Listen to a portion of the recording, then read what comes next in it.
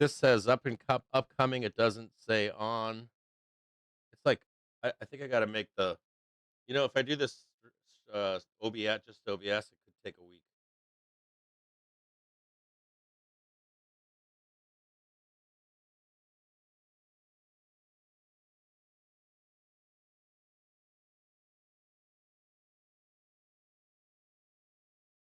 I got to cycle through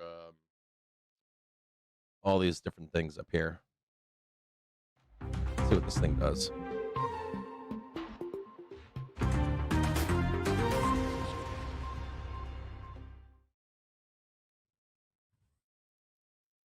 Okay, that works. First screen. Ring bell.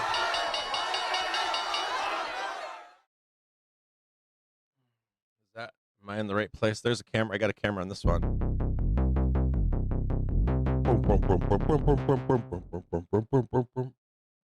Oh, there you go. Right hand screen. Trigger screen. Book map. Talking to viewers. Interview. Earnings. Rate decision. Okay, you got to go through all these screens. All right. I think we're back again. Apologize for this. I've got I got like lagging screens from like a week ago, and I don't know what's going on. I got like no camera, no screens. I got like artifacts from about a week ago on my screen, on my camera and stuff like that. All right, hold on a second here, guys. I think you're here. I'm hoping that you're here. I can see you now. Tight here. I don't know if it's YouTube. What's going on, everybody? New visuals. I'm like, I can't even cycle between screen. I've got like, and what else is weird is I deleted this screen and it came back when I turned my computer back on. I got some new stuff. I got some mechanical timers to shut my internet off for a half an hour every morning to reset my IP address. That I'm hoping that helps. I did come into my office this morning and there was like, I don't know, like colored lights that were off completely that shouldn't have been off. So I think I lost power over the weekend or something. I had some technical difficulties early last week, and then I had technical difficulties on Friday. On Friday, we had 70-mile-an-hour winds. So I thought they were 30, but they were 70. I actually lost shingles off my house. It was so rough here where I live. So I'm coming back into the office this morning. I thought I did what I needed to do to get where we need to be, but that's not quite the case, is it? So give me just a second here. Check something here. Hope you all had a great weekend. What's going on? What is going on here? We had trouble saving your video. Retry. What do you mean retry? Is YouTube video off?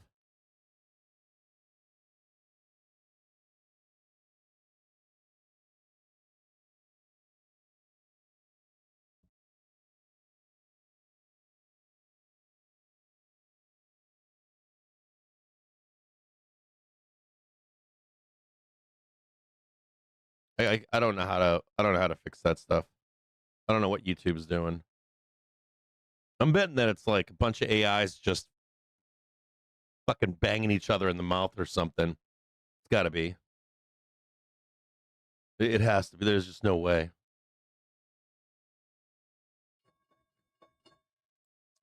Okay, I gotta get back to the show. I can't do this anymore. All right, so here's what we're gonna do. I just can't. I'm trying.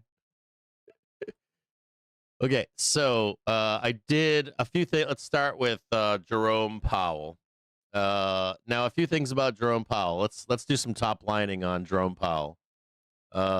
Number one, this is I was on Reddit, and I read all the diarrhea that was spewed on Reddit. It made my eyes bleed. I got to be honest. It literally made my eyes bleed. Your hot takes on Jerome Powell. It takes 5 seconds. But 5 seconds. It takes 5 seconds to look back at just historical examples of Fed independence and examples of no Fed independence. There are stories from back in the day where, check 1 2. Can you hear me? Said my microphone was out on YouTube too. Fed independence. But there is more than one example, an historical example of Fed independence being trifled with by the executive. One great example, I believe, is Truman. Harry Truman, and he effectively fired a Fed chair, replaced him, and then, of course, the replacement asserted Fed independence. And this is not the first or only time. I think Truman actually met the Fed chair at an airport and tried to beat up a Fed chair or threatened him or something, physically threatened him. So, let's start with, like, the things that I read out there are like, this has never happened before. It's the Armageddon. It's this, it's that, and no context being provided. We know there's a few things you need to understand here. One, Trump wants to end Fed independence, of course, as most presidents do.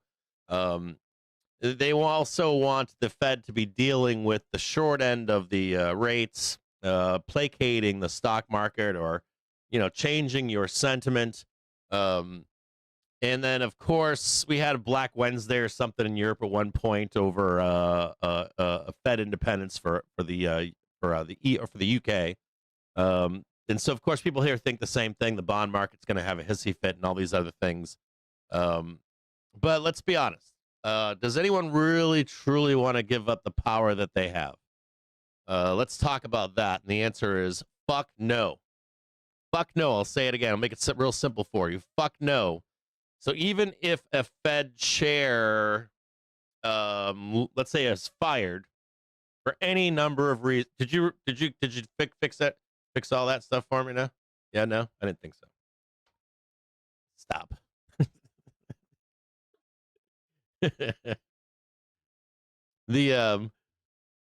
So the idea here is this: is that is the Federal Reserve going to give up their independence? Probably not. Even if they elect, let's say, Moran, it's almost like, sure, boss, whatever, and then they do what they want to do as soon as they get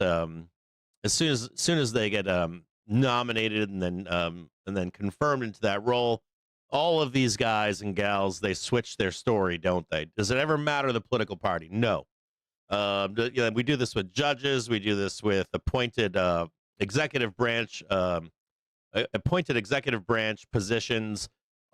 Very oftentimes, and as a matter of fact, Jerome Powell was nominated by who? Trump, and of course, Trump hated him thereafter. But you got to understand that, this is the end of the world. Probably not. And no one really truly wants to give up power, even if they give it up for a brief moment during any president's reign. And you got to remember something.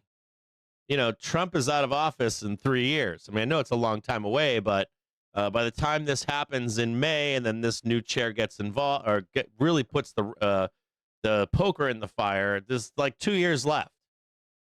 And you can yeah all you want, but theoretically and historically, if you look at the history of this, the new Fed chair more than likely is going to shake his head up and down, or her head up and down, and then tell you, I'm going to do what I want to do. And of course, we piss off another president again, which is what happened with Truman. So a lot of the doom and gloom out here about. I read one story on our stocks that said, expect the stock market to be down significantly in the morning. And I was like, what do you mean down significantly in the morning? So I looked at the downstroke last night, and the only thing I could see was that, one, we're at all-time highs. 2, We traded 696 on Sunday futures. And I was told significantly down on Monday due to this Fed thing with the chair. And we're not down significantly. Not only that, we just made an all-time high. And when we make all-time highs, we try to kill theta.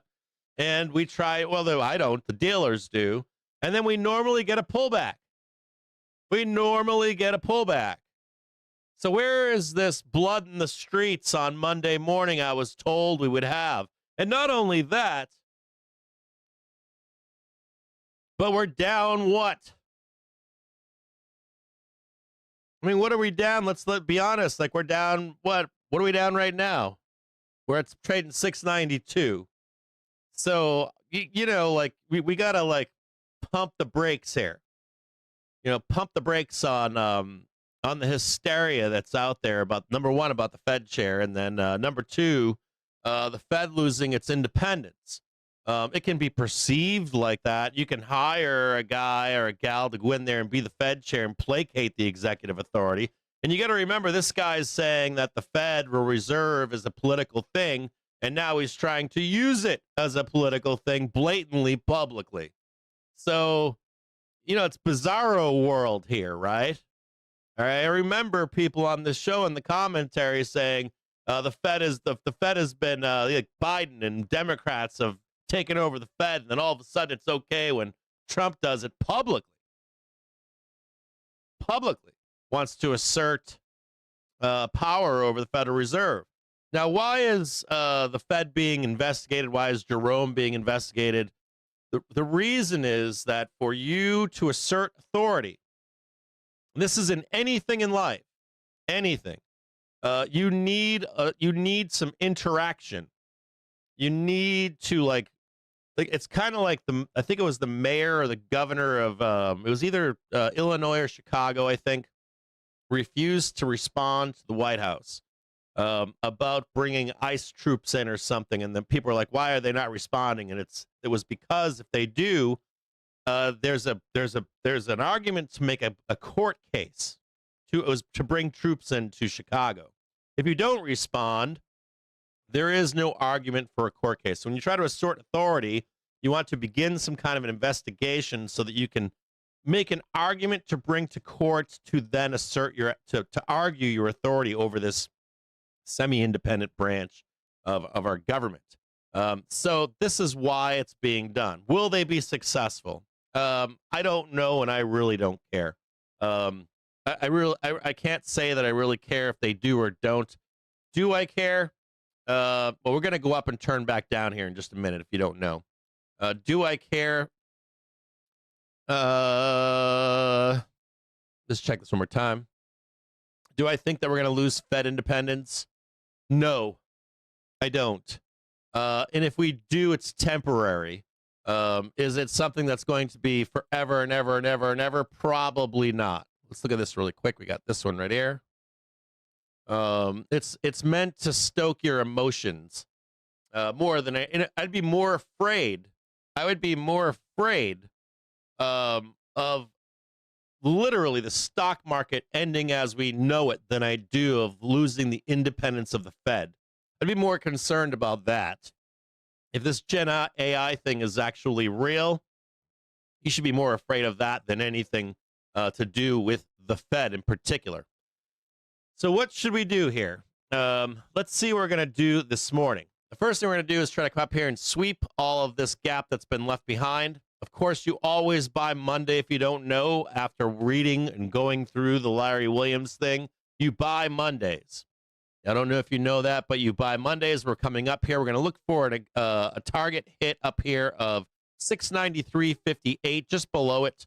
And then we're going to look for another sweep lower to clean out some stuff from last week and the week before that we did not do last week. So we're going to try to go back down there and probably sweep this big gap we have back here. You see this right here? We didn't get to this last week.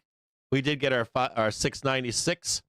And we're going to see if we can go down here and just sweep all this stuff in and out of here. So let's look at this right here.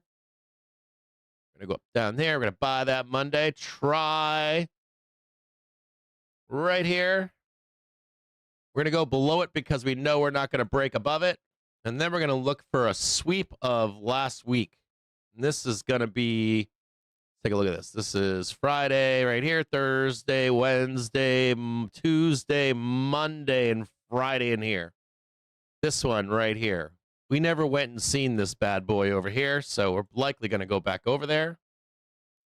And we can do that this week. We're going to do this for Wednesday.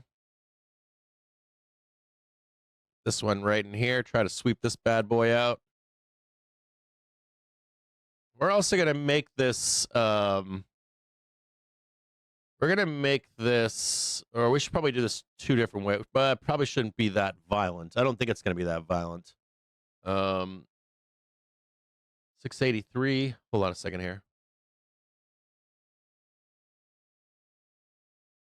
We'll try to break through this one right here.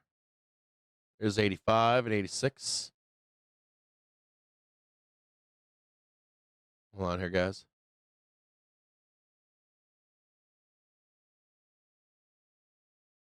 Wait a minute. I fucked that up.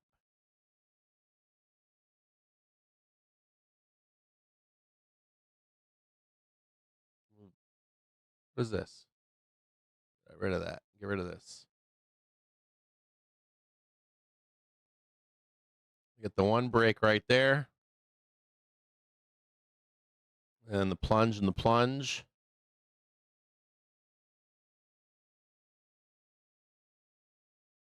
And this should be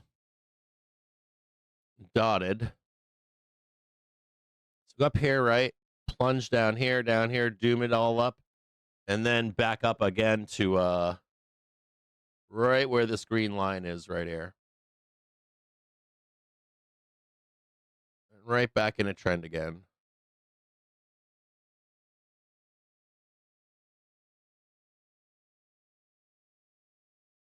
Something like this. Now, there can be a second trade in here.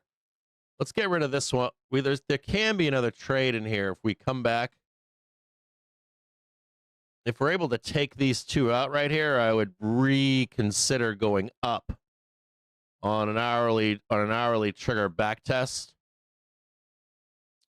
But we'll look to see if we don't break above these two first.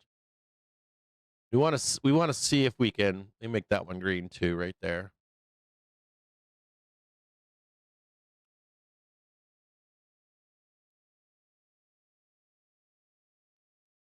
One. We'll do this with a dotted line for now, and the bigger thing that the thing that we're more concerned with is, are we able to take this high out or not? Let me just look at one more thing here.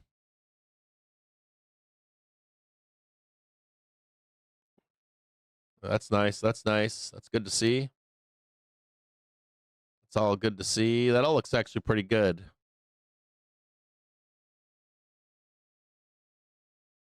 If we can get above 693.58, 694, I'll be willing to entertain. Yeah, if we hit that one right there, I'd be more than willing to entertain a another new high up here, or at least to right here before a roll to the downside.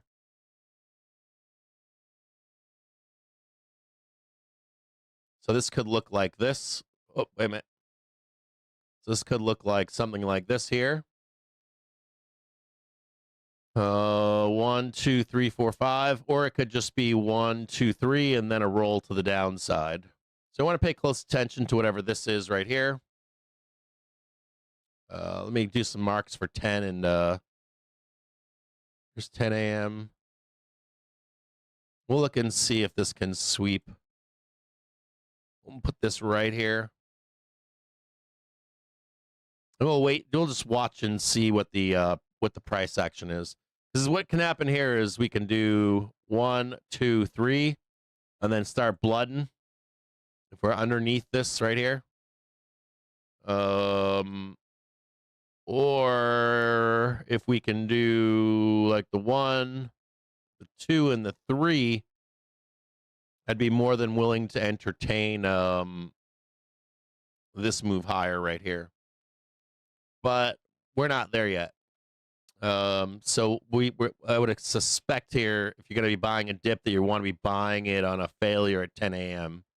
Let's look at this right here.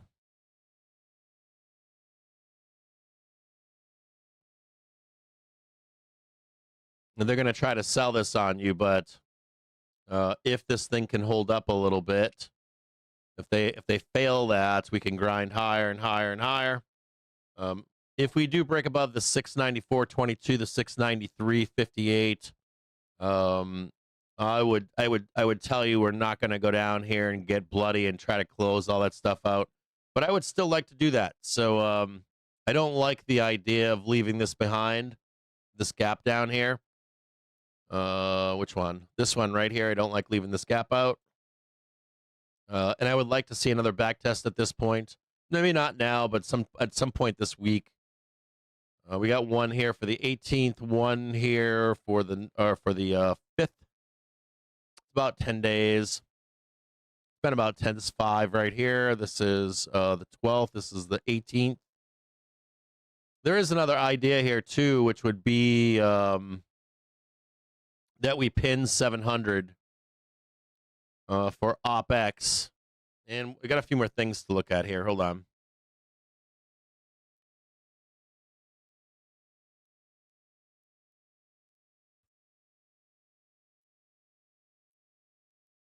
We got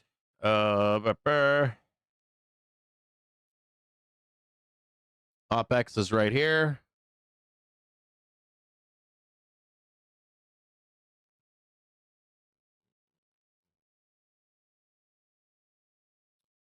Hold on here, and then I got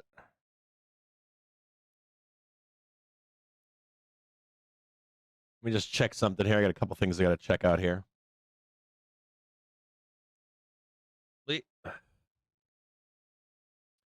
The VIXI calendar, expiration comes after. This is expiration right here.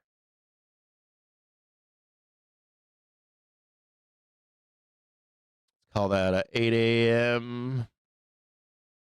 So it'd be kind of nice, right? Party down here, party down, some kind of an unwind in here. And then back to business after VIXI and or OpEx and expiration.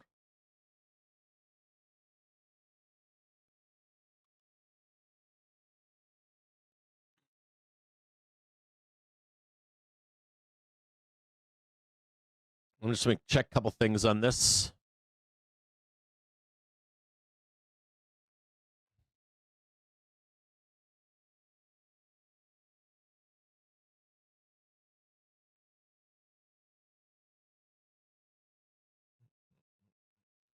Just got to check out Swaggy stocks here and just see what it says. 15th.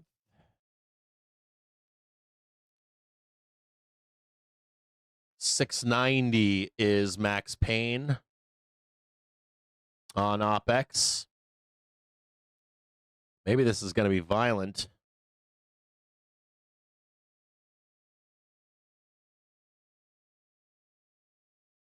This is the close. Where's the close on when? This is Thursday.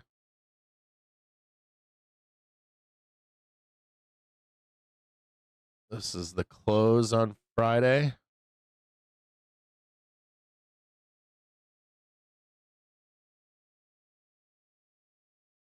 So right up there. I guess that's right. This is Wednesday, 1600.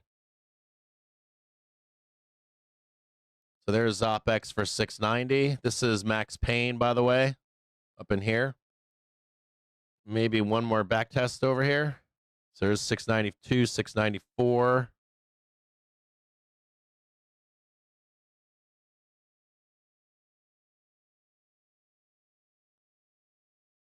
It's somewhere in here. 690 is like max pain over here, and then expiration. This is concerning over here. So you get some violence in here. You get the 690 for OpEx, and then maybe another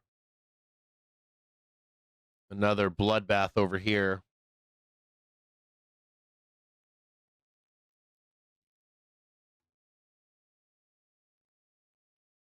man, I'll tell you what. I'll tell you what. Let me just check one more thing here. Check this. We got a pin here in 7,000. What's the 2-day pin here?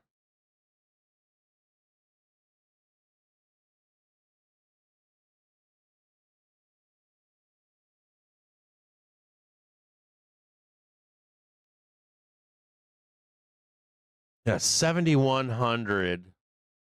I mean, look at this right here.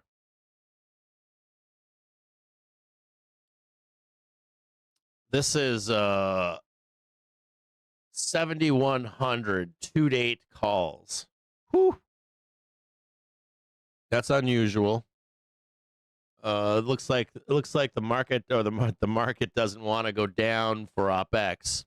You know, I might want to push this off over here. We're gonna leave that there and just leave this on for right now. I have a sneaking suspicion here. I have a sneaking suspicion. It says 690 is max pain down here, but I don't know. We start magneting this 7,100 is a pretty big. We got a bar up here. Everybody's buying 7,000 calls, 7,050 calls, 7,100 calls. There was 34,351. Someone's going to say, "Oh, those were sold cap." So who's doing the buying? Is my question. At the money volatility, it's supposed to dump today. Vol smashing on open this morning. Let's go back over here.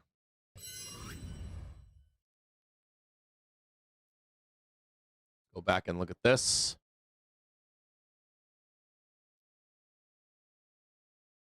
I have this suspicion that 7,000 is the pin for OpEx.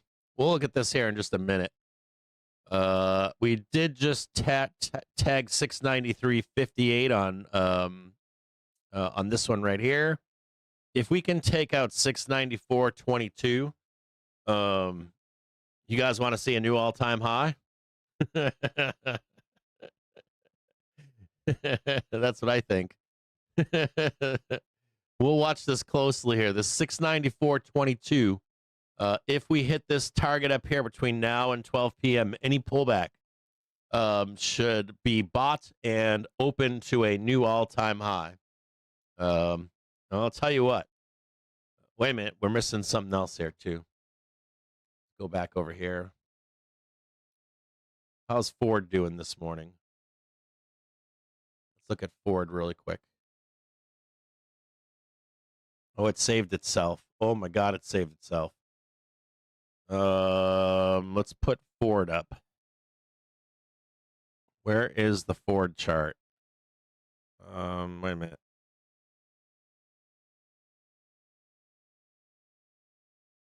Do that one right there. Nope, that ain't it. That ain't it. That ain't it. There we go. Okay, there's Ford. You guys can see Ford there. It recovered. Let's look at Ford really quick. Okay, so Ford is right back to where it was. It never really fell either. It's just where it was on Friday. It's got its resting bitch face. Man, I want to sell calls in this so bad.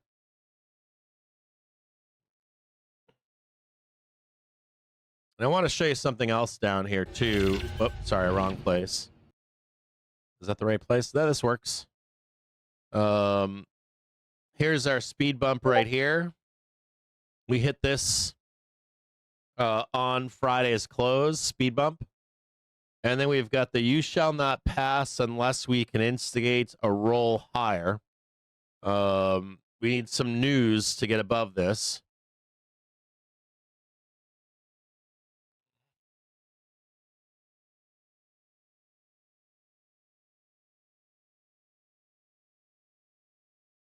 Let's take a look at this together here. Net gamma.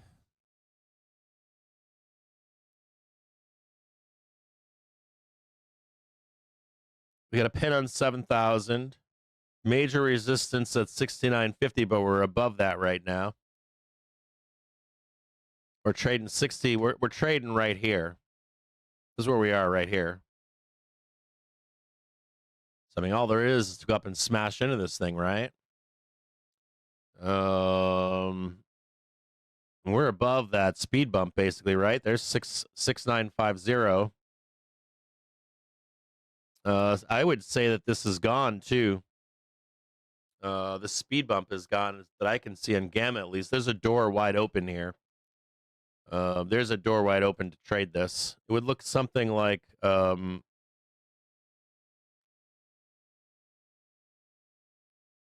the gap, right? Come back down. A new high like that, and then something like this.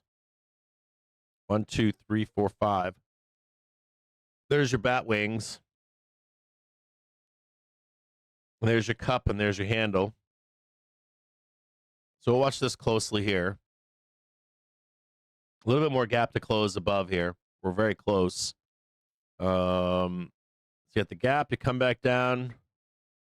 If we can get a no new low, then we can easily, we'll leave this one here too, 69.50. See if this can hold right here. And then go higher. And what else do we have here? Let's look at one more thing.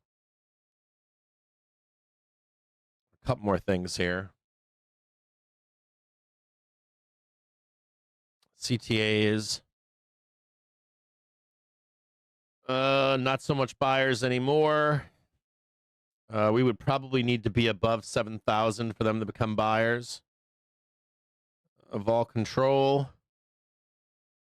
They're just flat. Vol control is stopping any volatility. Probably why the dip was bought this morning. Plus it's Monday. Context, seasonality. Let's check out seasonality really quick. The new year.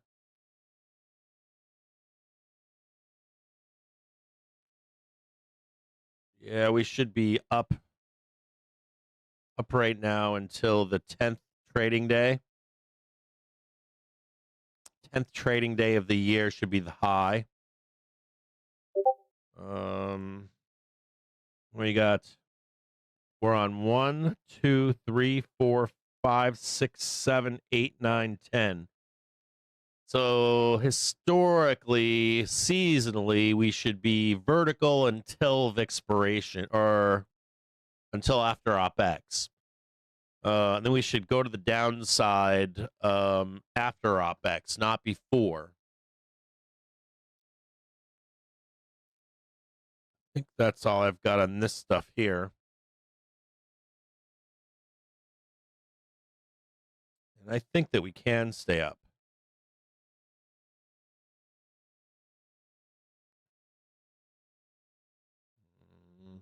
Let me look around here and see. Major banks scale back Fed rate cut expectations.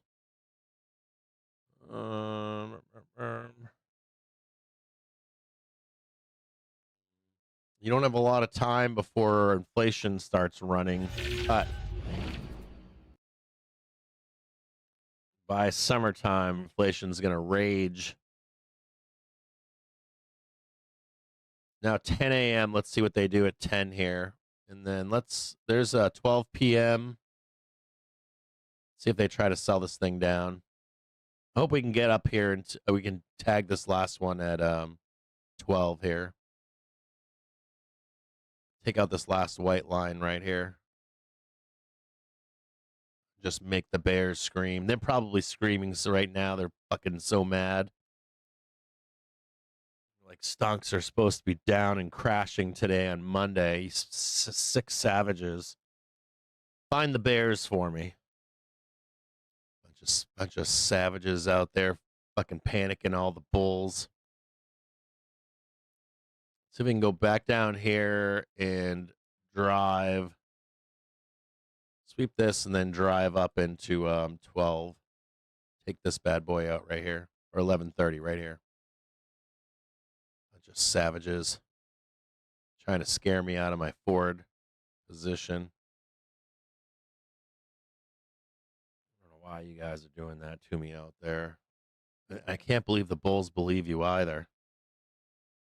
Bunch of panicins.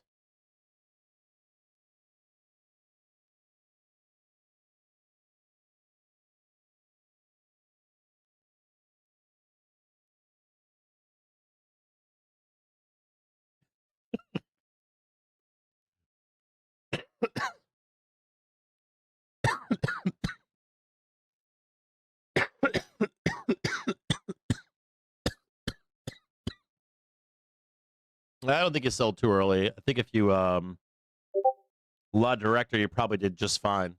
You can't tell if you're going to hit these white ones up here. It's just as easy we could have rolled up here. So I think the trade on the open to here is perfect.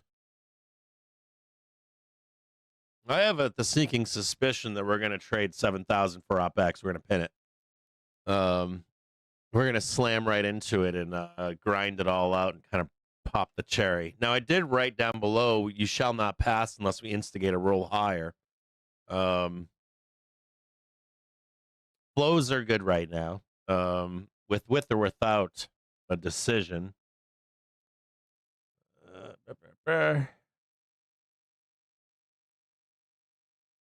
There's a Levitt and Vance briefing at 1 p.m. Excuse me here. Why am I on this? Why am I on Forex?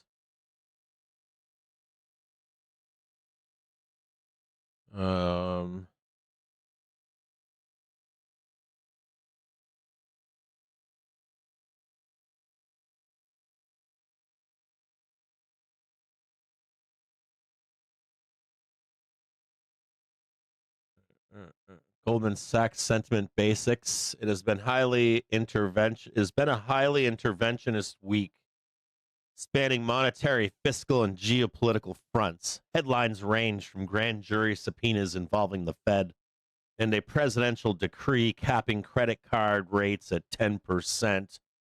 Was that Billy Boy Ackman out there fucking around right now? Is he out there pissing all over everything? To direct action in Venezuela, provocations around Greenland, plans to purchase 200 billion of MBS via quasi-government entities, and restrictions on large institutional buyers and single-family houses. Oh, now it's not can't buy anything. It just can't buy single-family homes. Does he mention Cuba in here? Trump's now president of Cuba. And is it Cuba? Is that what he said he wanted to be president of Cuba or something? Or no, that's the other guy. Rubio is going to be president of Cuba and Trump's going to be president of Venezuela. To direct action and provocations around Greenland, plans to purchase MBS despite the noise. Despite the noise, market reaction has been selective. Most Asian equities are higher. Japan closed, Europe is flat. The main weakness is concentrated in U.S. secular growth with pressure on NDX and SPX futures. Doesn't look like any fucking pressure here to me. We're right back to all-time highs, right? All-time highs is just a C here away. We actually hit on Sunday 696, didn't we? On Sunday futures, I think.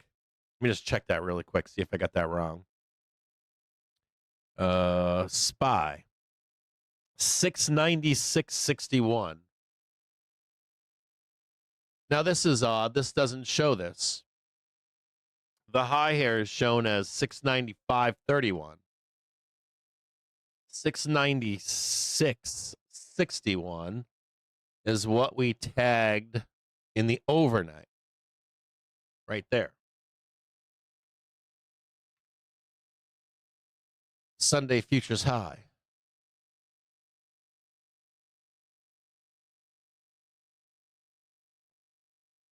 Oh, yeah. Sunday futures high was 696.61. Gold and precious metals continue to surge, reflecting a deeper concern about fiat credibility rather than near-term risk sentiment. SocGen, so it's a general, phases out proprietary AI tool and uses Microsoft's Copilot. You hear that? That's bullshit too. The only reason to amass gold is war. Remember that.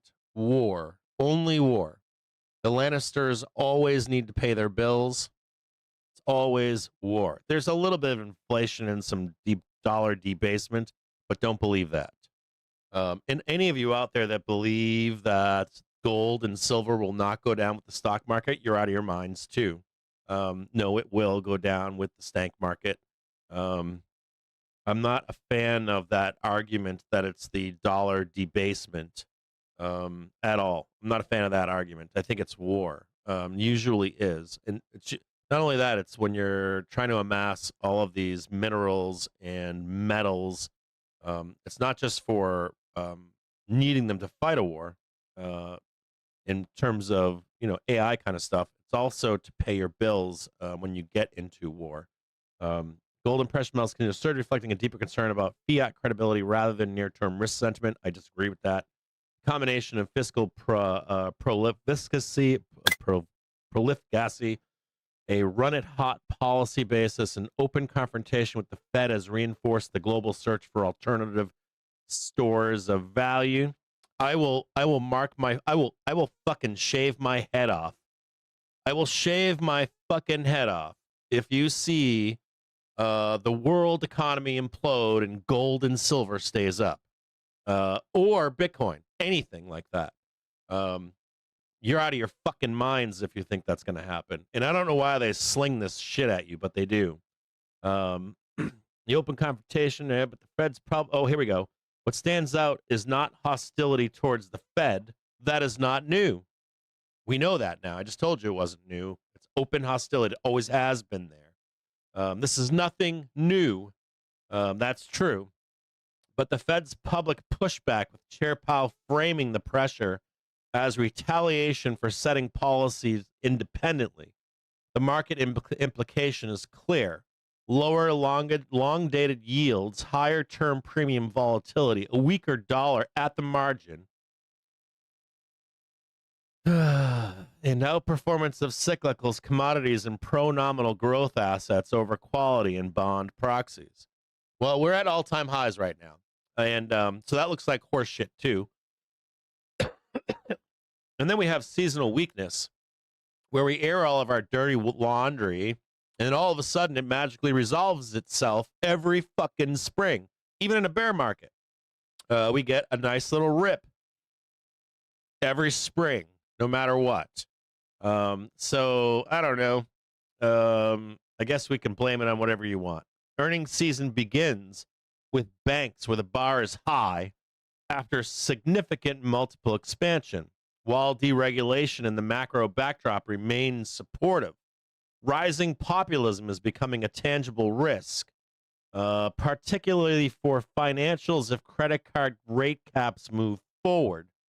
So we should look at that. We're going to drop interest rates to 10% across the board.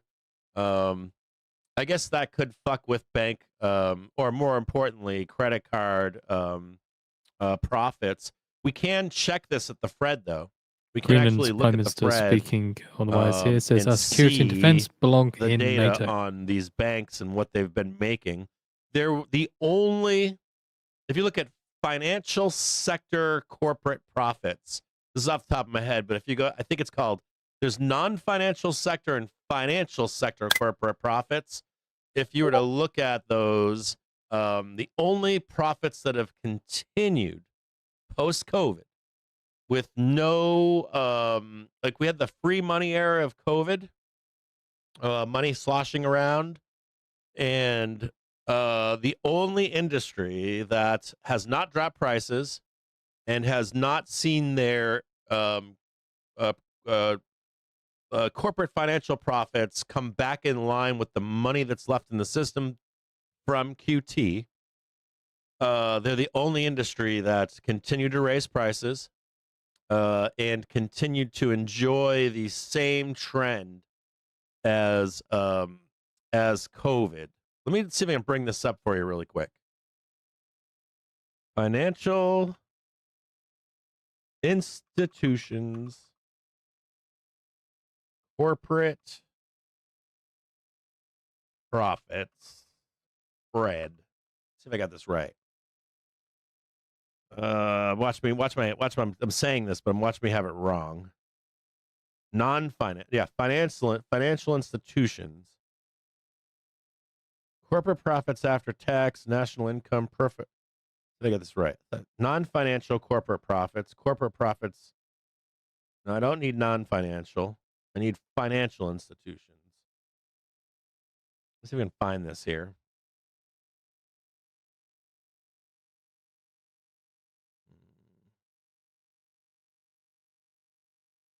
You can find this here.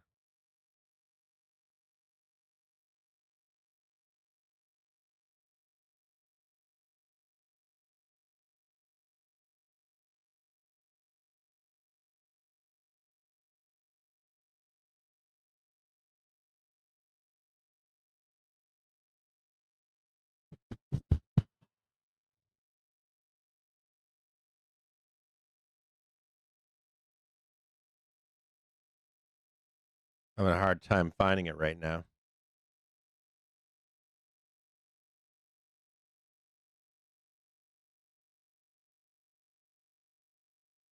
Yeah, banks, corporate profits, financial institution, banks, corporate profits.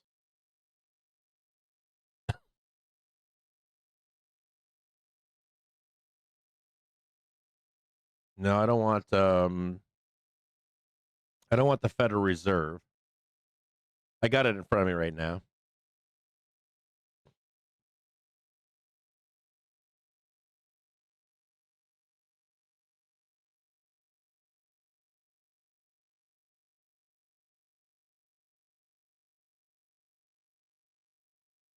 Be a second here to look for it.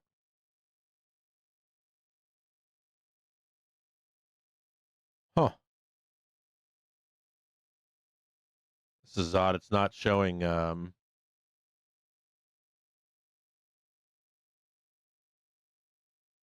is this 1997?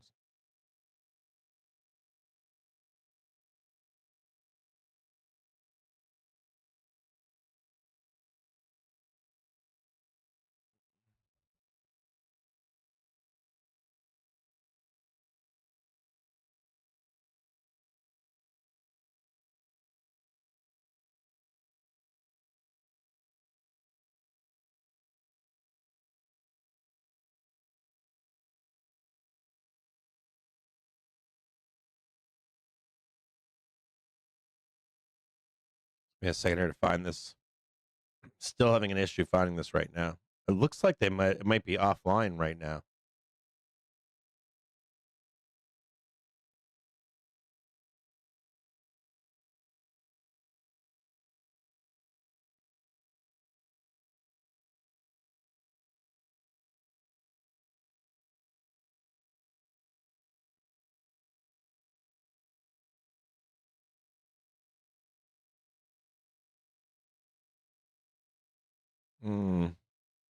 I'm gonna have to get back to you guys on this one. I can't find it off the top of my head, and I don't know why. I'm having such an issue finding it.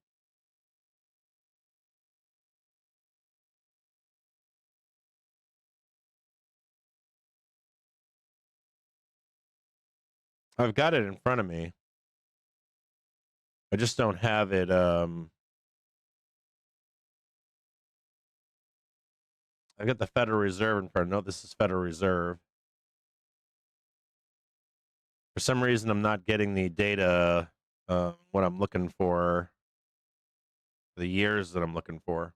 I don't know why it's not showing it. All right, I'll look into it. I'll ask a question as to where I can find it. See if I can get it back. Okay, we'll move on from that line of talking. We'll look for a grind sideways and to hit 694.22. Leave this up here for you. No, but they're saying earnings season begins with banks where the bar is high after significant multiple expansion. While deregulation in the macro backdrop remains supportive, rising populism is becoming a tangible risk, particularly for financials if credit card rate caps move forward.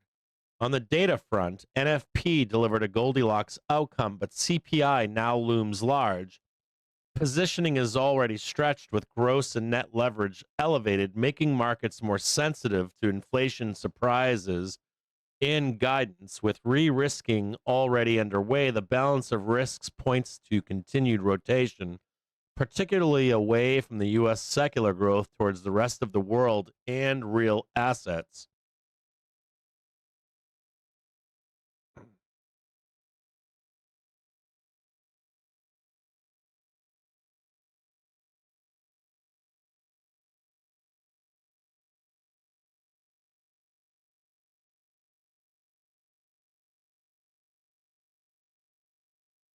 I have a reaction function for this for you, too.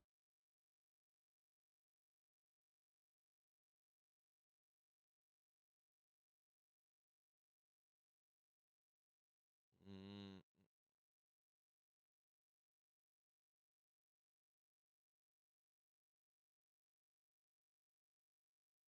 No, see, I'm reading stuff here that sounds like bullshit.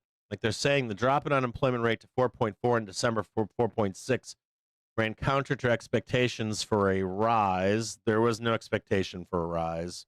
That was just sentiment. But it does not change the broader assessment the U.S. labor market is gradually loosening. Over the past 6 months, the payroll growth has slowed and unemployment has trended higher. That's not true either. So this is a lot of bullshit here. I'm not going to post this for you in the Discord. Job market is tighter. That's how it should be phrased. The job market is tighter.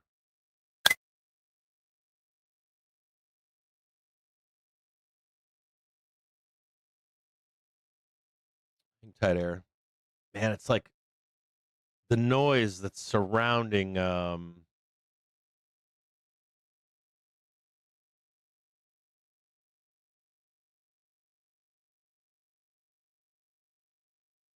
CPI market reactions and deviations. U.S. Fed funds future raises odds of January rate cut to 28% from 26 after November CPI. Fed swap prices.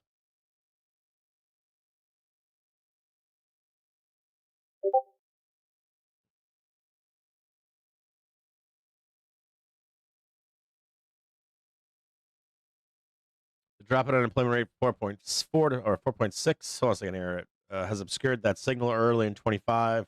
Weak household employment coincided with the falling participation, keeping the unemployment rate flat when participation rebounded. Later in the year, the jobless rate rose to 4.4 in November. In December, participation unexpectedly fell again, pulling the unemployment rate lower. A reminder of how sensitive these figures are to seasonal adjustments rather than a sign of renewed strength. There is also little evidence that the shutdown related distortions explain the move. By contrast, the payroll data was clearly weak. Total payrolls rose just 50K. With private payrolls up 37K in the prior 2 months, revised down by a sizable 76K. Over the past 3 months, private payroll growth is averaging just 29K, a sluggish pace. Particularly given that's because nobody's moving from job to job, particularly given estimates that payrolls data may be overstated by around 60K per month. Hiring remains narrowly concentrated in healthcare and education. And overall job growth now appears below break even, suggesting that the unemployment rate is likely to resume a gradual rise in the coming months. That's false, too. Other labor indicators reinforce this view.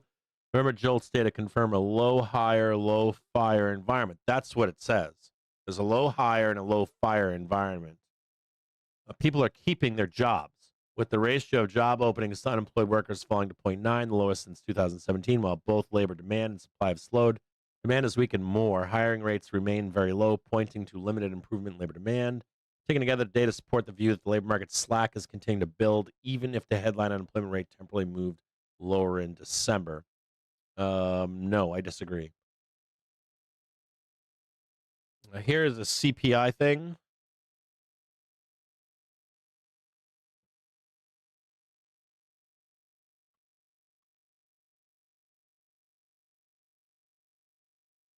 Boy, they really want. You can kind of tell. You can kind of tell the. You can kind of tell. What people want, like the narrative versus the reality. Hang tight here. The narrative versus reality.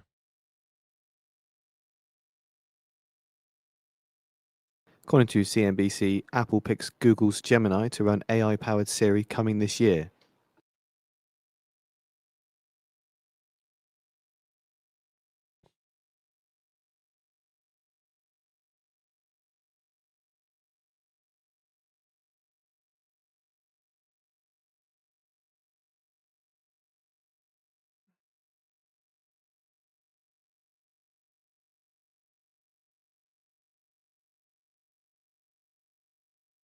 Hang tight here.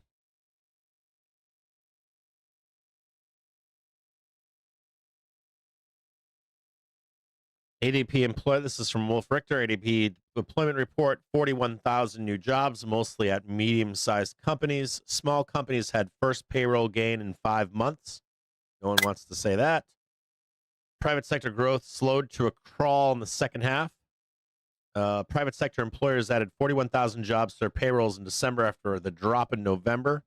Of that increase in payrolls, 34,000 occurred at employers with 50 to 500 employees. Small employers added 9,000 jobs. Large employers added 2,000 jobs, according to the ADP National Employment Report today. This was on Jan 7.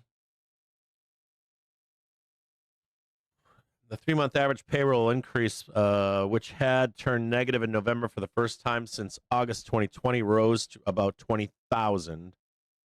The declines in August and September were the result of annual adjustment for the 12-month period through March 2025.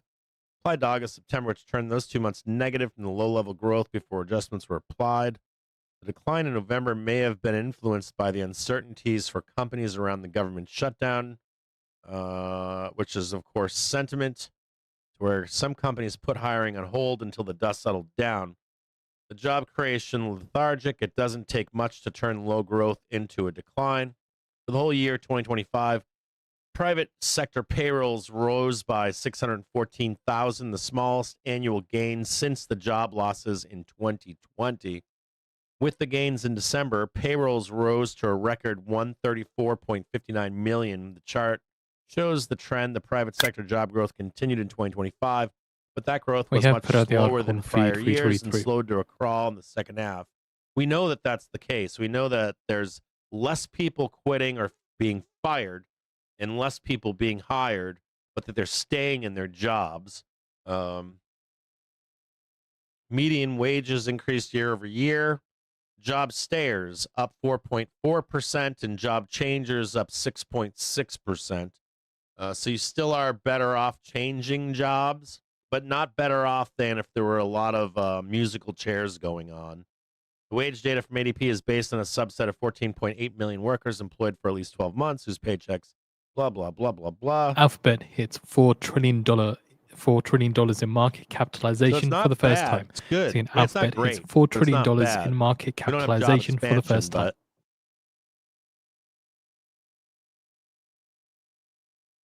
Seeing Alphabet shares rising to session high, up 1%.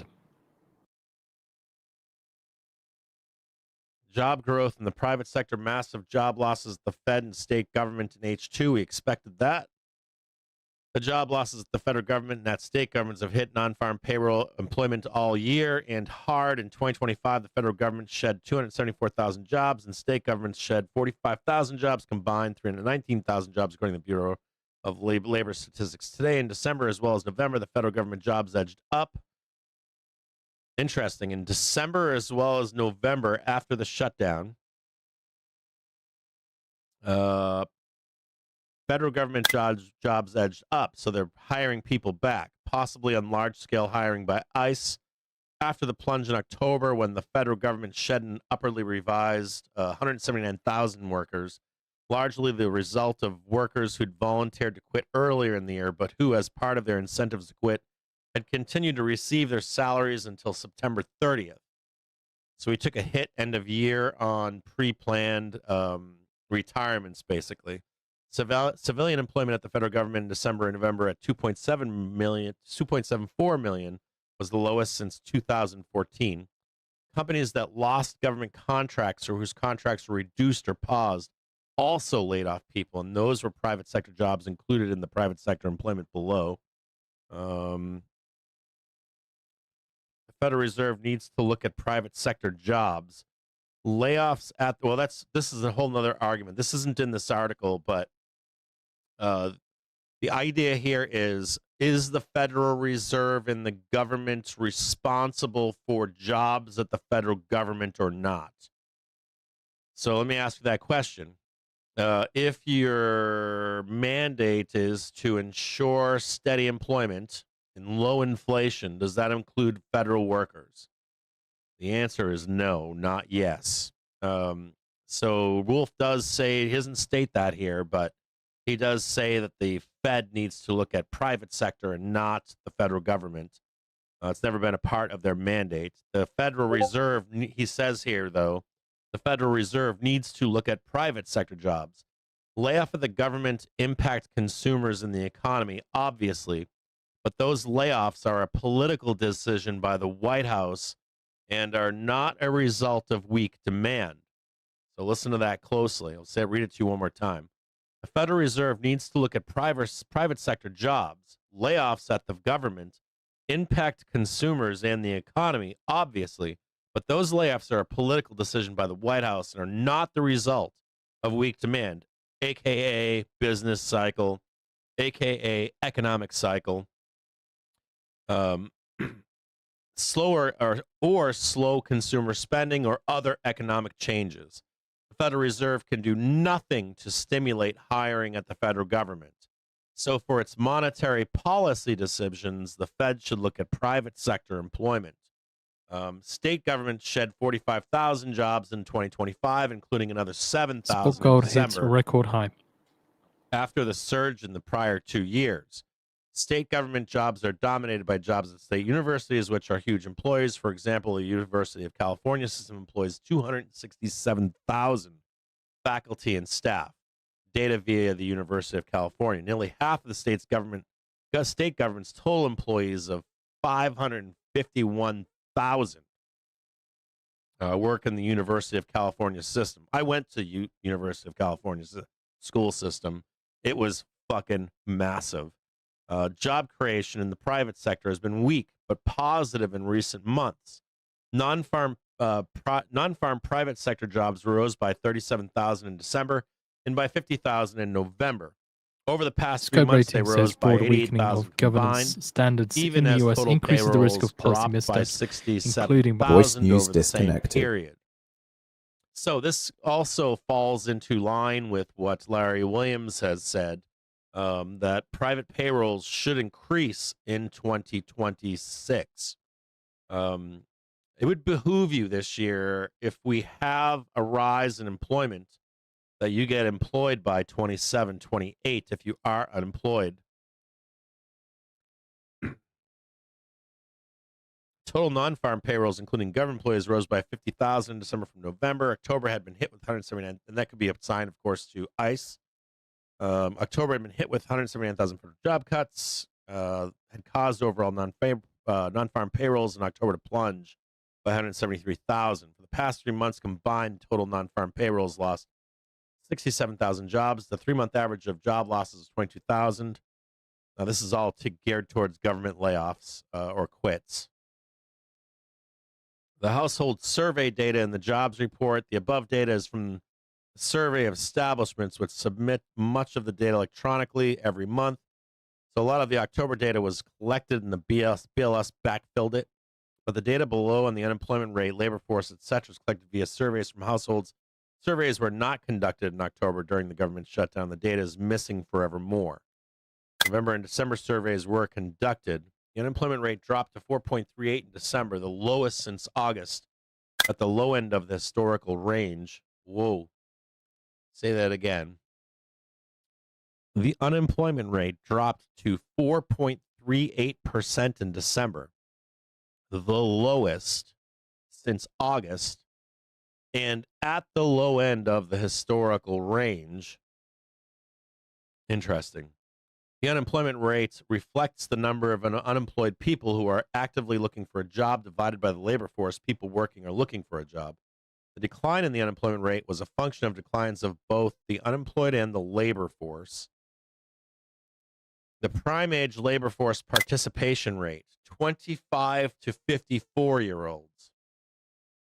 Okay, this is the people that are young out there that claim there's no jobs. They can't get a job. They whine on Reddit and Twitter and Truth Social and all of the other social medias. The prime age labor force participation rate, 25 to 54-year-olds, remained at a historically high 83.8% in December. The prime age labor force participation rate eliminates the issue of retiring boomers. The overall labor force participation rate shows the percentage of the population that either has a job or is looking for a job. When people retire and stop looking for a job, they exit the labor force, but remain in the population until they die. The surge of boomer retirements, which started about 15 years ago, has pushed down the overall labor force participation rate, as these retired boomers are still in the population but no longer in the labor force. I thought it was kids that weren't looking for jobs anymore. I was told that. The very high prime age labor force participation rate is strong, positive in the labor market. I noticed that this weekend. I got roped into a. I was the house for the sleepover, and my youngest daughter and her friends went to the largest mall in Michigan. I don't know what it's called. Somerset Plaza or something like that. I went there this weekend. It was fucking packed. Was it packed? It was like 1980s packed, wasn't it?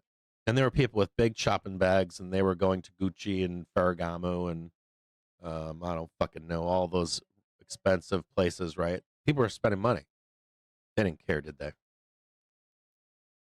So, contrary to popular belief, I'll read this other thing over here. The drop in unemployment rates to 4.4 in December from 4.6 ran counter to expectations for a rise. I bet you this is the same crew saying we're going to crash because of Jerome Powell, also saying that the unemployment rate is going to ramp. They're wrong again. Ran counter to expectations for a rise, but it does not change the broader assessment that the U.S. labor market is gradually loosening. Over the past 6 months, payroll growth has slowed and unemployment has trended higher. That's not true. That's false. So why are people saying that? I wonder. It's more that it's slowing. It's more that people are. I mean, they need like a top line takeaway from this. It's that no one's moving from job to job. They're like taking a job and they're staying in it. And due to that, there aren't a lot of openings. And you don't have people refusing to look for work either. People are actively looking for work. They're getting jobs. And I actually watched a program over the weekend that interviewed electricians that are running around the country building these data centers.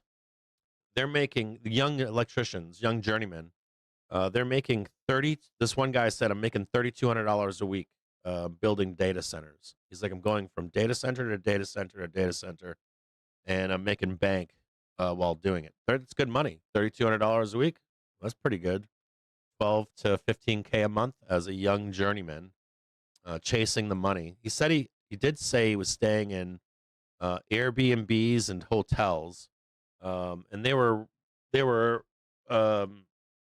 discussing it from the perspective of like the if any of you know anything about the when what's that gas mining called? Fracking started.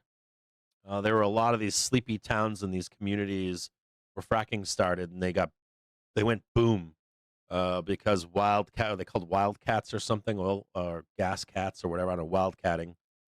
These guys would come in from all over the country to work in these fracking town booms.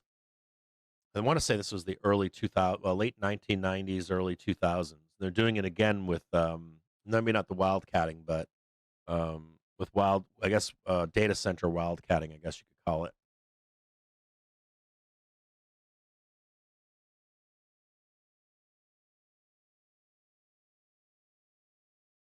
Next one, U.S. equity strategy from Citi. Expect normal beats with abnormal revisions. Typical 4% earnings beat is expected for S&P 500 in Q4 2025, lifting full-year EPS to 275, while the quarter itself should be solid. Investor attention is set to shift quickly to forward guidance, particularly the trajectory of 2026 earnings and beyond. The current $320.26 EPS estimate remains above the bottom-up consensus of 312, leaving scope for further upside if fundamentals continue to deliver. From a top-down perspective, upward revisions 26 estimates are expected to persist, supported by raising labor productivity and inflection in industry production, improving housing starts, and stabilizing price versus cost dynamics. Sectors seen as having the most revision potential include communication services, energy, financials. So if you're looking for a down move, they're saying would be communication services, energy, and financials, which much of the near-term strength already priced in. The bullish stance increasingly depends on earnings revisions rather than multiple expansion, with productivity gains and secular technology investment remaining the key long-term themes. So you can see this here. Just grinding away here. Grinding here, trying to squeeze back up here and just trade this last little bit right here. 694.22. Try to get up into this for 12 p.m. and really anger the bears. Look at one more thing here.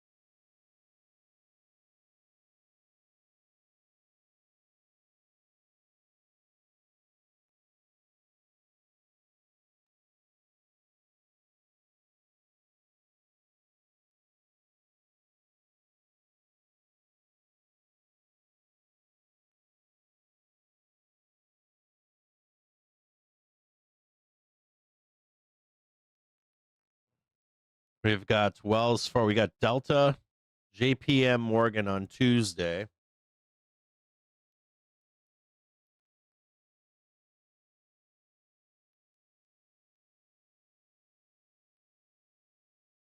Leave that over there for you.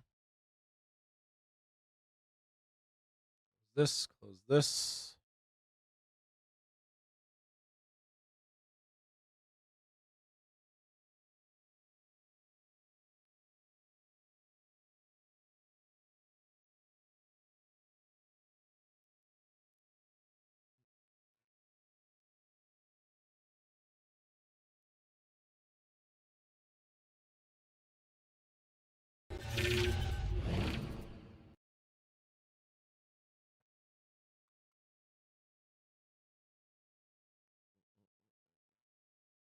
This is JPM.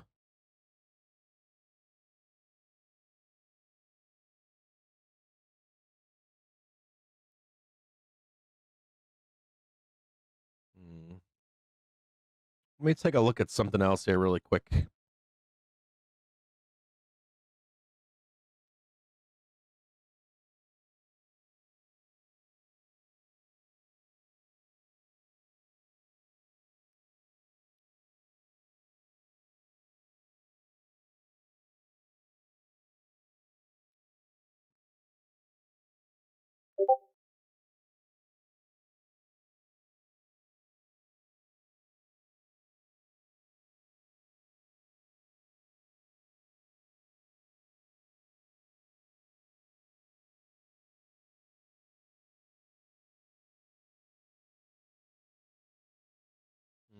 I'm looking at this because of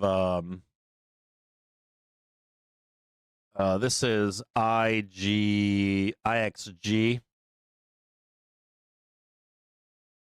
Global Financials ETF. It's still kind of up here right now. We need these three indexes to move. This is my breakdown chart here. And JPM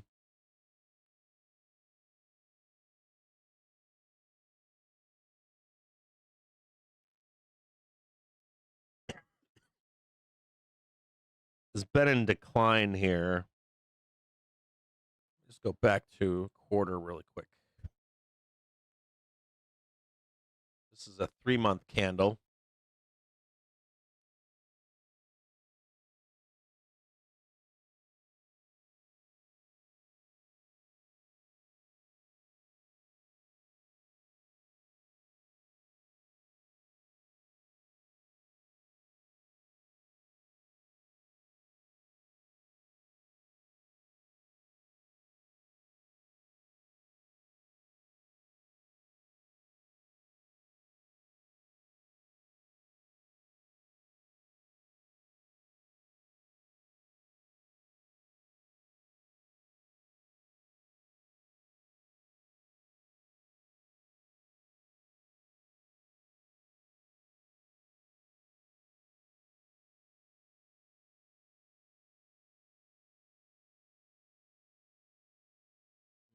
This isn't good here.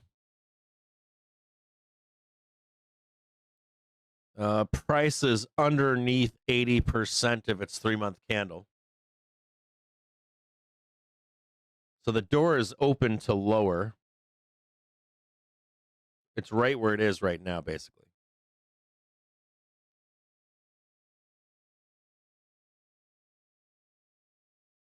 So the door is open to swing down and trade all this.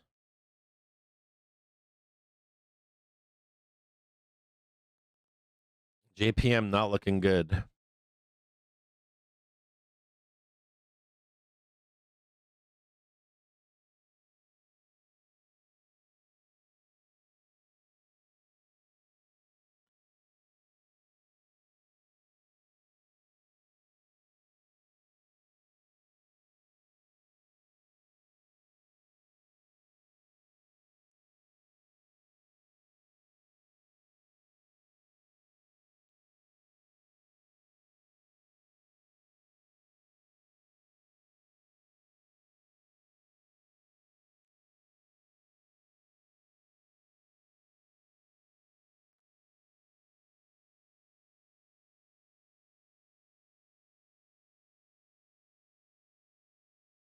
One day not telling me anything here on JPM. Their 30-minute looks good, but daily looks like shit. Daily velocity looks really bad on JPM. The thing that scares me the most about this is, let me go look at the 1 month really quick. You can see that's been taken out already.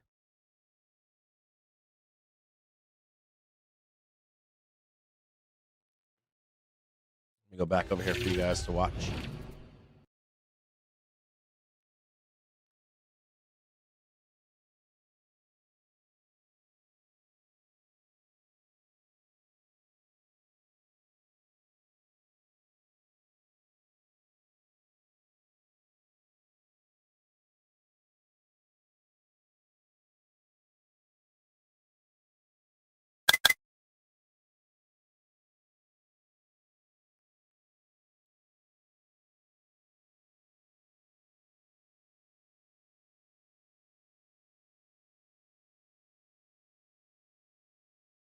It's 2:30.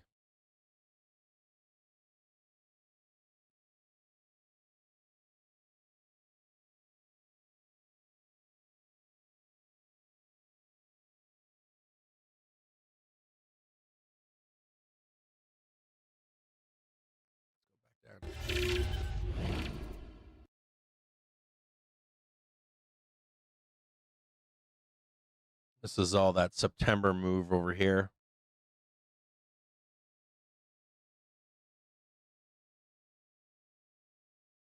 September 17th, right here. Oh, right here.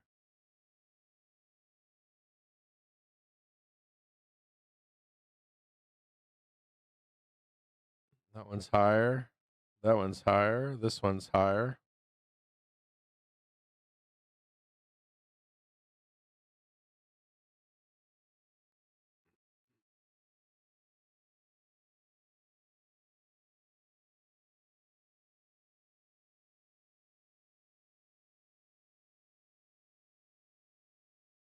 We go 300.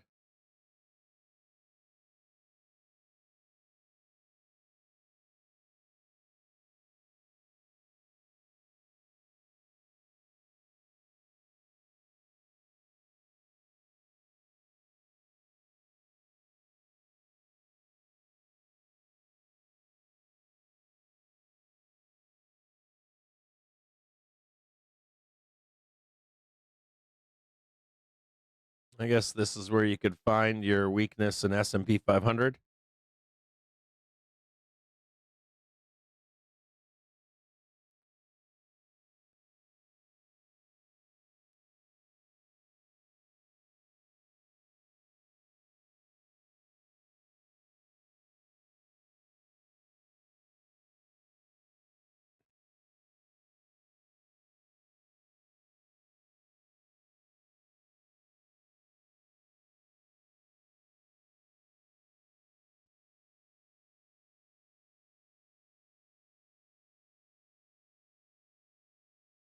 They have Tuesday earnings.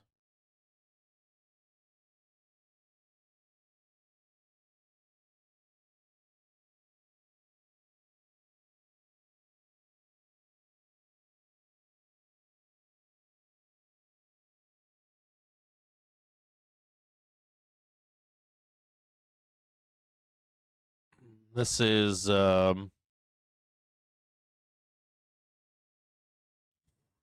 on here.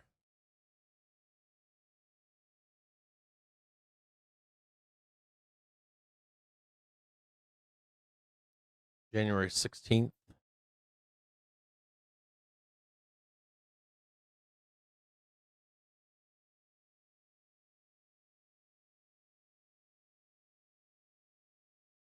And then Wednesday the 21st.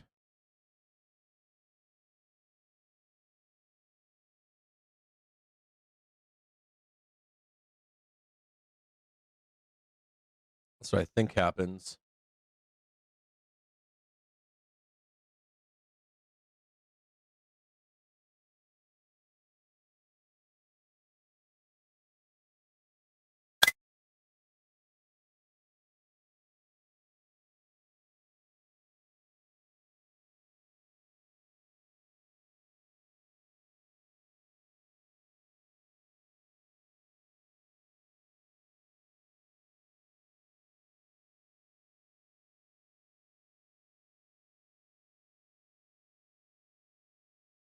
You might close this gap up here.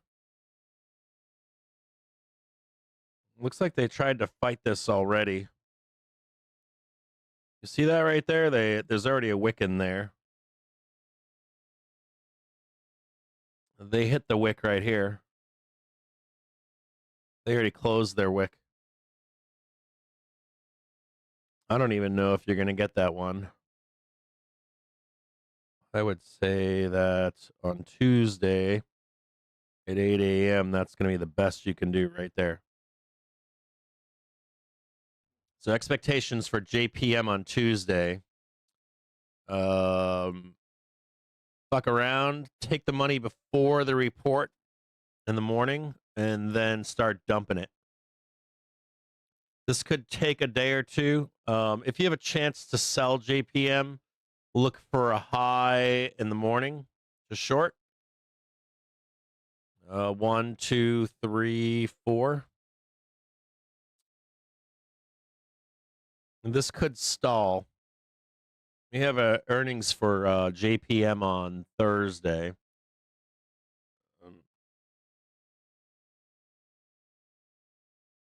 I'm very bearish on JPM. The only thing I want to see here is on their 3-month here.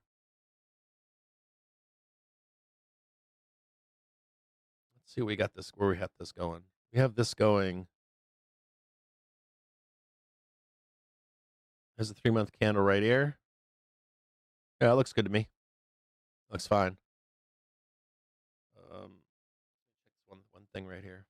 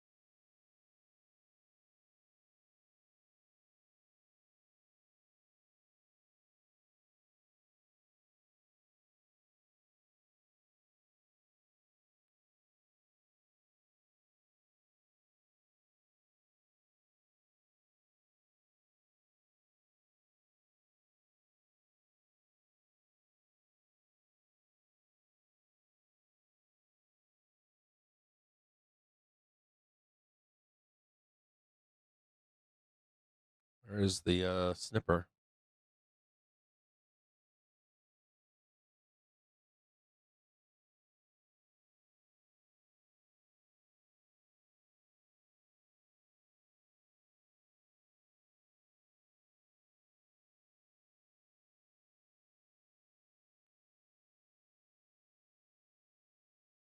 Well, then I'll go back to the main screen here. Apologize, I'm on the hourly. I was looking for the OPEX and VIXI dates.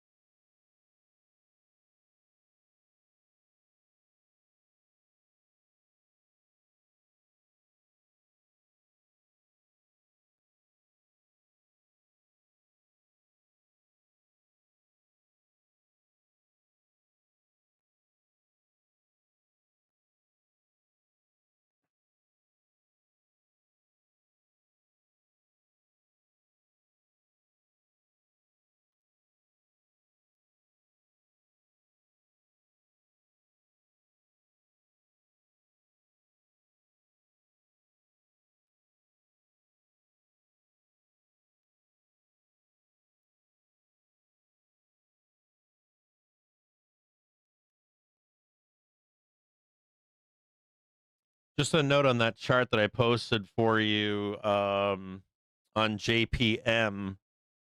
They tend to sell early. They recovered in pre-market, I think.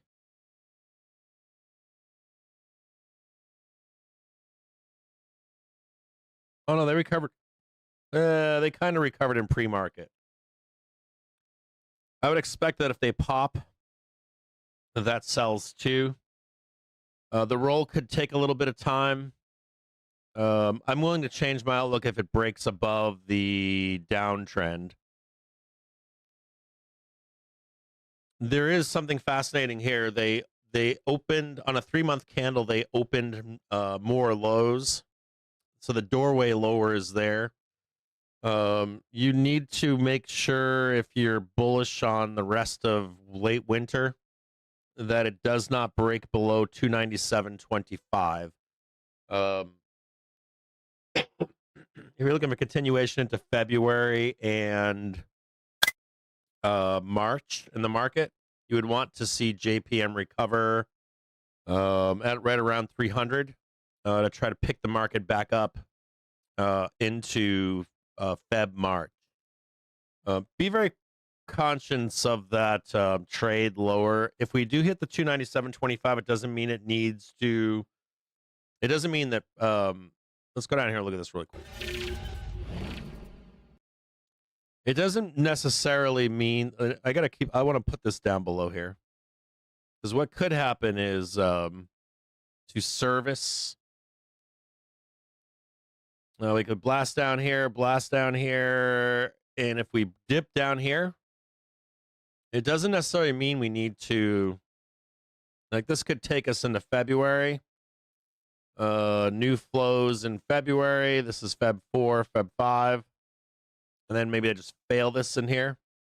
Maybe we survive into February. But the fact that this door is open here speaks volumes about down the road. Or if it just kind of stalls out. Let's look at this back in last year, what happened.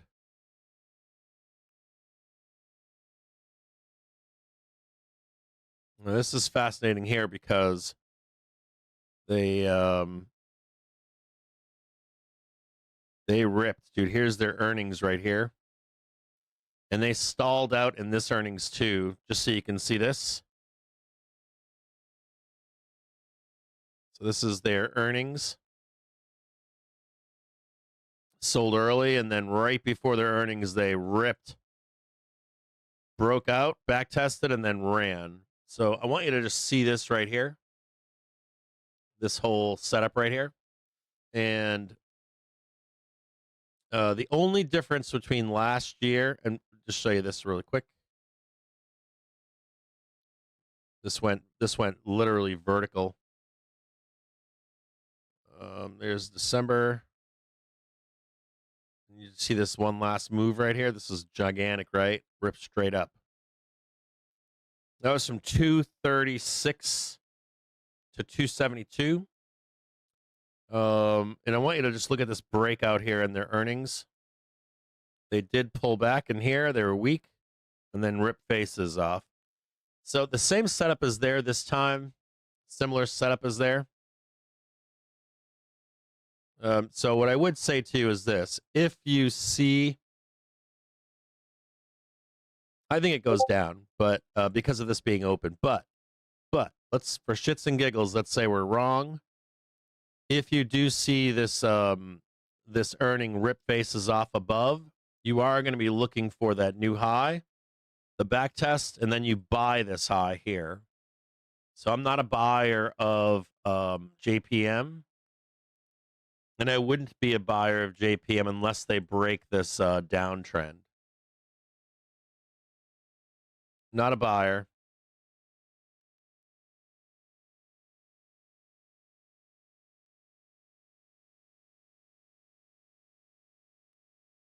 Unless breakout and back test.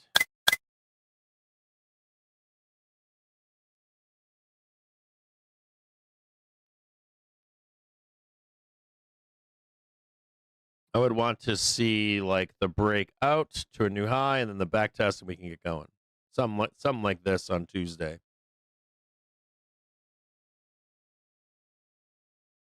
And then watching this kind of a thing right here.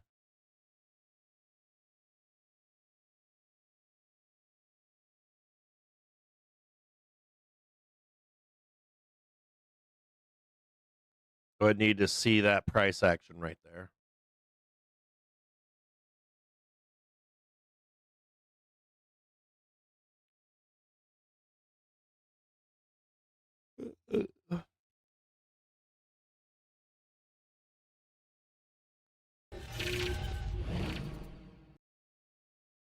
You could count that as 1, 2, 3. Right here, right? 1, 2, and 3. And then stall and then ramp. But I wouldn't be a buyer of that unless it triggered.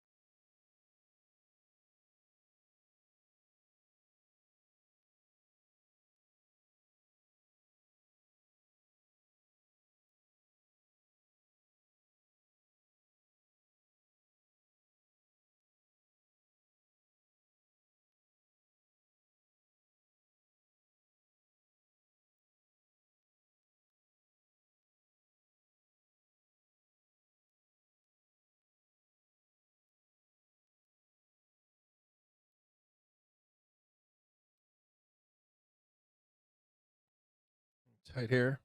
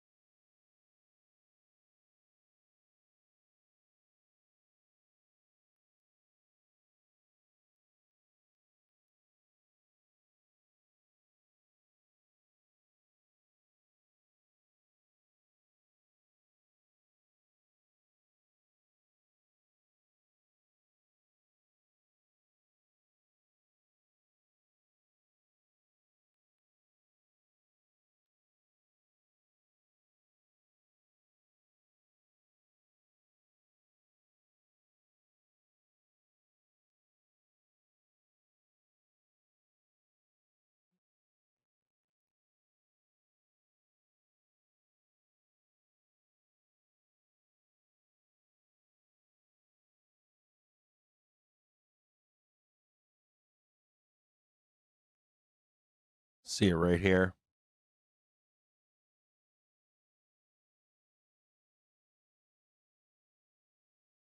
There's the earnings back test. We are below trend right now. Let's go back and look over.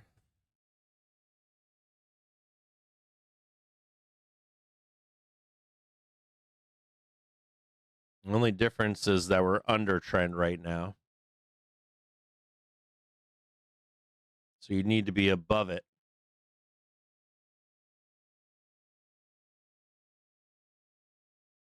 And we're parked right now.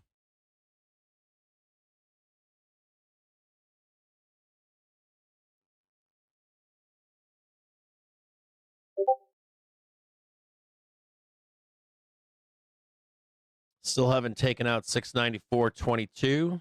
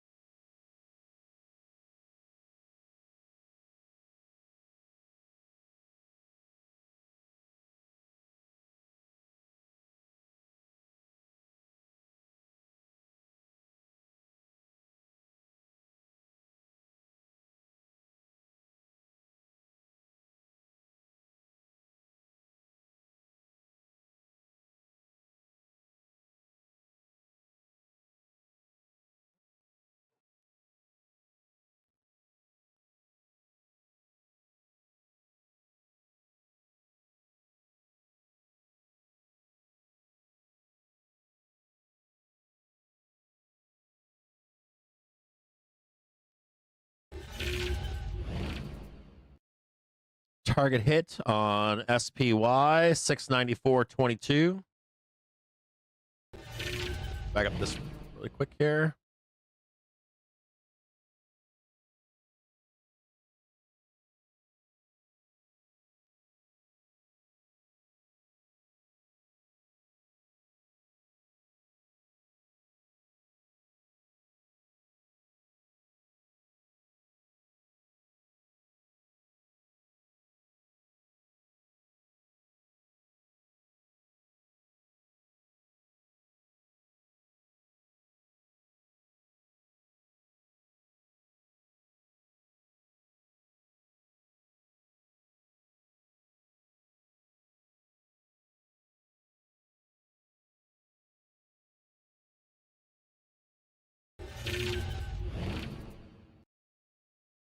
This is DAL.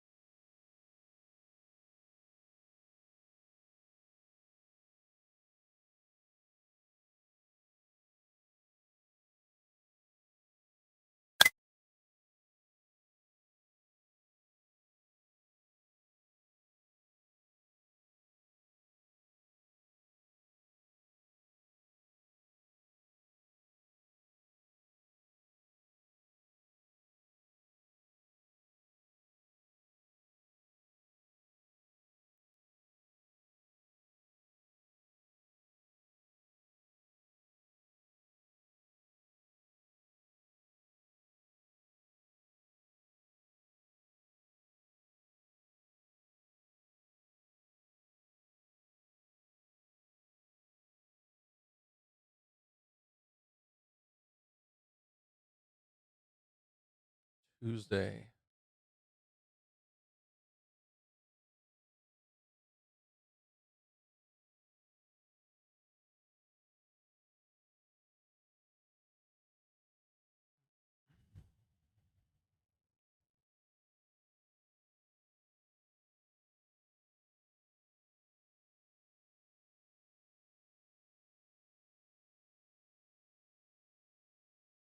Push up.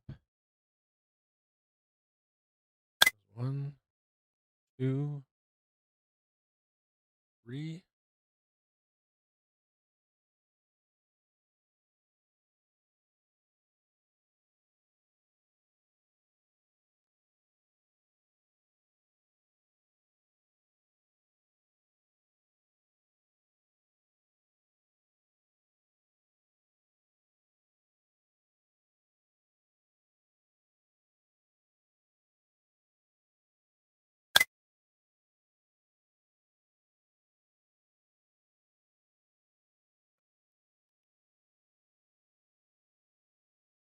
One, 2, 3.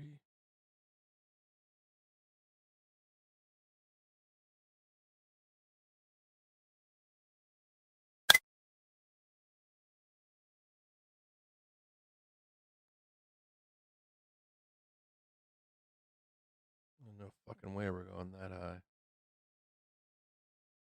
I'm at 78.5 though.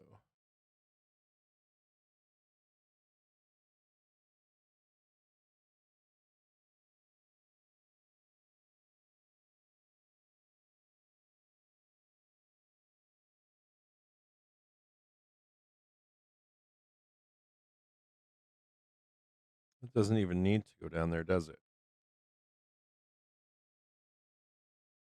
This is Delta Airlines. Target 78.5.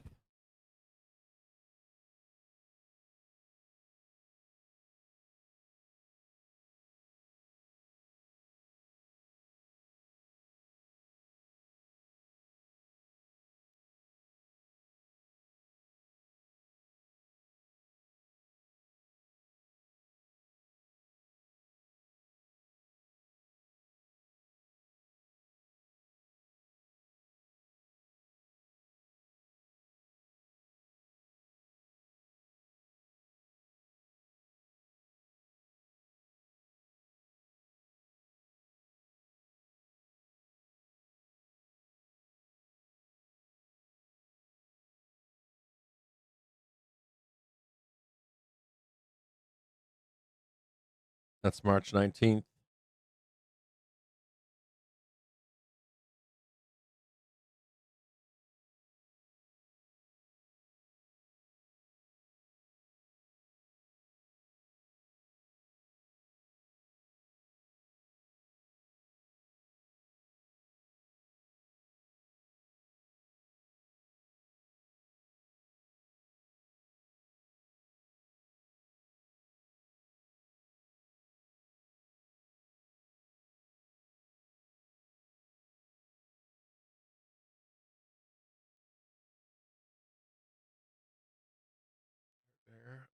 the way up here. Just grind it.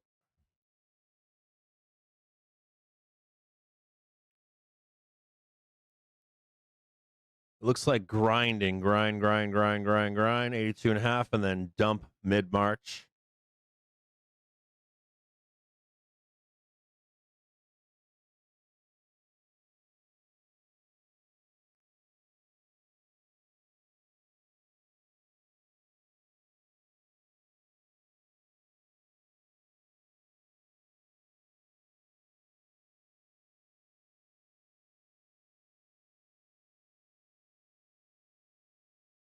That's what it looks like right there. Just grind, straight up. It's the same thing.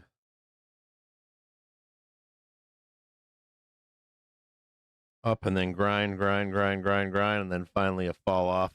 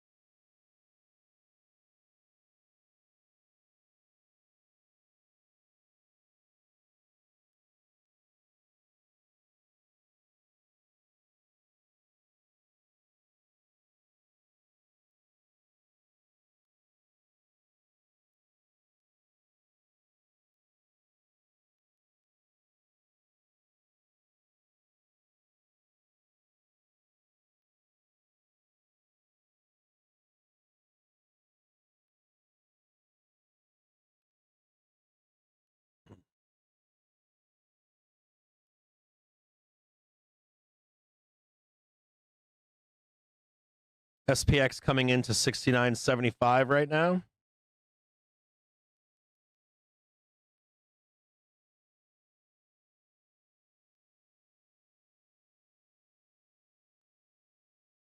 Watch down below here. You want to see a new high on the prior high from Friday. This is the Sunday futures high. This is the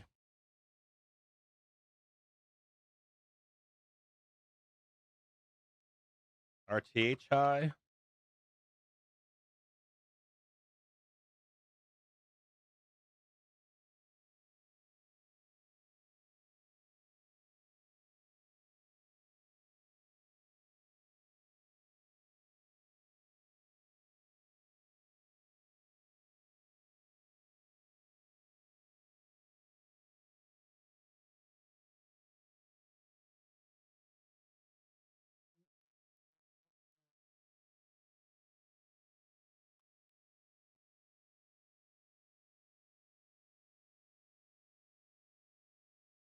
Where the fuck is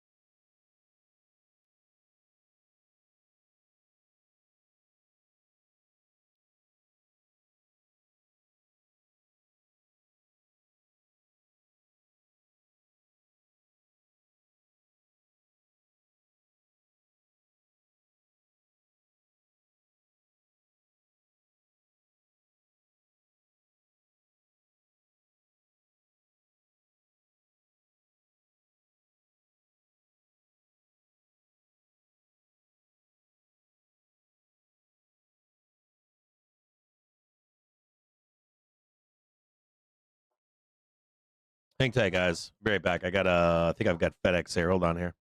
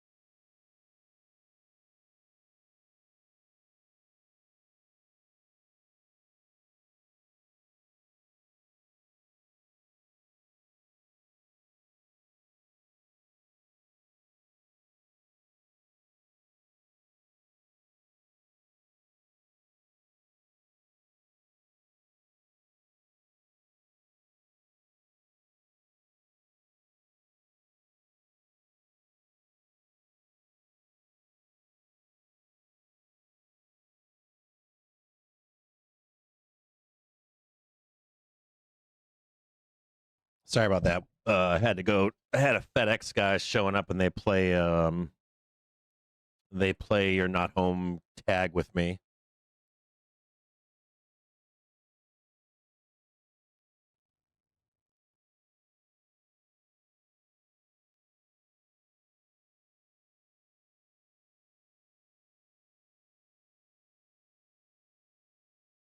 Mm.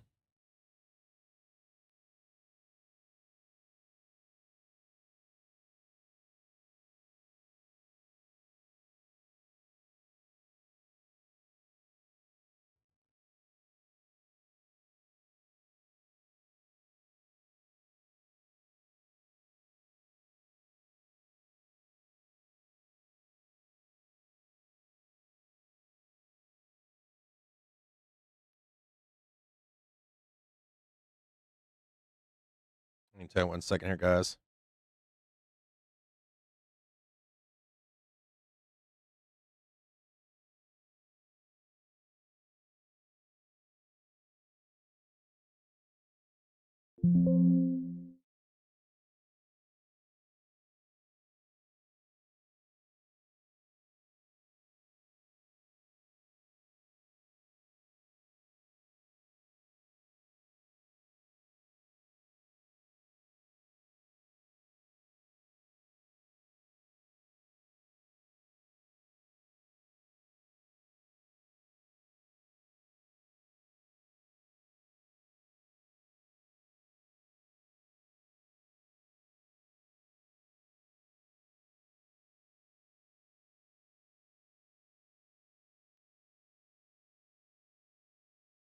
Okay, so there is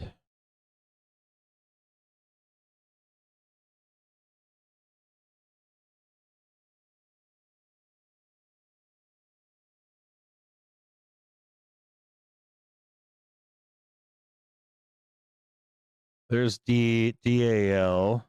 We have JPM. Let's check WFC, BAC, Citi, TSM, Morgan Stanley, GS, BlackRock.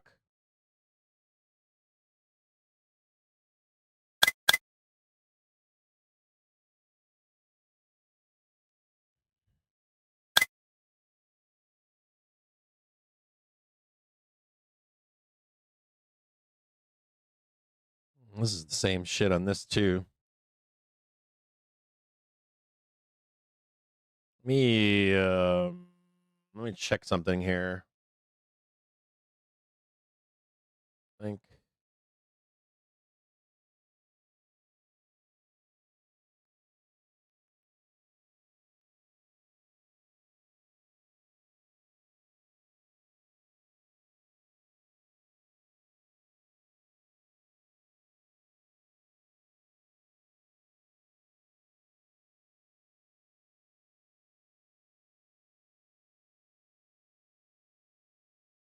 let me just check BPM.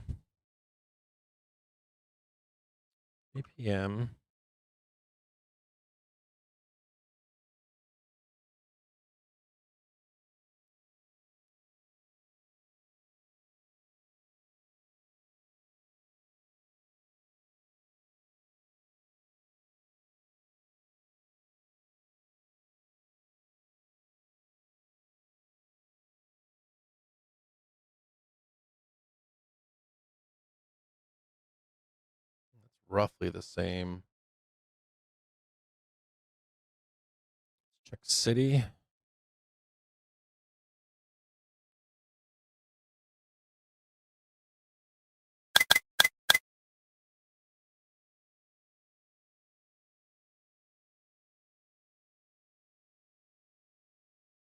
is all pretty much the same here.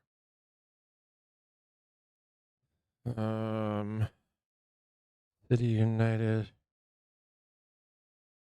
MS.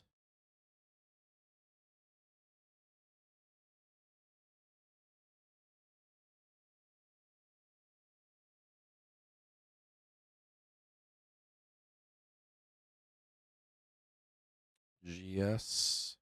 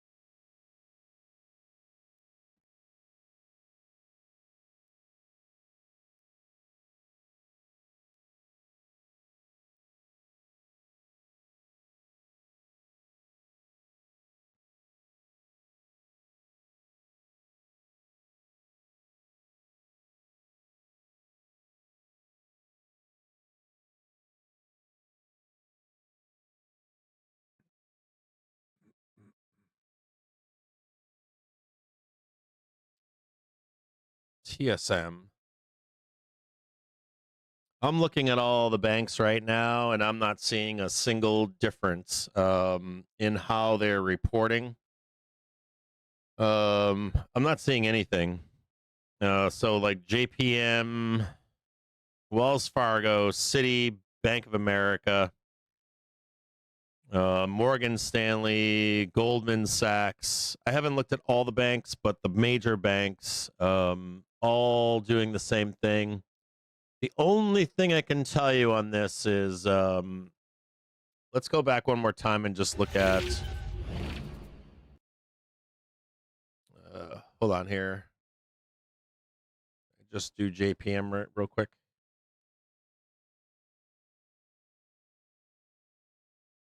The only thing I would give on this would be, this is like a diamond. Like they're gonna tell you this is a diamond here, and they're gonna tell you this fails.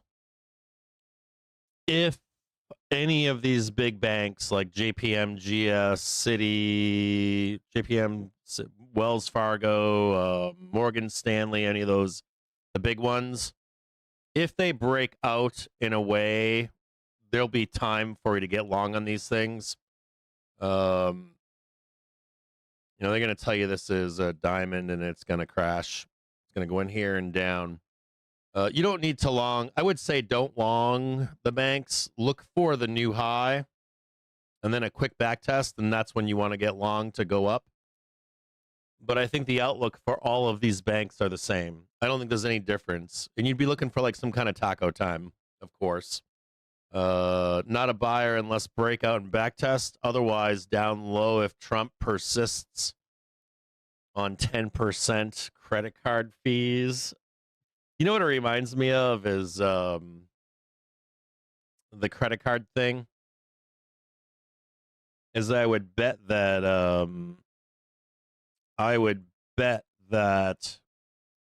it's kind of like saying no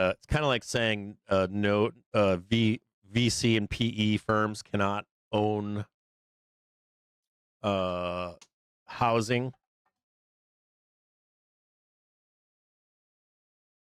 You know, like VCs have like been selling their housing for like since 2022, I think. Their real estate holdings.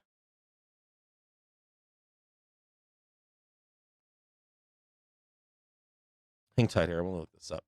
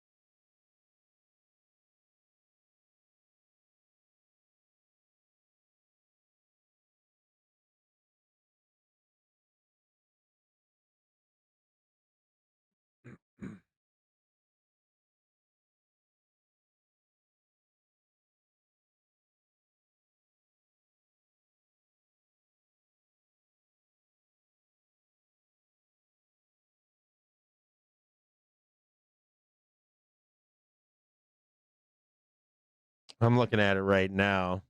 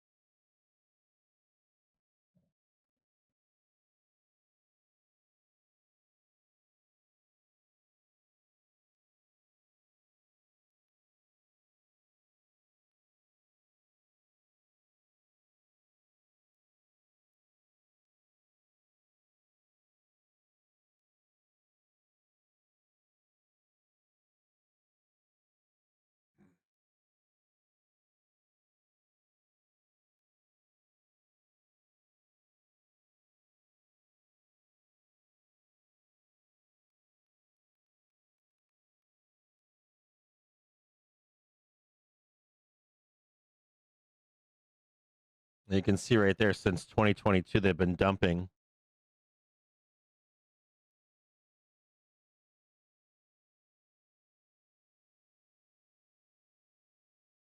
They've been dumping since Q1 20. I mean, in reality, in 2022, this Q1 of 2022, they really started dumping.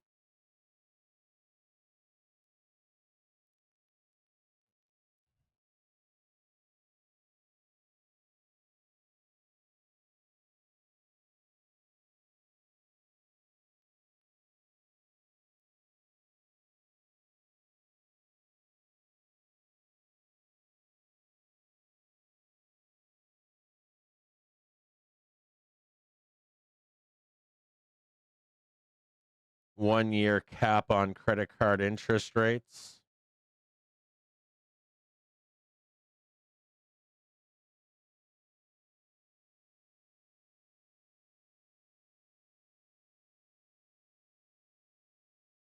The proposed cap would come into force on Jan 20. Though Trump didn't provide details on how it would work. That's the stinker, right? Effective January 20th, 2026, I, as President of the United States, am calling for a one-year cap on credit card interest rates of 10%.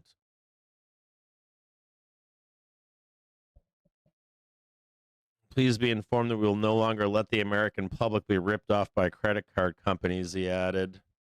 The cap would require the approval from Congress. There has long been interest in curbing fees. The bipartisan bills to cap credit card interest rates at 10% have previously been introduced, highlighting potential appetite for the move.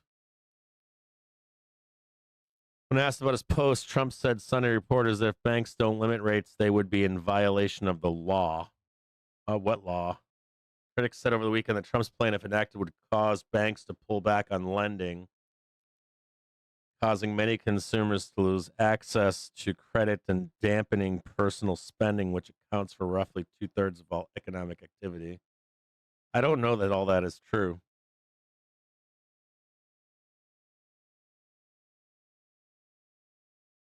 Especially tied to customers with less than ideal credit profiles, according to bank.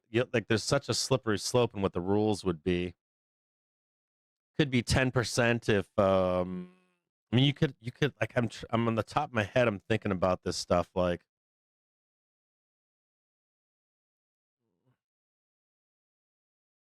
maybe 10% if you pay your bare minimum monthly. There's like bare minimum and then what your rolling is, I guess. I forget what it's called anymore, but like what you owe and then your minimum monthly payment are two different numbers. You want to always pay not the minimum monthly, you want to pay what you owe and your balance of the date that it's given to you. There's like two numbers that you get. You want to pay the more expensive number. I guess if you didn't pay that, you'd cap that at 10% if you have no missed payments. They could fucking slippery slope this all they want.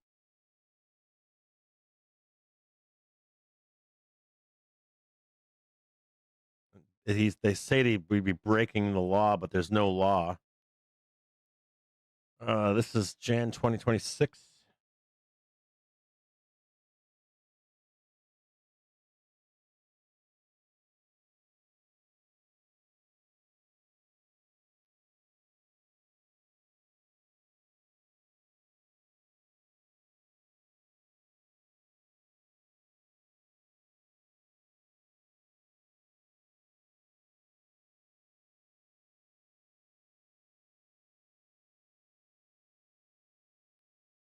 Yeah, I mean, I'm just trying to figure out like a slippery slope way to like limit 10%.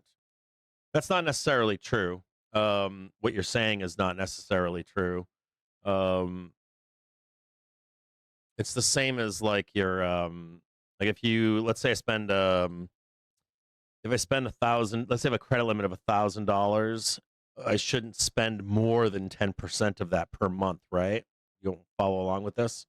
So I should only be spending $100 at most. I should likely be spending single digit numbers. So if let's say I have $1,000 credit card, right? And I spend like $50 on that $1,000. or $60 or $70, that's good. If I spend over the 10% of that card in a month, in a 1 month billing cycle, that is bad for my credit, right?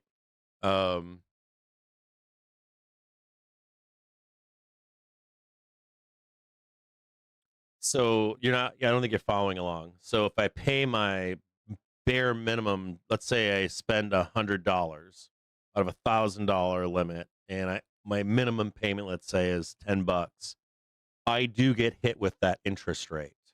You don't pay zero. Maybe you could do something where it's like max 10% of, or not 10, or 10% rate would be the highest rate you would pay. I think that's what he's saying. I'm not sure, but so you're not late on your payments to maybe kick in that higher rate of 30% or whatever, but you are paying an interest rate. Does that make any sense? So if I have $1,000 credit card and I have 2 payments at the end of the month, I've got the minimum and then what I actually is on the books for that billing cycle. You should pay the entire thing. Does that make sense? Let's say I spent $100. I should not pay back the $10 or whatever the bare minimum is. If I pay that minimum, there is a rate, an interest rate charged on that bare minimum. In my experience, I could be wrong. If you pay the full $100 back, there is no interest rate predetermined. I'm looking at this from the perspective of like he could do the slippery slope with it. Does that make any sense? I'm assuming his thing on the housing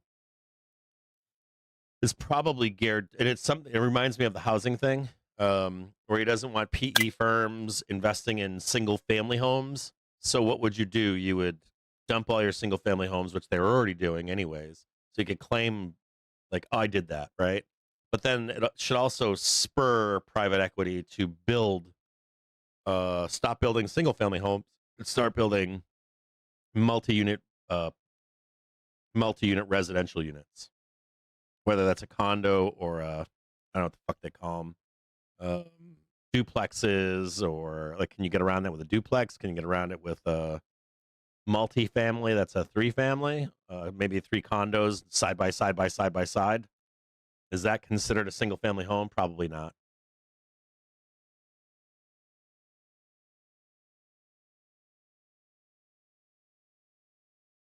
Yeah, I'm saying minimum payment.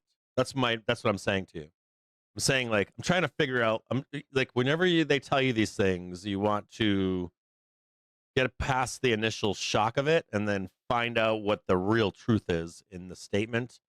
And it's probably a slippery slope of some kind. It's probably something where like, I would even guarantee there's other rules. It's kind of like the military's bonus that they just gave.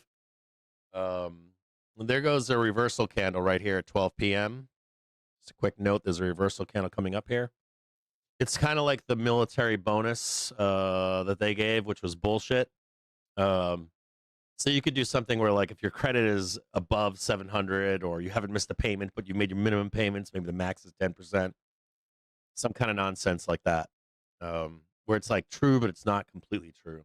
Like nothing, like if you think about it, like how many things in this country do they give to you and not try to claw back or put some kind of bullshit rule on it that you can't circumvent?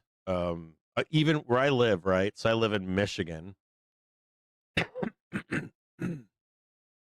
The Michigan Unemployment Office here in Michigan has tried to claw back every single dollar from any person that claimed unemployment during COVID. I mean, everyone, like blanket. You can look it up.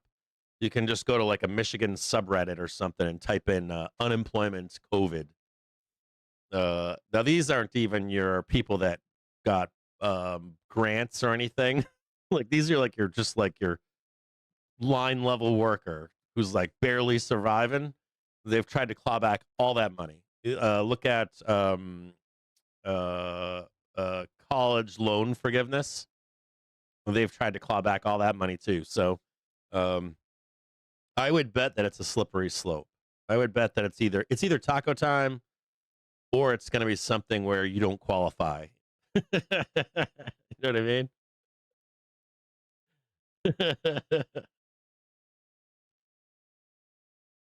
Yeah, I'll be honest. I'll tell you guys something. So, if you guys don't know this stuff, I know a lot about this stuff. If you're ever trying to build your credit, um, I got a whole bunch of rules for you. Like, you want to open a lot of credit cards quickly. Whenever you're able to open one, because the time that you own that credit card is built into your history. So they take an average of, like, let's say you like only open a credit card every year or two or whatever. They will do a mix of all of them over 5 or 10 years. You want to have a concentration of them in the beginning.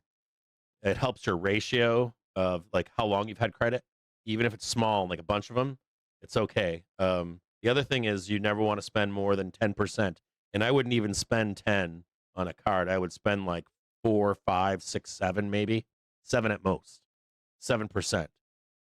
And then every month you get 2 numbers. You get one number, which is like the minimum, and you get the other number, which is what you've spent in that month. You want to pay that one off every month. If you don't know this stuff, yeah, your credit will drop if you don't do the things that I'm telling you. You should only be having a hard credit pull right around the time that you're going to buy something, like major, like if you're going to buy a car, buy a house or something. And you should be ready to make that deal when you're doing that hard credit pull, because you're going to go down in credit again. Do you guys know a bunch about this stuff or no?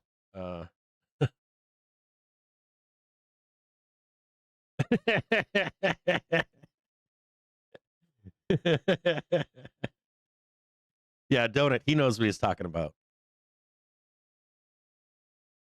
Yeah, there's 2 numbers. You want to pay what you want to pay what is on this. It's weird. You could spend more too than what's on that second number in that billing period, and it won't show up. You got 2 numbers every month. You want to pay the bigger one is what you want to pay every month, like clockwork. Never miss it. Put yourself on auto pay. You can build credit quickly. If you don't know how to do it, it's not too hard. Building credit's not the hardest thing in the world. What's going on with my fucking heater over here?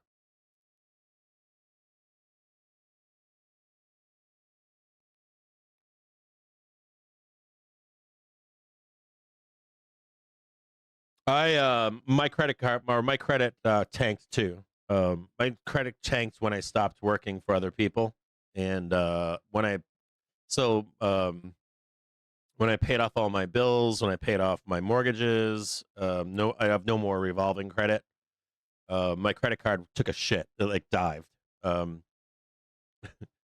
There's some other things here too. If you're like older, if you're going to retire, never tell the credit card companies, never tell your bank. I got something that's special for you. Never, ever, even if you have income coming in from other sources, never tell your bank that you're retired, you quit working, you're independently wealthy now, any of that shit. Never tell your banker, the person you speak to at the bank, like when you go to the bank and you sit down at that table, or even if you speak to your banker at the window or something, never tell them that stuff. That goes into your file. I don't know if you know that, but it does.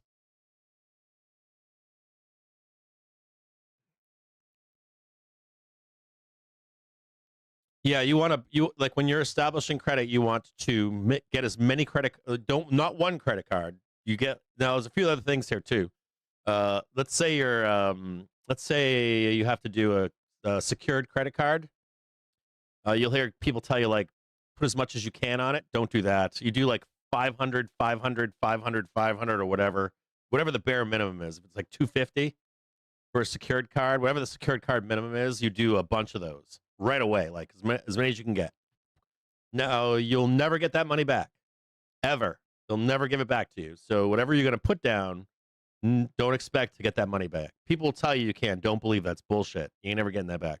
You want to open those credit cards and leave them open. Make sure too that those secured cards can be flipped into an unsecured card.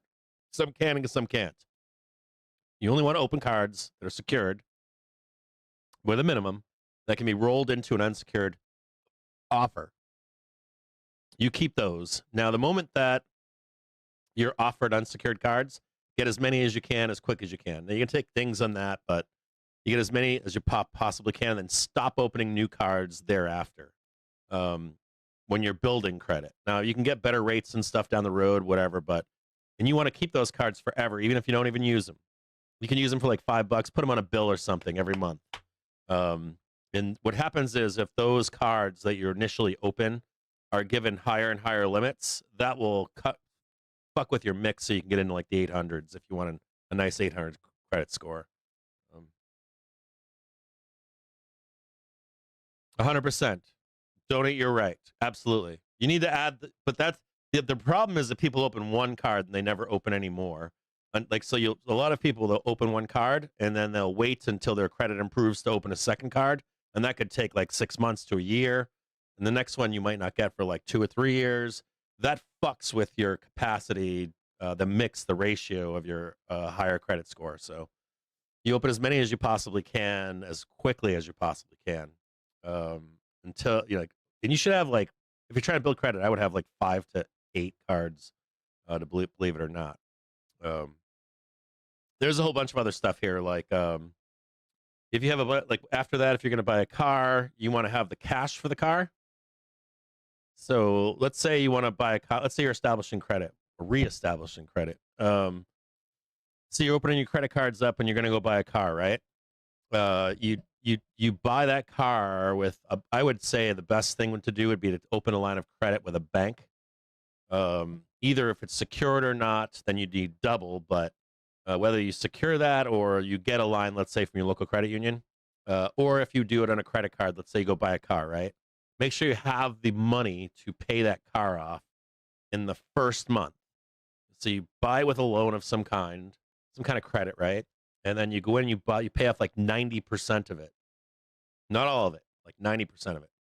And then you leave that that credit and start paying it down, maybe 70%, 80, 90, and then pay it down until the loan is paid off quickly, like 1 to 3 months. And then you have that on your record as having a credit that you paid off. That will jump your credit up to like moon it, so you can be ready to buy a house if you ever want to buy a house.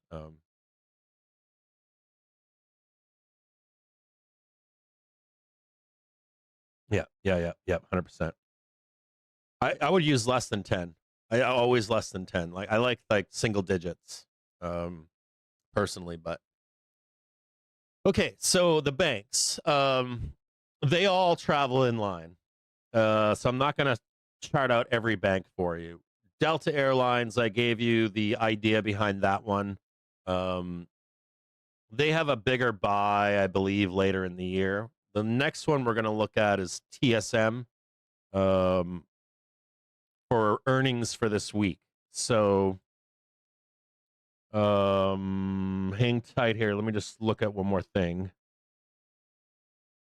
We're going to look at TSM next, and that should be the earnings for this week. Hold on here.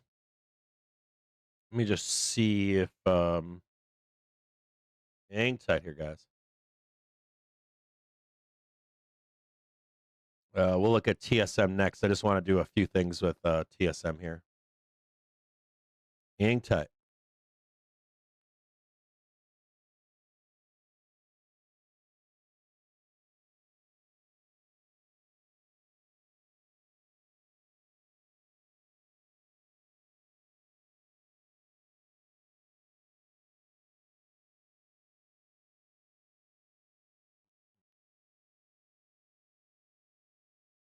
God damn, they got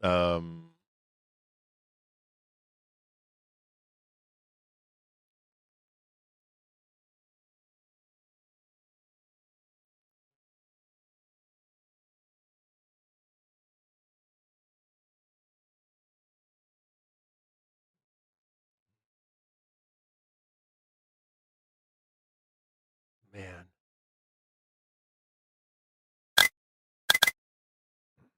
Tech man.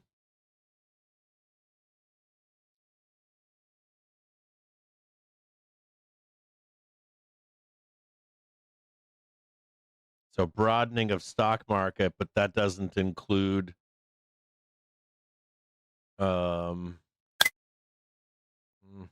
Meta looks good. Micron.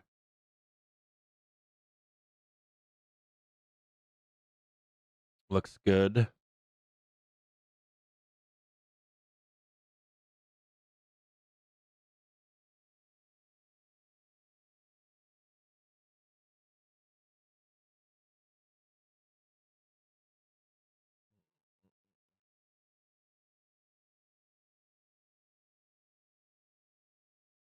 Nvidia does not look good.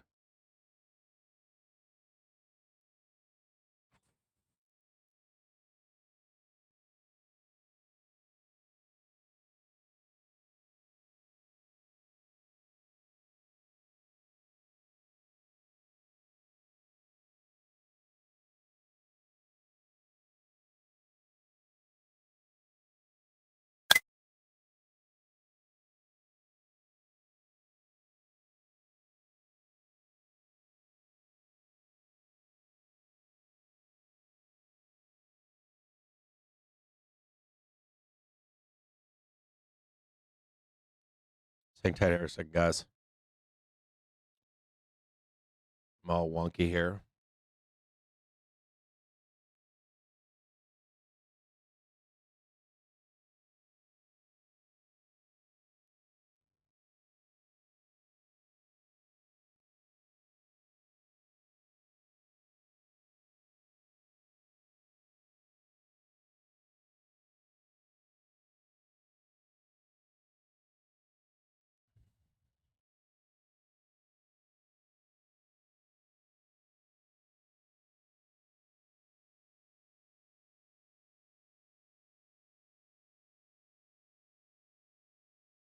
SPX lower than SPY right now.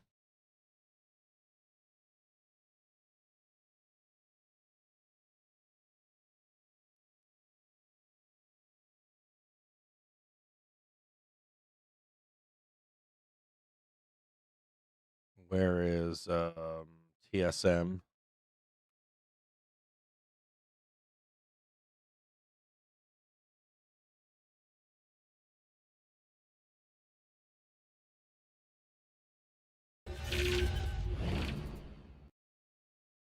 Here's TSM.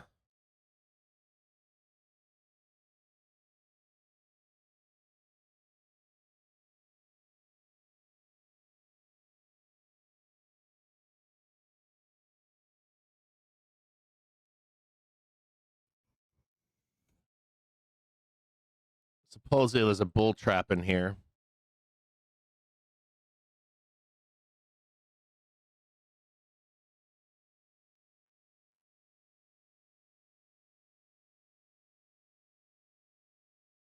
Something like this right here. Swing high and then a smash down low.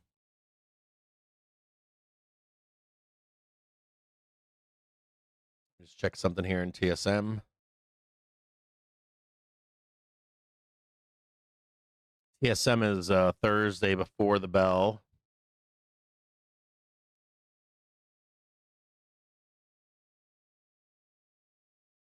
I'm looking at TSM right now.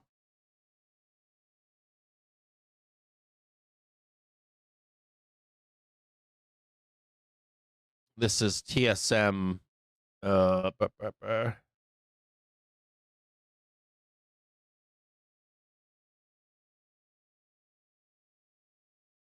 Continued higher and then dropped in 2025. You see this one here? It looks. I think it's something like this too. This is another one. January up and over and then up. This is 2024. I think it's closer to this one here.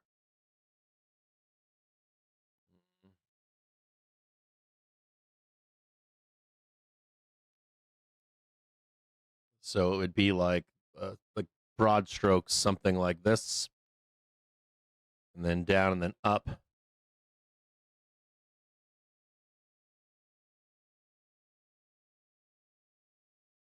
Mid-February.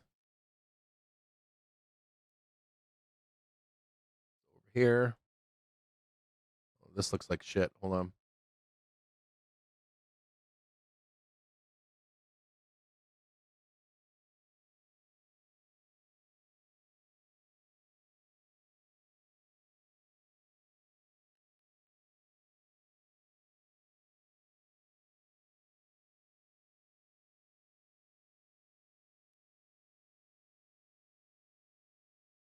326.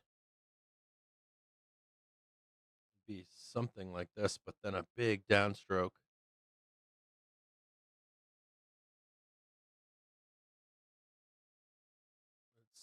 Something like this. Up, down, big down move, and then a big move up. February, March. You pick it up in here.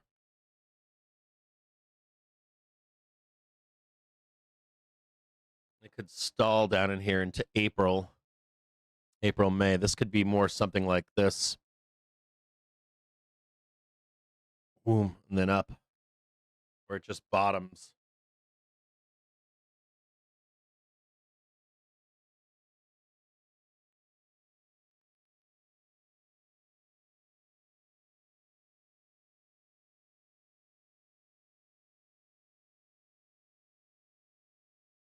Man, I mean, like, look at this monthly here.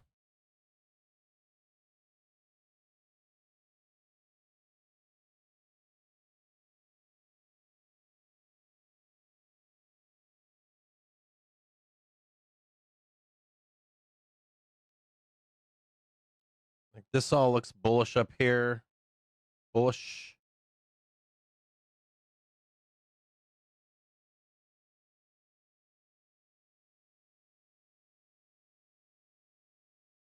And look what we did right here.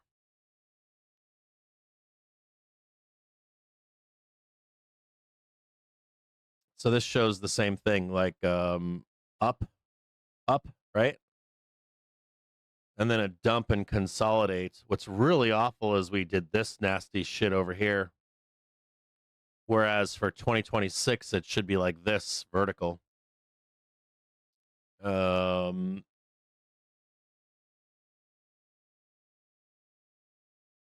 That's the ask. The ask is something like this. It's basically up here, and then May, June. You could say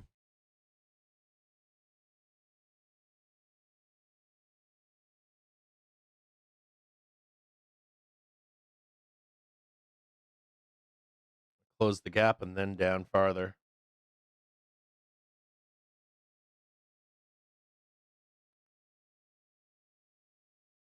This could even be all out here. Yep. See, like, you're up here, and then a stall, and then up rather than down. That was 2022.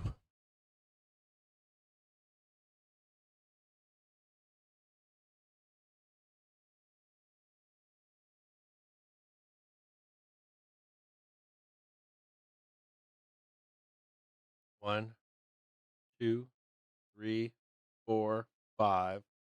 1, 2, 3, and then boom up.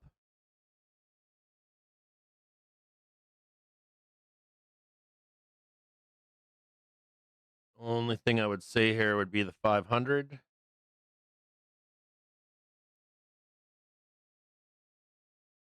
Or 50, excuse me, 350.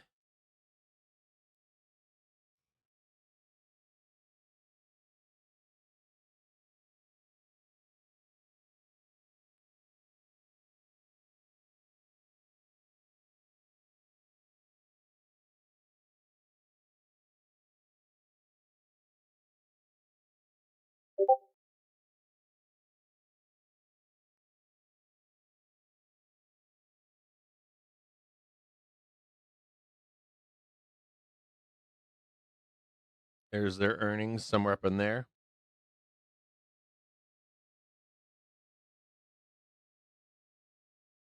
And then jackknife down into May. Close the gap right here.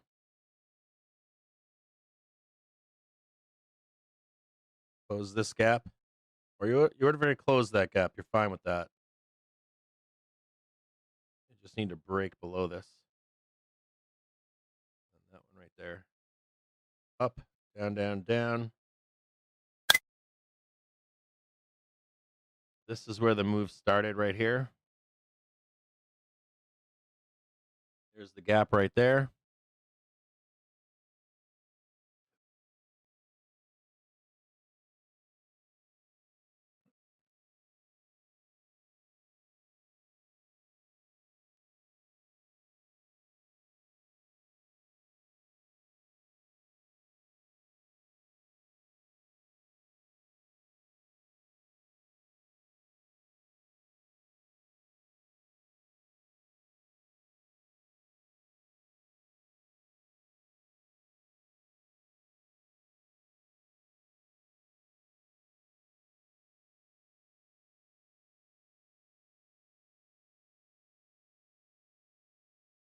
There's your 400 end of year.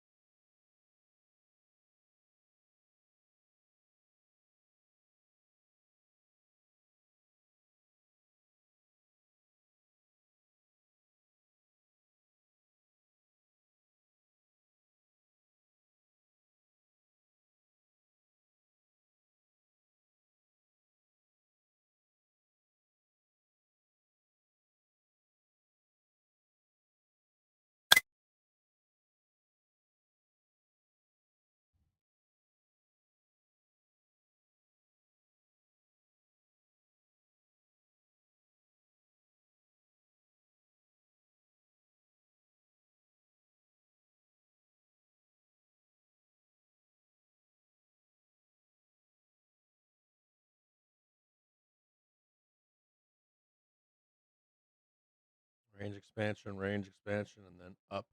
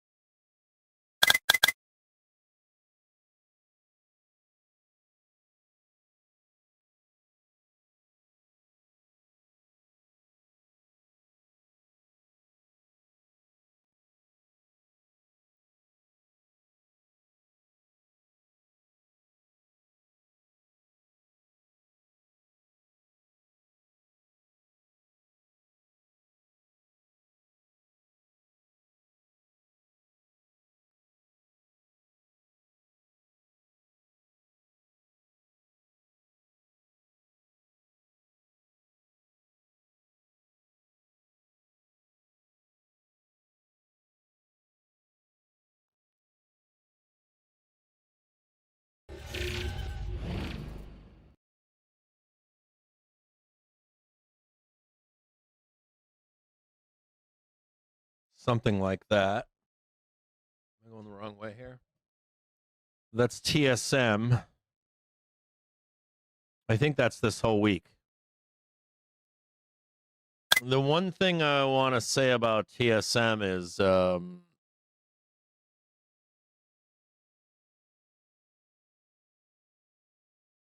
one thing I want to say about TSM, if you look at this really quick, is the last time we were in this, it was March of 2021. In this similar thing, it was very similar, but instead of us having us come into the summertime and blast down for the end of the year, I've got this thing mooning into the end of the year and then coming down. Not quite mooning. It's not moon. It's kind of moon. So ramp up here, and I have us going all the way down here because of these gaps down here. This gap should get filled later in the summer. Close this gap right now. Maybe lower a little bit. Right about there. Close that gap in end of summer. There's a couple more gaps down here that need closed. I can't say that we don't blood down here and clean a bunch of this up between here and summertime. Just note that you're probably going to get a spring pump, one more pump in Feb to March, and one more pump. This could work itself out more like this. Like this could be something where it's like this, and then we just shank all this down here. There is that possibility. I'll leave it down here just to be more like wham, wham, wham, and then up one more time, and then blood in the summer. But all this is very open down here, either in the winter or summer low. The summer doldrums in here sometime.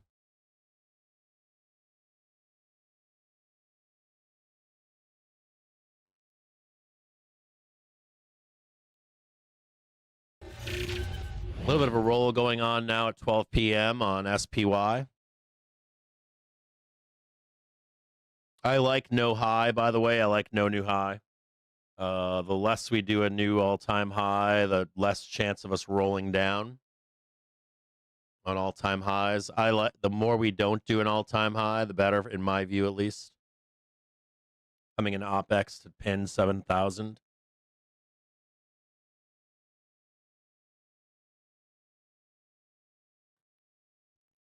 I would like to see us grind and then nail 7,000 on OPEX.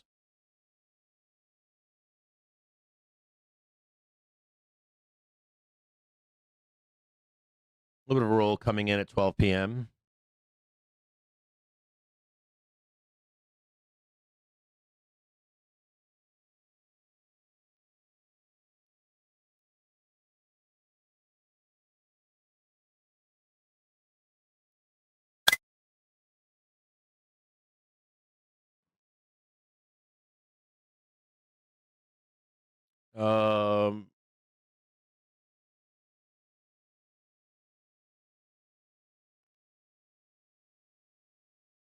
I wouldn't necessarily call it sell the news.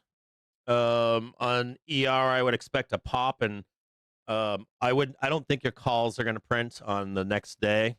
I think you're looking for a dip to buy. And I think that's the second week of February. So it's already the 12th. So you figure you get the pop, fade that pop for the next, 3 weeks, 2 weeks. Or not fade it, but you figure you've got an OPEX coming in. You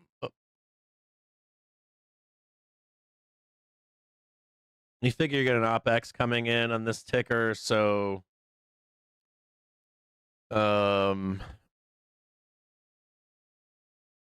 first week of February, I'd start looking at it for a long, like Feb 5 or something. your next long on it, February 2nd. I would start looking, and then by the 6th, start getting long on it again.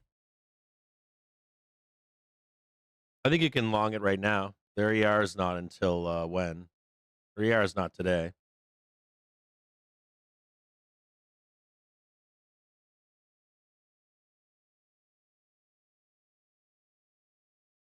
Yeah, it looks like it's been ramped up.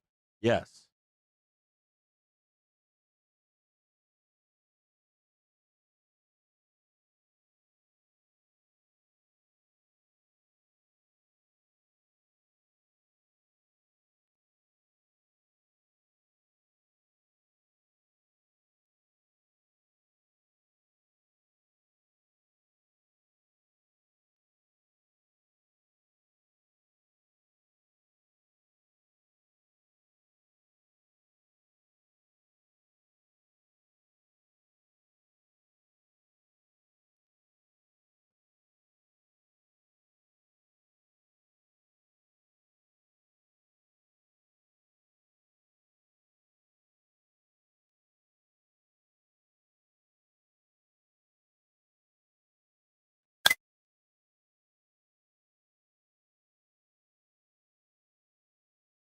We're completing a fifth wave now. I mean, it doesn't mean you can't extend it, but I wouldn't want to pay you those calls the day after ER.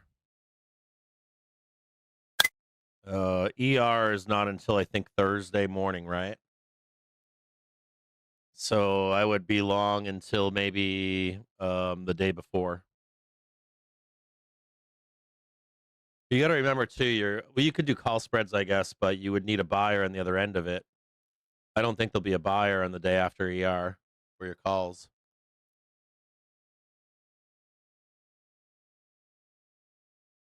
I would take the money.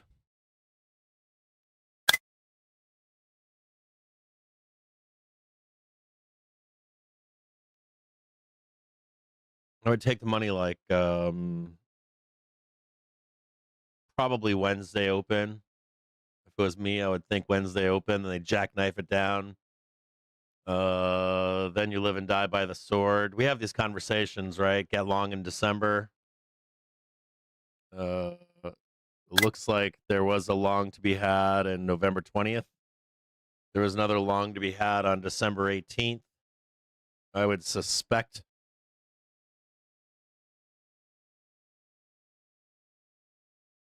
What TA is that? Here, I'll show it to you right now. You ready? I'll show you again.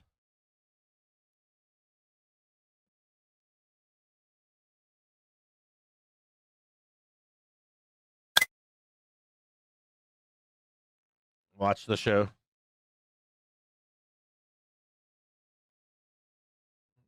Ready? I'll show it to you another way if you want to see it. You have gaps down below here. I'll show them to you. You got a major gaps here. You got gaps here. That needs closed. You got another gap down here. That needs closed. You got a shit ton of gaps down here. You got a gap down here. I'm being generous by saying you might just close these gaps this summer. And this kind of sits in you got to remember this is October, November, December of last year. So think about yearly candles. Think about these as wicks. Right? Think about these as wicks in here. Don't think about this as a candle. These are just wicks, right? So if we're staying above last year's candle, you're looking to be a buyer down here in the spring and in the summer. Does that make sense? Better sense to you? So what can happen is this: you can have something where this closes here, and then it's just a blood shank, like a shank into summertime down here. But you want to be down here looking, is my point. Does that make sense? So you're looking to buy this down here. Does that make any sense? And you're being given, I will fill the gaps. Let me show it to you another way. I got more to show you here. So you have your 5 legs. I'll show it to you right now. It's pretty easy to see. You have 1, 2, 3, 4, and 5. Okay. So here's your 5. You see it? 1, 2, 3, 4, 5. Now you can extend this here and here. This could be the extension all in here and still not pay those calls. Does that make sense? So here's your 1. Or you could even count it like this. You could say this is all 1. And this right here, if this is your 5th wave, does that make sense? So you get your extension right here. And then you do your 1, 2, 3 down here. Does that make any sense? So you have like, so the only way that you could, so of any outcome, no matter what the outcome is, if this is just an extension and done, you're still going to do your 1, 2, 3 down here. 1, 2, 3. And you could go 1, 2, 3, 4, 5 back up and then sell it back down. So in every scenario, this works. The only matter for you to know, the only matter to note here is, do you get the reversal? So let's say you go up here and we print this up here, right? We come back down and we bounce right here. You make another one, you take the long, you get it up here for your next long, and it's still one more down into summertime if you didn't close any of this stuff out. There is something else here, which would be, there is another outcome. If you did it like 2024, what you would see is, you would see this up, and then we would just grind. Like literally, you don't even get this one, and then you're up over here. Does that make any sense? So again, this is the same as all the conversations that we ever have. Like, we can do it this way too. We can do it another way. I'll do it another way for you. Ready? I'll do it another way for you. We're gonna look at a 3-month here.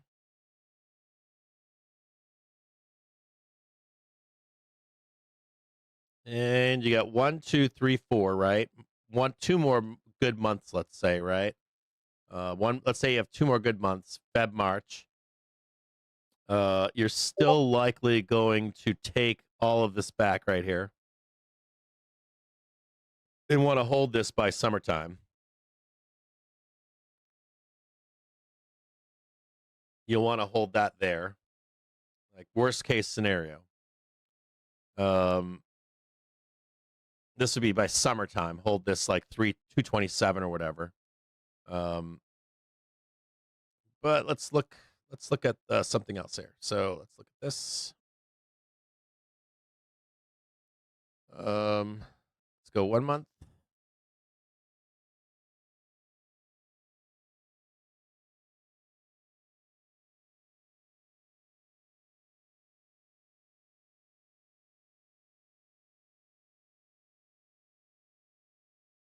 Hold on here. This is really what you're looking for right here. See this right here? This is where the discount is right here. This is the A that I just drew for you. So you get your A, and then you're down here. You're trying to get some discount in June. That's at 220, 230, 200. Here's your discount.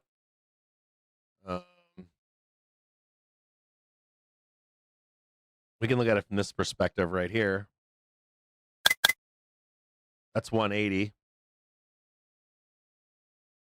Yeah, you want to sell the fucking news into March. Yes. I'll put these right here. See if this makes any difference. And I don't think this middle one matters at all, to be honest, but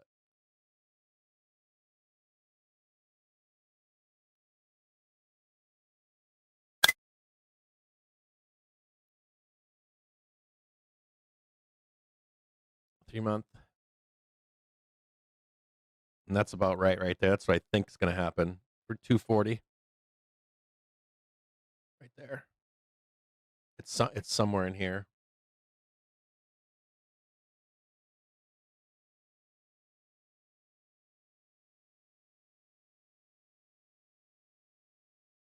This is where your wicks are over here. I don't think you're going to go that deep, but I think that's what you're going to hit somewhere in there. Right where this stuff is right here. Like right in there, somewhere. Wick it, and then up and out of here.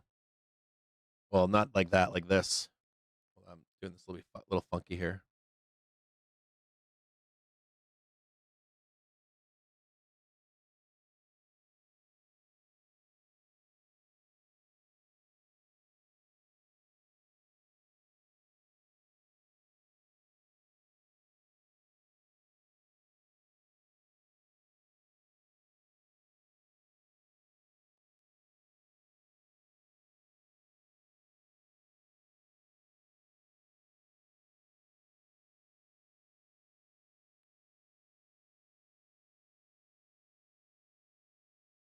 Well, this matches up here.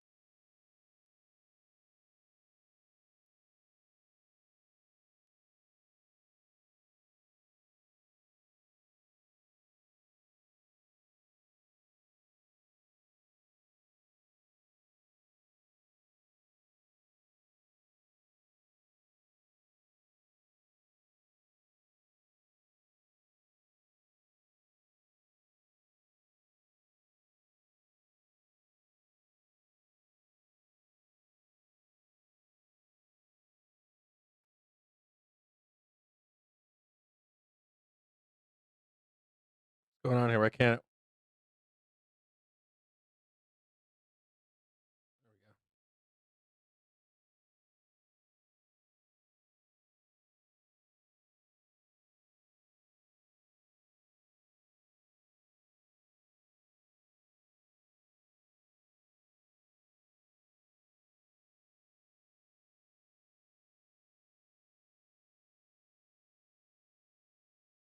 There's all your gaps that need filled.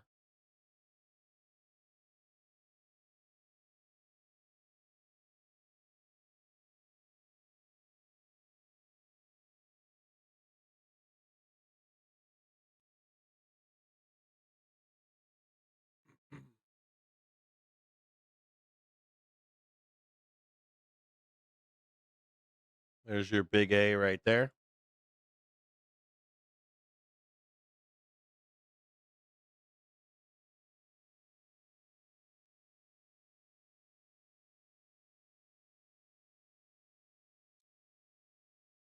There's your break of your weekly.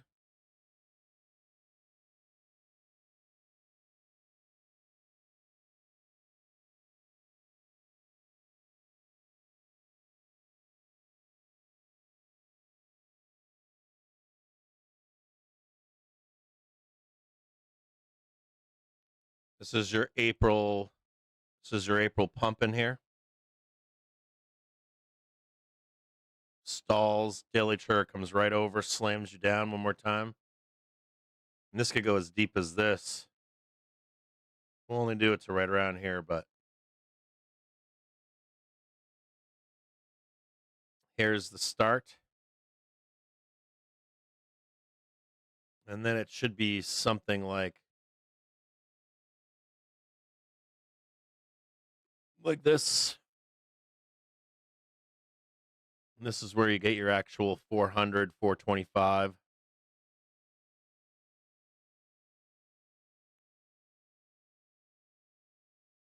And this should go up into Q1. This should go up into Q1. It should go moon And then you'll hit that higher target way like Q1 of 27. Something just like that.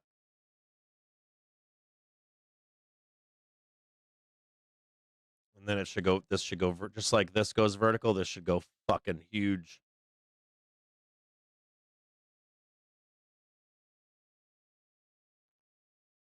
Big. This should go vertical.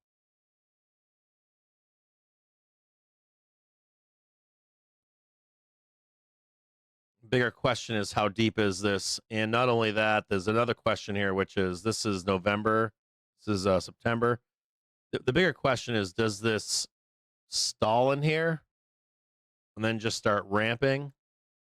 Or are there like little wicks down here? It's just violent for just a brief moment, like a few weeks. You'll never see it. You'll just see a candle here left behind. Sorry, that's wrong. You'd see like a candle, like square here, big square here, big square here, big square here. You'd only see like wicks. No one ever looks at the wicks. It's where all the damage is done down here, but you don't see it when you look back on it. You're still leaving your last year candle here. The bodies of your candles will be up here. It's like 270, 240, somewhere in here. The bodies of your candles will be above this. I can't guarantee you get that deep, but it's tech, so it's definitely possible. This should be explosive, though. It should be violent. If we do anything, if we do anything like the late 90s, you should see a broadening of the market.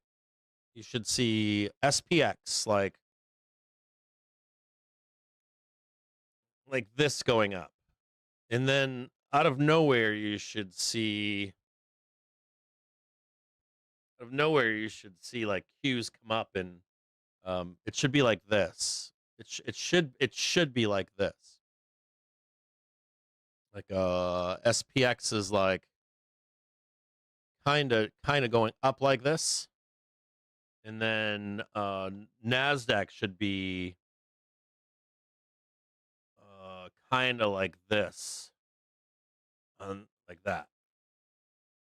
So where you have like a little bit better, like a little bit less lows for SPX, more damage for, let's say, for Qs. And then you should see a recovery in SPX that's like more broad-based to the upside. And then in the last, like, I want to say like Q3, Q4, and then Q1 of 27, it should just go straight up for Qs, like vertical, like poof.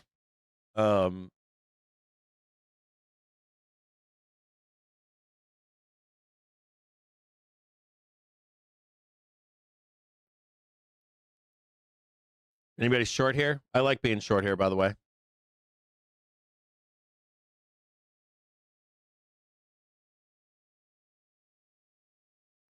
that make any sense to you guys? There's that arrow right there. See it? It should be just a note that we are selling 6975 right now. If you look closely on this one down below, you can see this.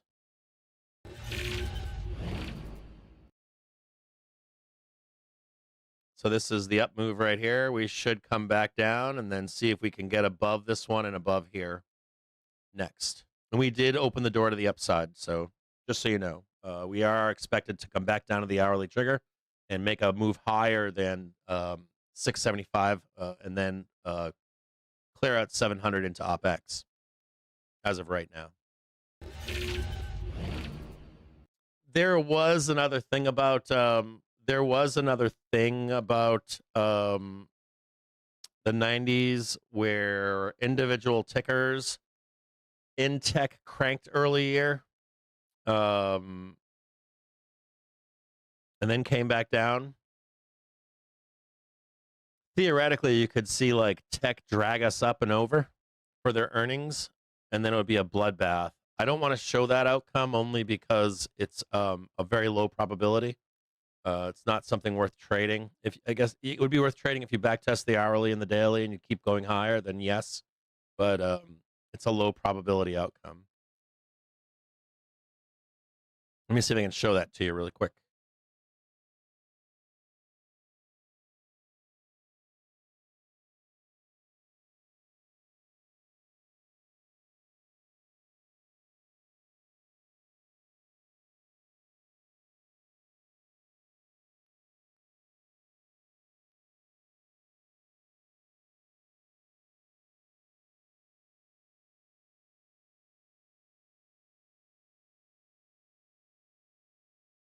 Yeah, I don't see that.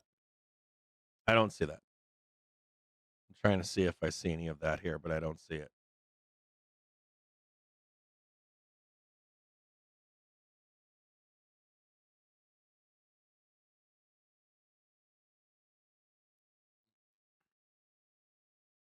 I don't see it until right at the end.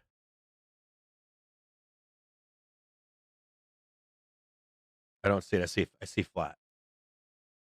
So no, that outcome is not available. It's not possible yet. I don't think that it is. I think it's I think we're here. I don't know how to show this, but if you look at when Amazon, I think IPO'd in 97, IPO'd and ramped, but then it went sideways into 98, 99, and then it went fucking straight vertical. I think whatever rip you get for spring and early summer is going to be profit taking driven.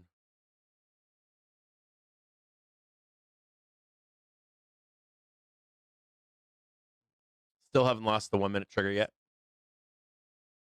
I'll probably buy a put with you if it starts to roll underneath the 1 and 5 minute. I'll take a put with you guys. I'll do it with you. I'll do it on the show on this thing over here.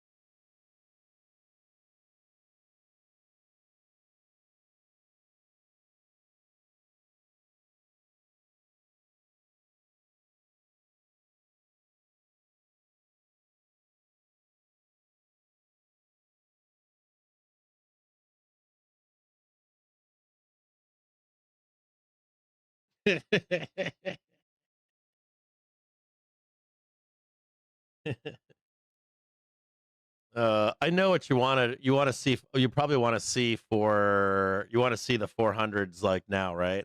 I'm assuming.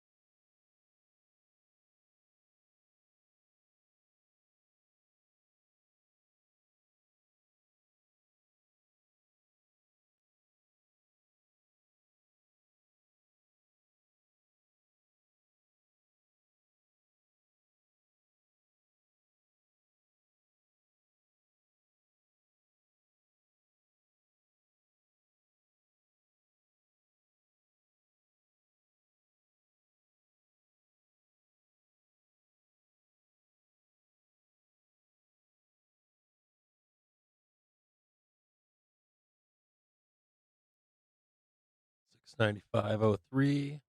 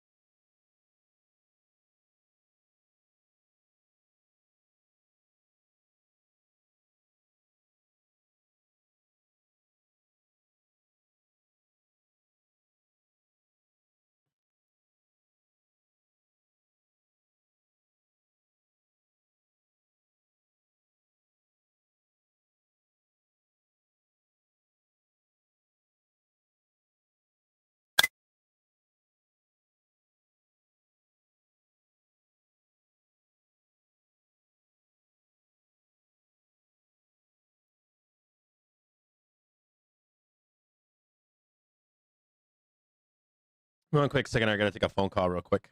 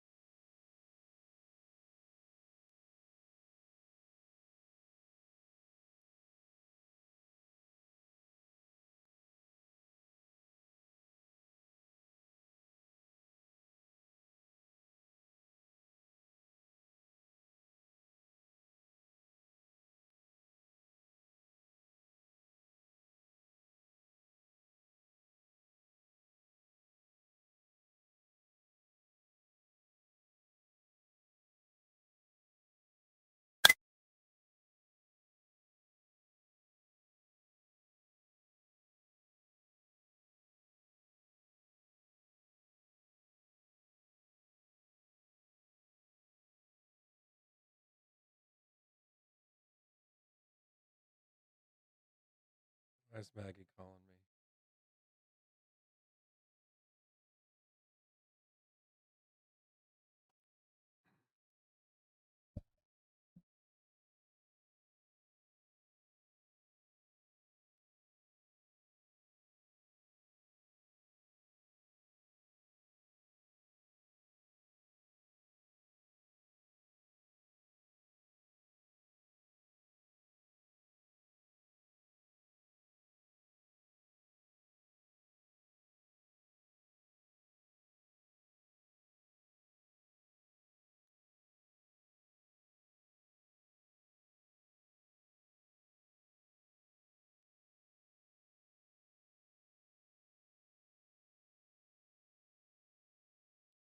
Yeah, I missed some phone calls from Maggie. Is she okay?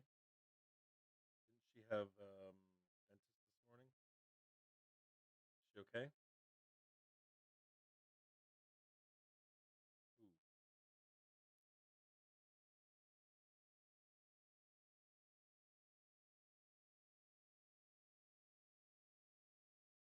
1100. What?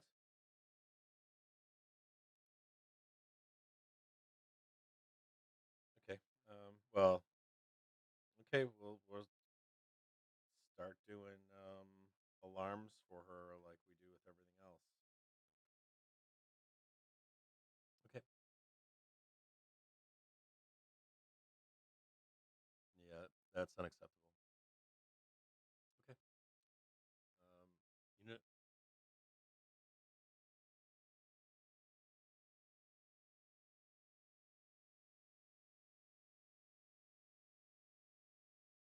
when is she done today?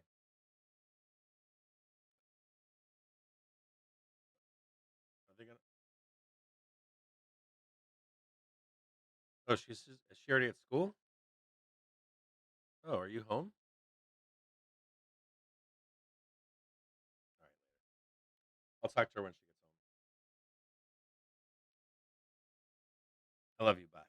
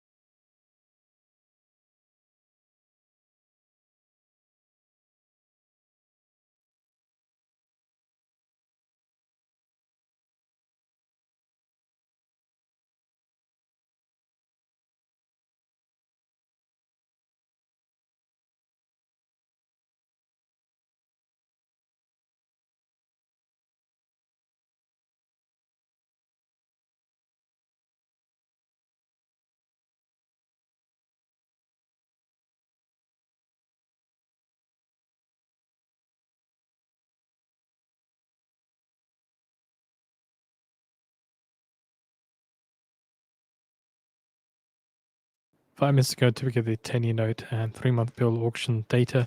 10-year yield prior was 4.75%, prior bid cover 2.55. 3-month high yield prior was 3.54%, prior bid cover 2.84.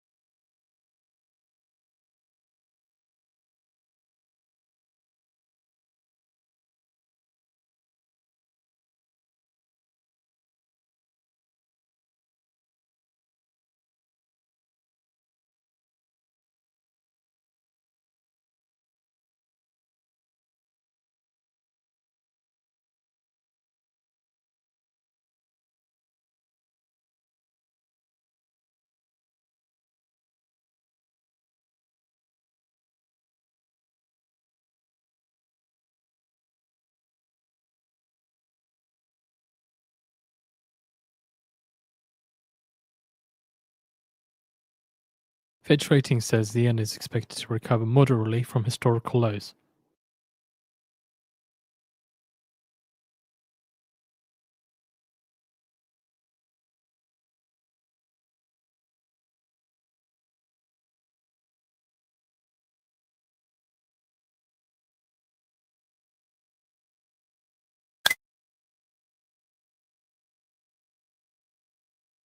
From this, they say they expect the yen to appreciate moderately in 2026, but for it to remain historically weak.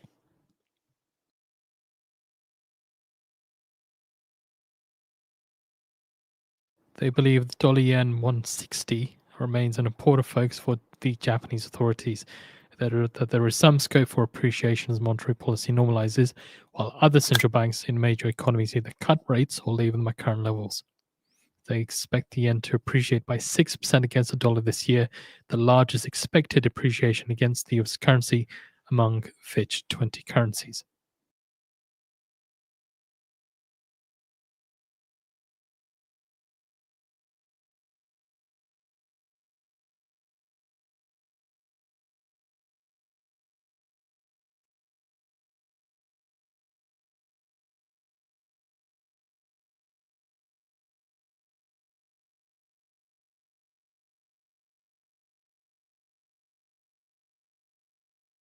We have put out the piece for you in the feed for you to read through as well.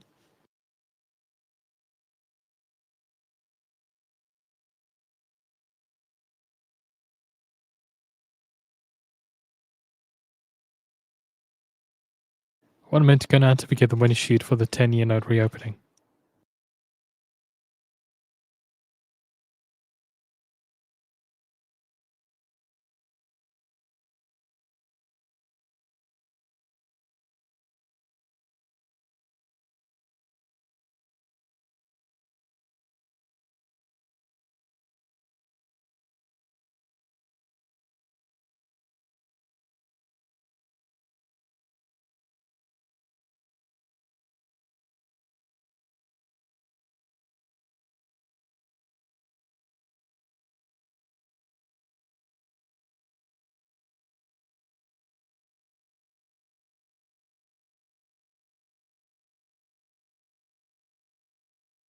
Ten seconds.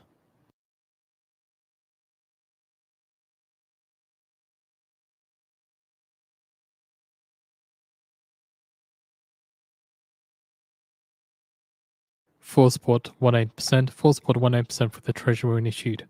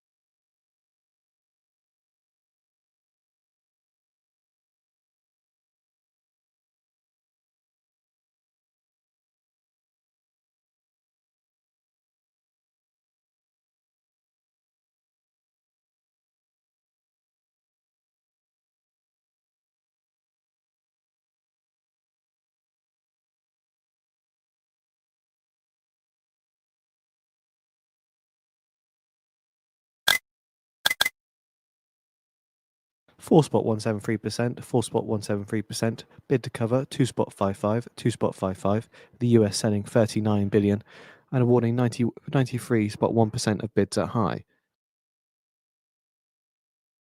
US awards 5.8% to primary dealers, 69.6% to indirect bidders, and 24.5% to direct bidders. US 3-month auction, high yield 3.57%, 3.57%, bid to cover 2.79, 2.79, the US selling 86 billion.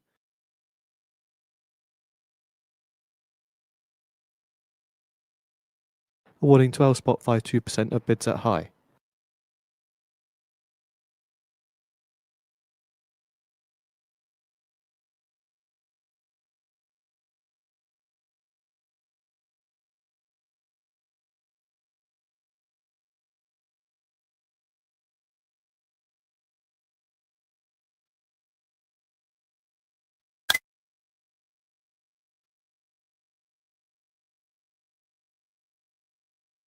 Seeing the US 10-year note auction, a stop through by 0.7 basis points.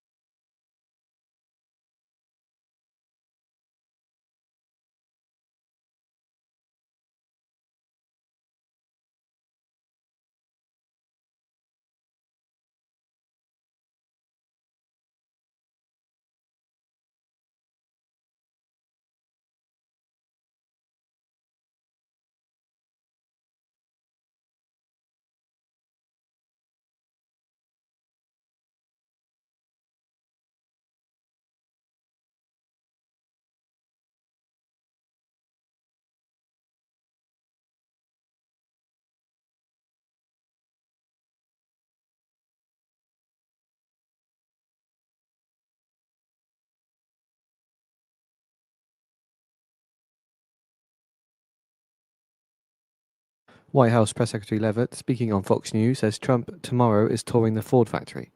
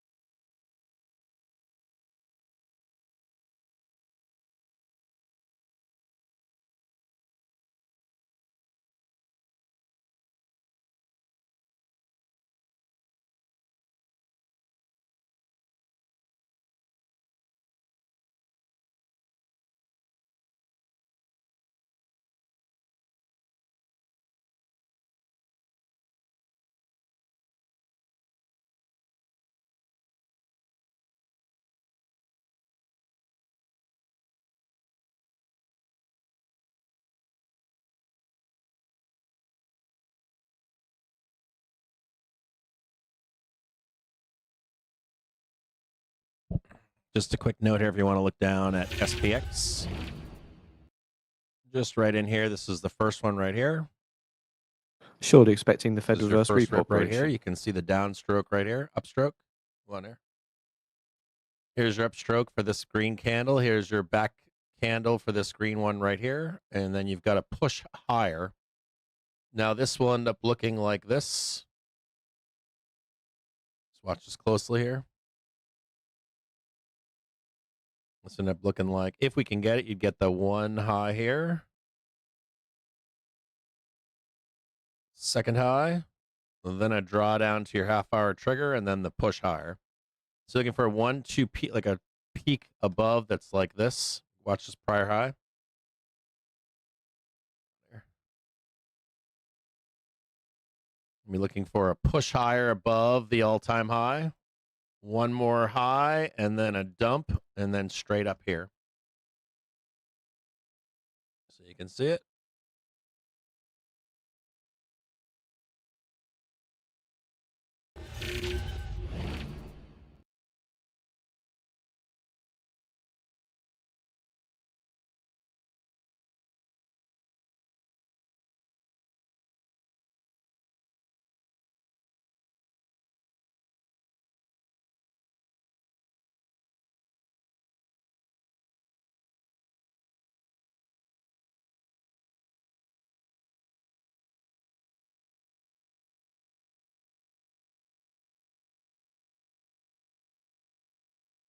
Something like that right there. And then a big flush.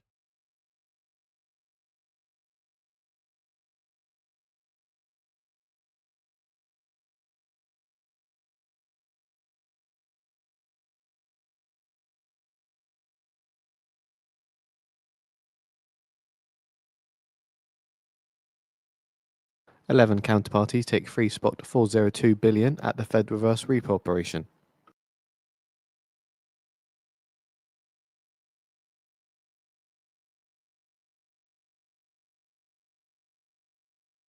Google and Apple entered into a multi-year pact.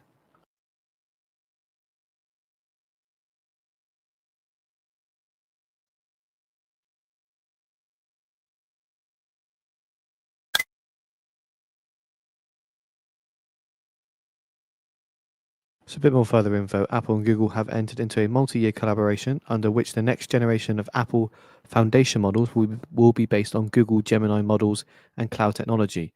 Those models will help power future Apple intelligence features, including a more personalized Siri coming this year.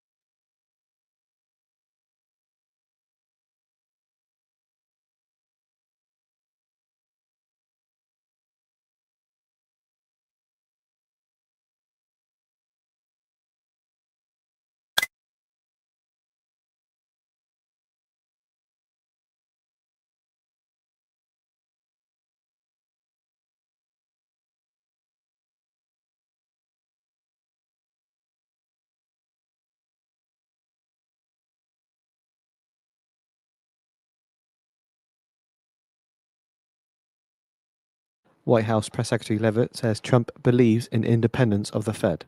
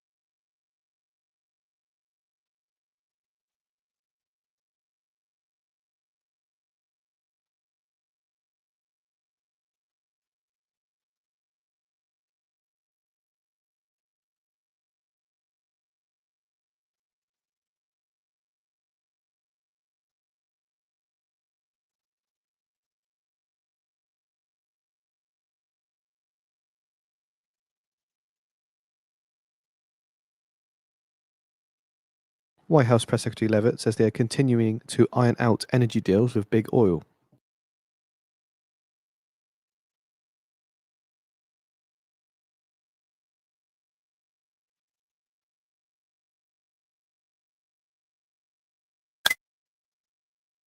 German Finance Minister Klingbeil says price floor and partnerships were discussed as options to secure rare earths.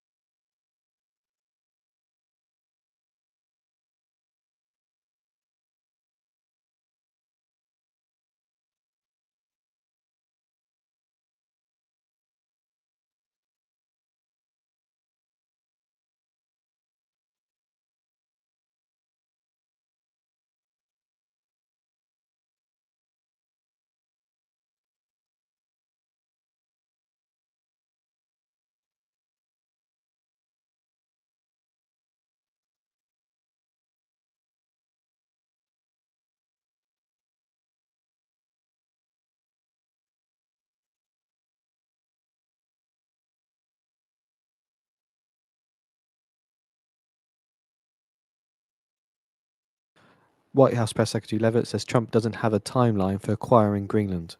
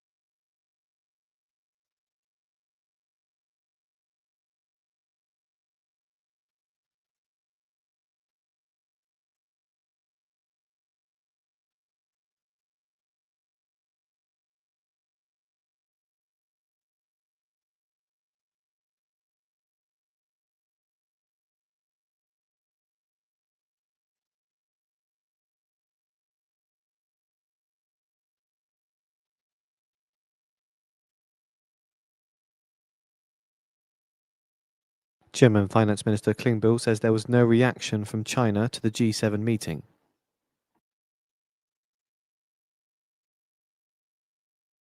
And German Finance Minister Klingbeil says discussions on price floors has just started. We need to check the details.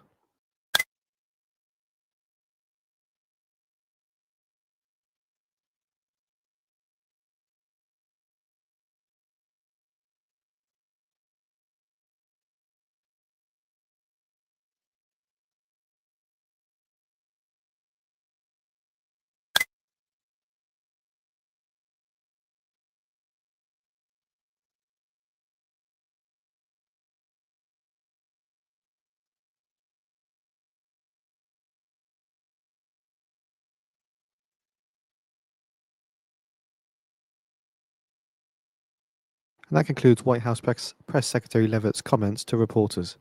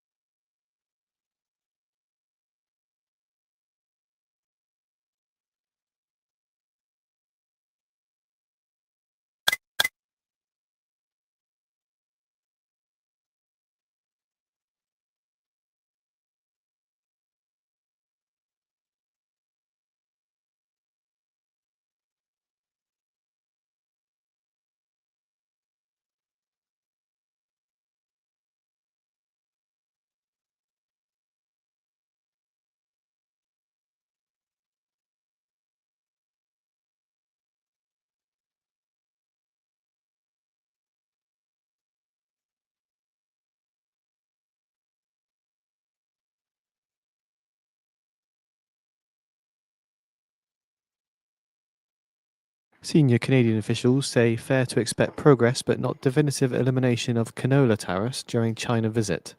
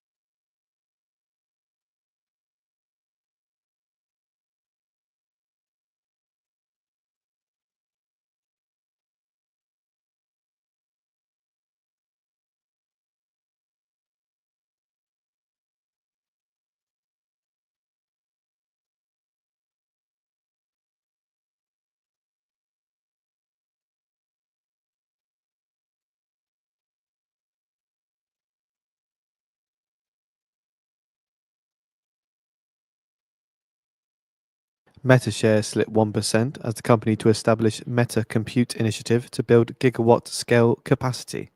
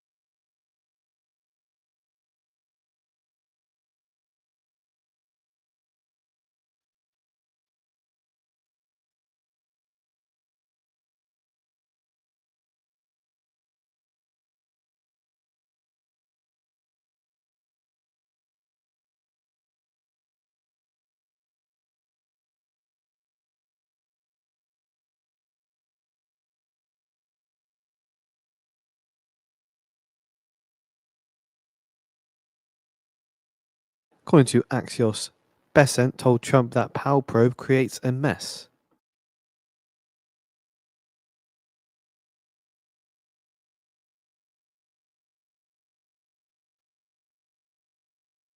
So a bit more further info into this article from Axios. A perturbed Treasury Secretary Scott Bessent told President Trump late Sunday that the federal investigation into the Federal Reserve chair made a mess and could be bad for financial markets. Two sources familiar with the call told Axios.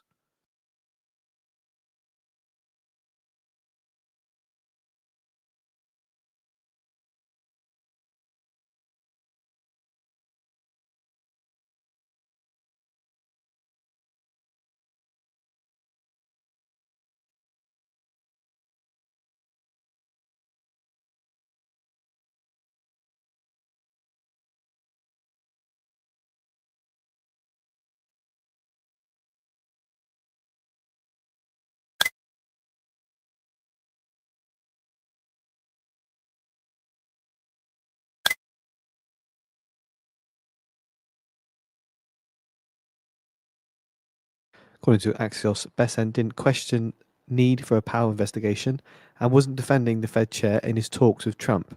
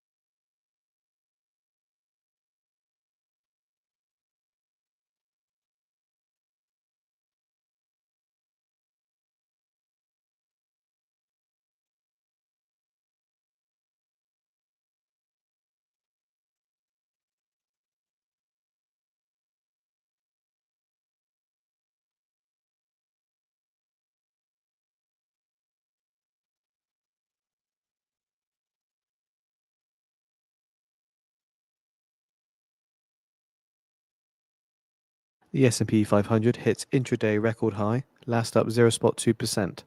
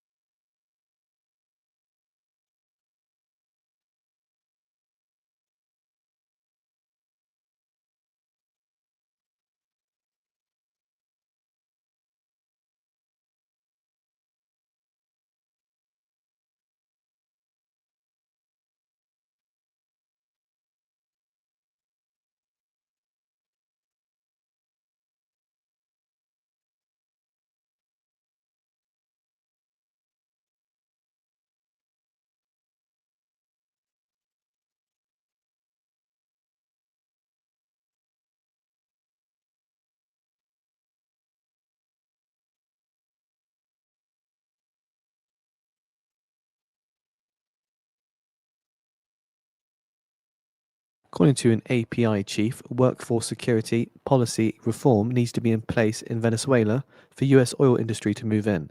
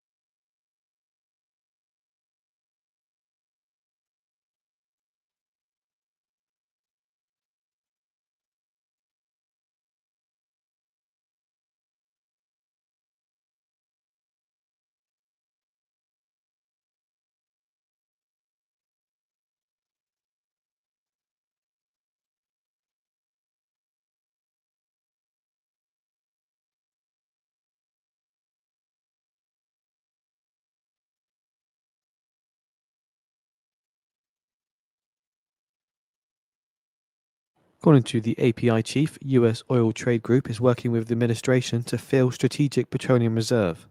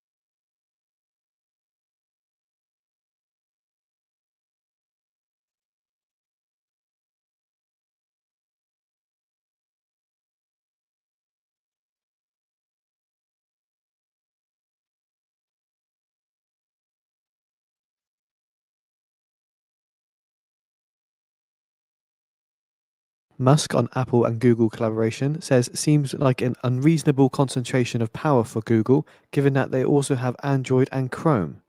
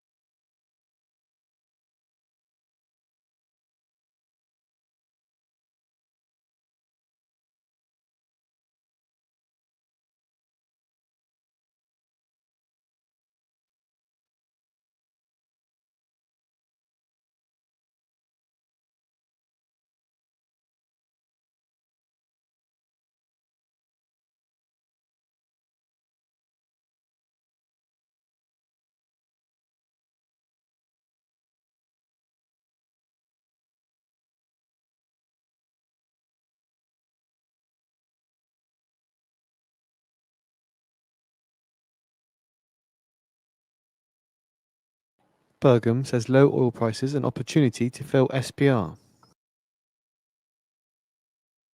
So currently US Interior Secretary Bergam is speaking on CNBC.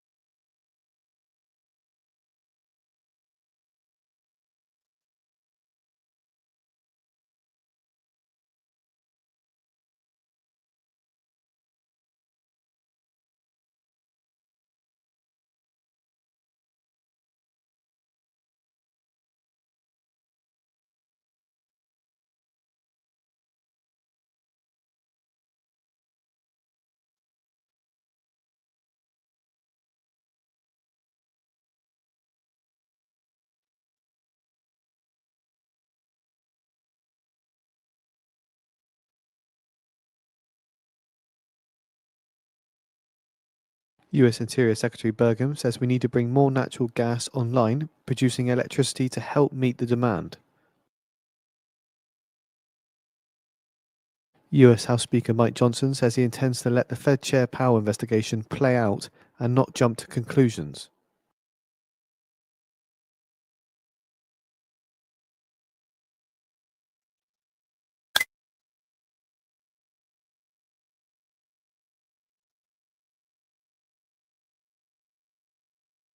Interior Secretary Burgum says we think we're seeing a historic shift where OPEC's power is going to be diminished.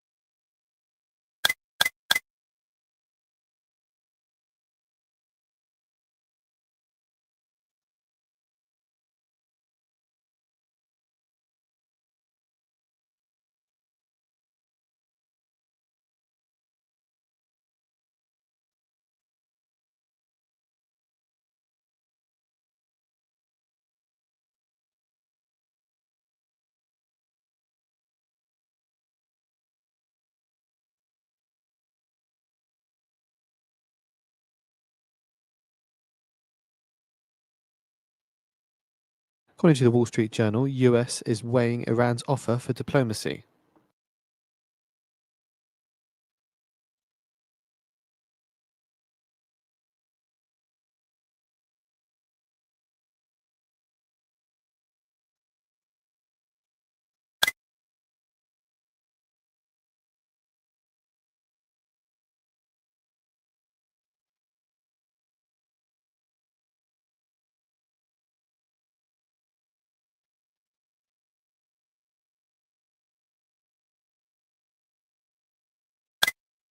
Just a bit more further info into this article from the Wall Street Journal.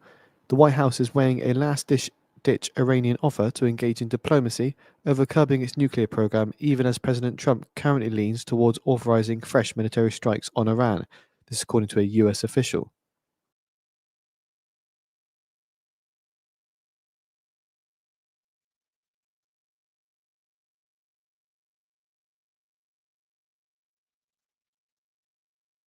We have posted the article on the feed for those interested.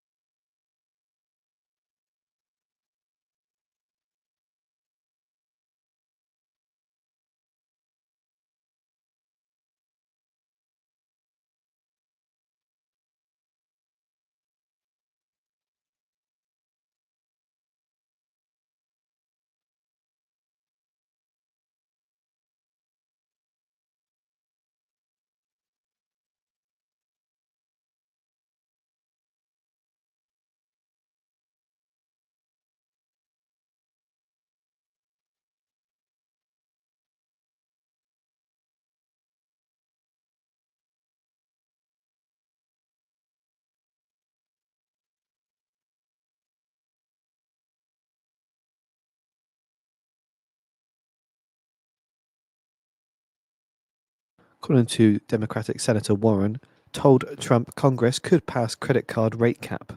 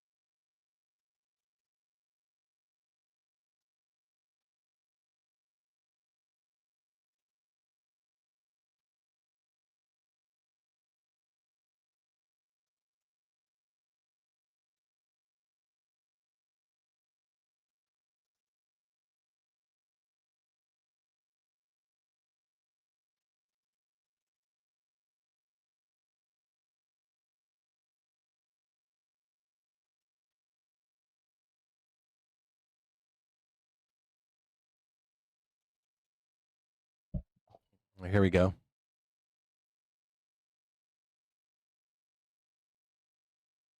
Just grinding right now. It's up here a little bit.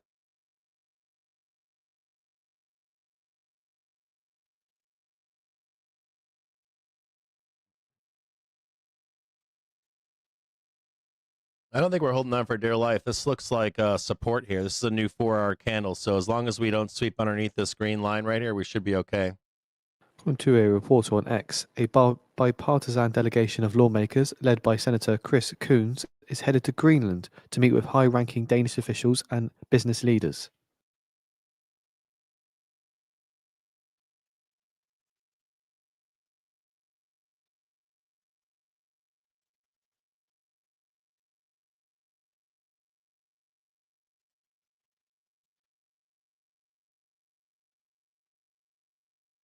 Unless we start making that new 4-hour candle lower. Just look at this really quick.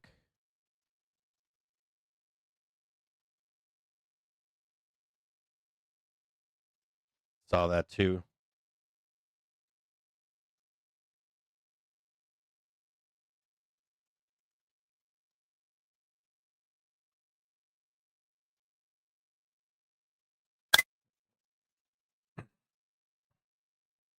I saw that meme last night with the NYMEX WTI crude settles at $59.50 a barrel, up 38 cents or 0.64%. I saw that NYMEX meme last gasoline night. I thought February it was futures great. settle at around $1.79 a gallon. I thought that meme NYMEX was diesel awesome. February futures settle at around $2.15 a gallon, and NYMEX natural gas February futures settle at around $3.40. The meme was, in reality, they're not after me, they're after you. I thought that meme was awesome last night. We've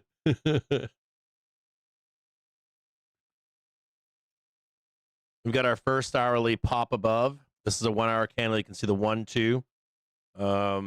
If we can hold this, we should go straight up. If not, we'll swing low and flush everybody out, and then make the move to 7,000.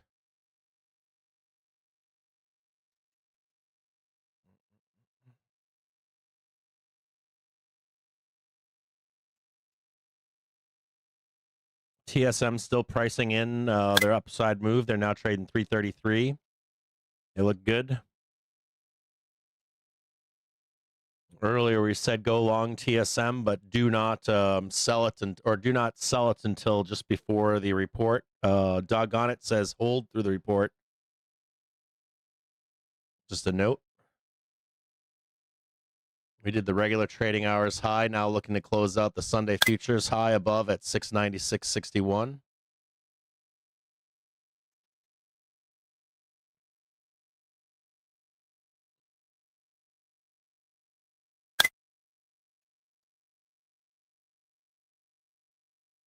I wonder if we can straight trade 700 here or not. We can get that. If you get that JPM, if we get the upside JPM print, it could make all of the other banks moon. Get us on that 7,000. I thought we were crashing today. I was told we were crashing today.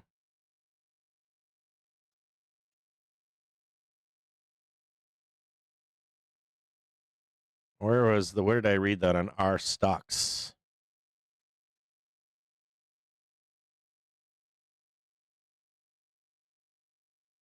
Where did I see that? The fucking doom was thick last night.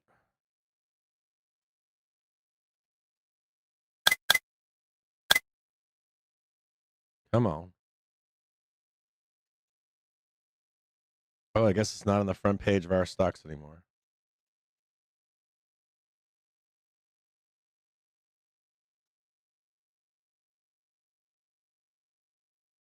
Should I just do our new or new maybe?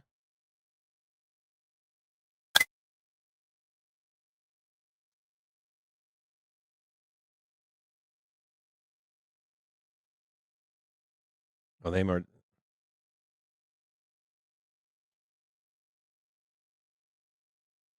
Here.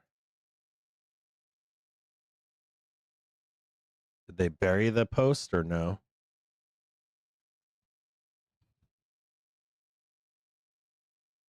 My internet is slow right now.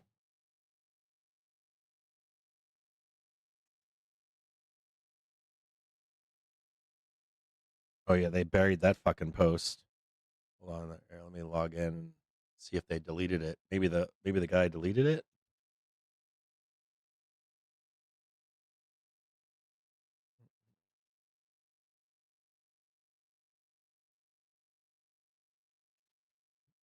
Can't find the post anymore.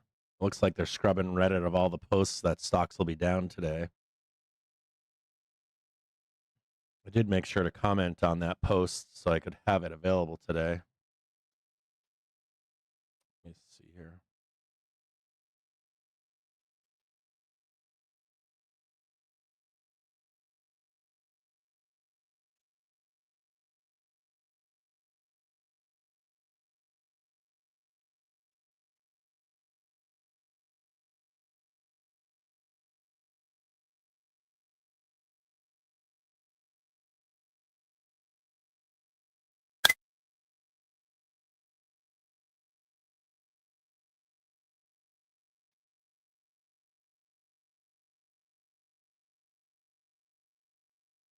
We have posted the article from AP News on the feed for those interested.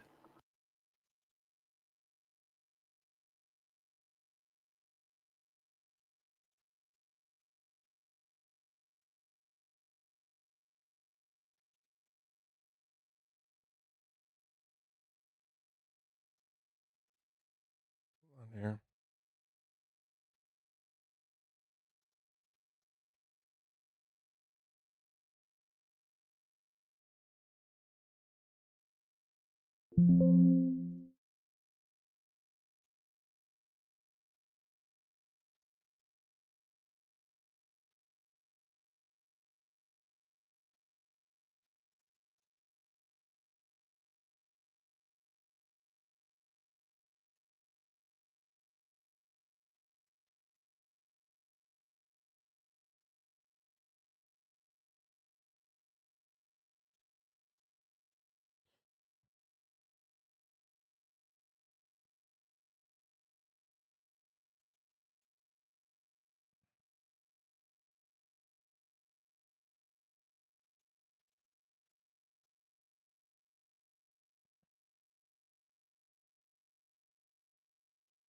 Pfizer CEO says the White House is willing to help on foreign drug prices.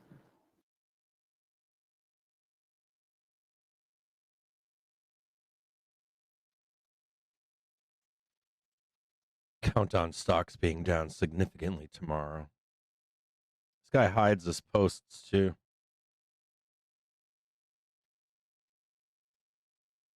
This Blade 3, Colorado. 16th Air Force veteran served as medical rescue motion manager for various Fed agencies, including NASA. Started with early, overly generous pension and good investment choices. You're gross.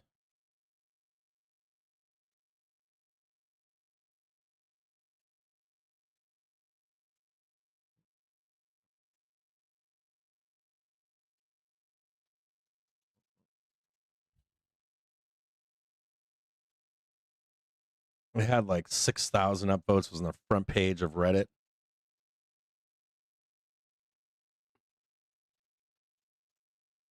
Some supply up here at 695. Still have that yellow bar up there to target.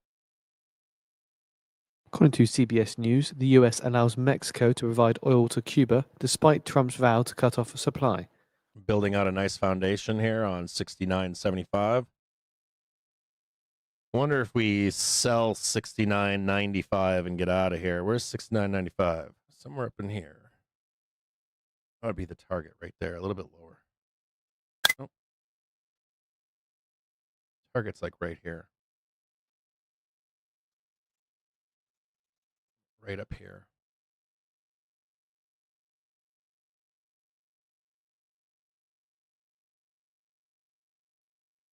Got a dotted line so you can see it. We can sweep all this stuff here, but this is open season now. Hourly triggers coming up to 69.50. Half hour trigger is going to be at 69.65ish here soon. Halfback trade 69.50. This is a nice double pump up here, though, in these 2 1-hour bars. We got 1, 2, so any pullback should be bought.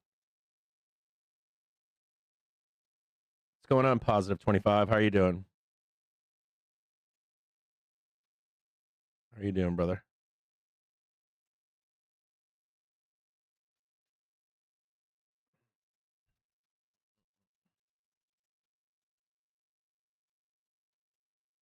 Yeah, what did we say last week? We should hit 696 Friday or by this Monday, right? Or not this Monday, excuse me, this Wednesday. We gave until Wednesday. That's because of the Monday up day. The other thing too that could be considered here would be the bigger question is: we weren't able to sweep? We're not able to sweep the We low have from posted the 2 article from Fridays ago. CBS News on the feed Does for that those mean that we interested. swept this past Friday's low and then we're done? We're just going to keep moving up higher? That's a bigger question. There are still no puts out there. Nobody's buying puts. I'm looking at the SPX gamma here, net gamma. Still nobody hedged. I did look earlier at Financial Juice had a couple charts for fear and greed. Fear and Bitcoin is still 27. That's fearful. The fear and greed index on S&P 500 is at the top end of neutral, but it's not overly bullish at this point. Fear is 42. It's reading, the start of fear reads at 42. We're at 55, so we're not at greed yet. We're just starting to get into greedy and starting to get into extreme greed. Trump dialed back his stuff on Greenland today. He dialed back the Fed chair today. He dialed back. He said the Fed. Well, the Fed's independent. He said some shit last night where he said he didn't have any idea about the investigation. That's horse shit. So he's trying to play coy with not having any influence over the Fed. So he has to do that. But he does. He's already point blank said it. Powell investigation drumbeat of Republican opposition grows on Capitol Hill.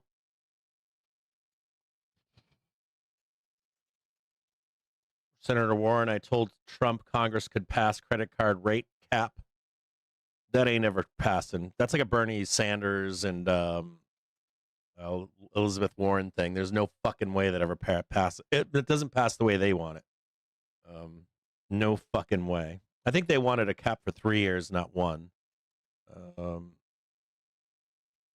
eat my shoe if that actually if it takes place in the thesis of how it is, like everybody, no more than 10%, I'd be like, Or it would be something where everybody's getting 10%. Something like that. We don't care how good your credit is.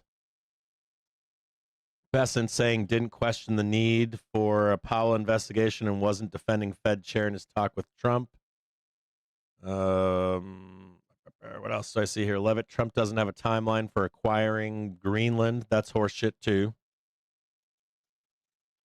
He's got a timeline. His timeline is the midterms, and then he gets an extension potentially thereafter.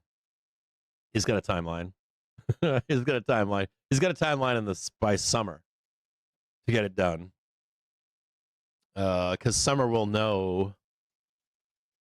Pretty much we should know who's going to win, generally speaking. So I would say he's got a timeline of this summer. Thereafter, we'll kind of get a idea if he gets an extension or not on Greenland. The stuff about Trump warning about the Supreme Court ruling, that's a hot mess. I posted something in the Discord about it, and then I deleted it. Then I was going to rewrite it, and then I deleted that. And I was like, I'm going to leave it for now. I tried to dissect what his Truth Social post was. It was fucking bizarre. Let me read the full post to you. It was a tough one. It made my eyes bleed. I'm not going to lie. And I found it a little fascinating. This is the post. I'll put it down here. I don't know if I can move this over. Maybe you can. I don't know if you can read that like this, maybe like that. You can kind of read it. He says the actual numbers that we would have to pay back if for any reason. Let's try to dissect this together, right? Because I tried to write this out twice, and I deleted one that I posted, and then I deleted the one that I was going to post. It's not an easy one. This is not an easy post to get through. The actual numbers that we would have to pay back if for any reason the Supreme Court were to rule against the United States of America on tariffs would be many hundreds of billions of dollars. And that doesn't include the amount of payback that countries and companies would require for the investments they're making on building plants, factories, and equipment for the purpose of being able to avoid the payment of tariffs. Now, that part is fucking crazy.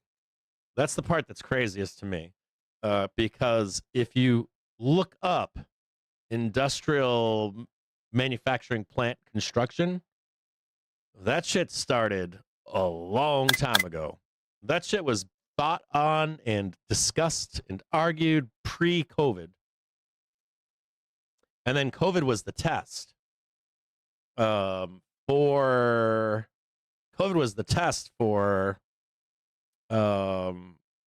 the continuation of building manufacturing plants. This is all pre these tariffs, way pre these tariffs. But that brings up all kinds of questions about elections, brings up like when was this stuff decided, brings up why, like, was he told we spent all this money, you promised us you're going to be president again?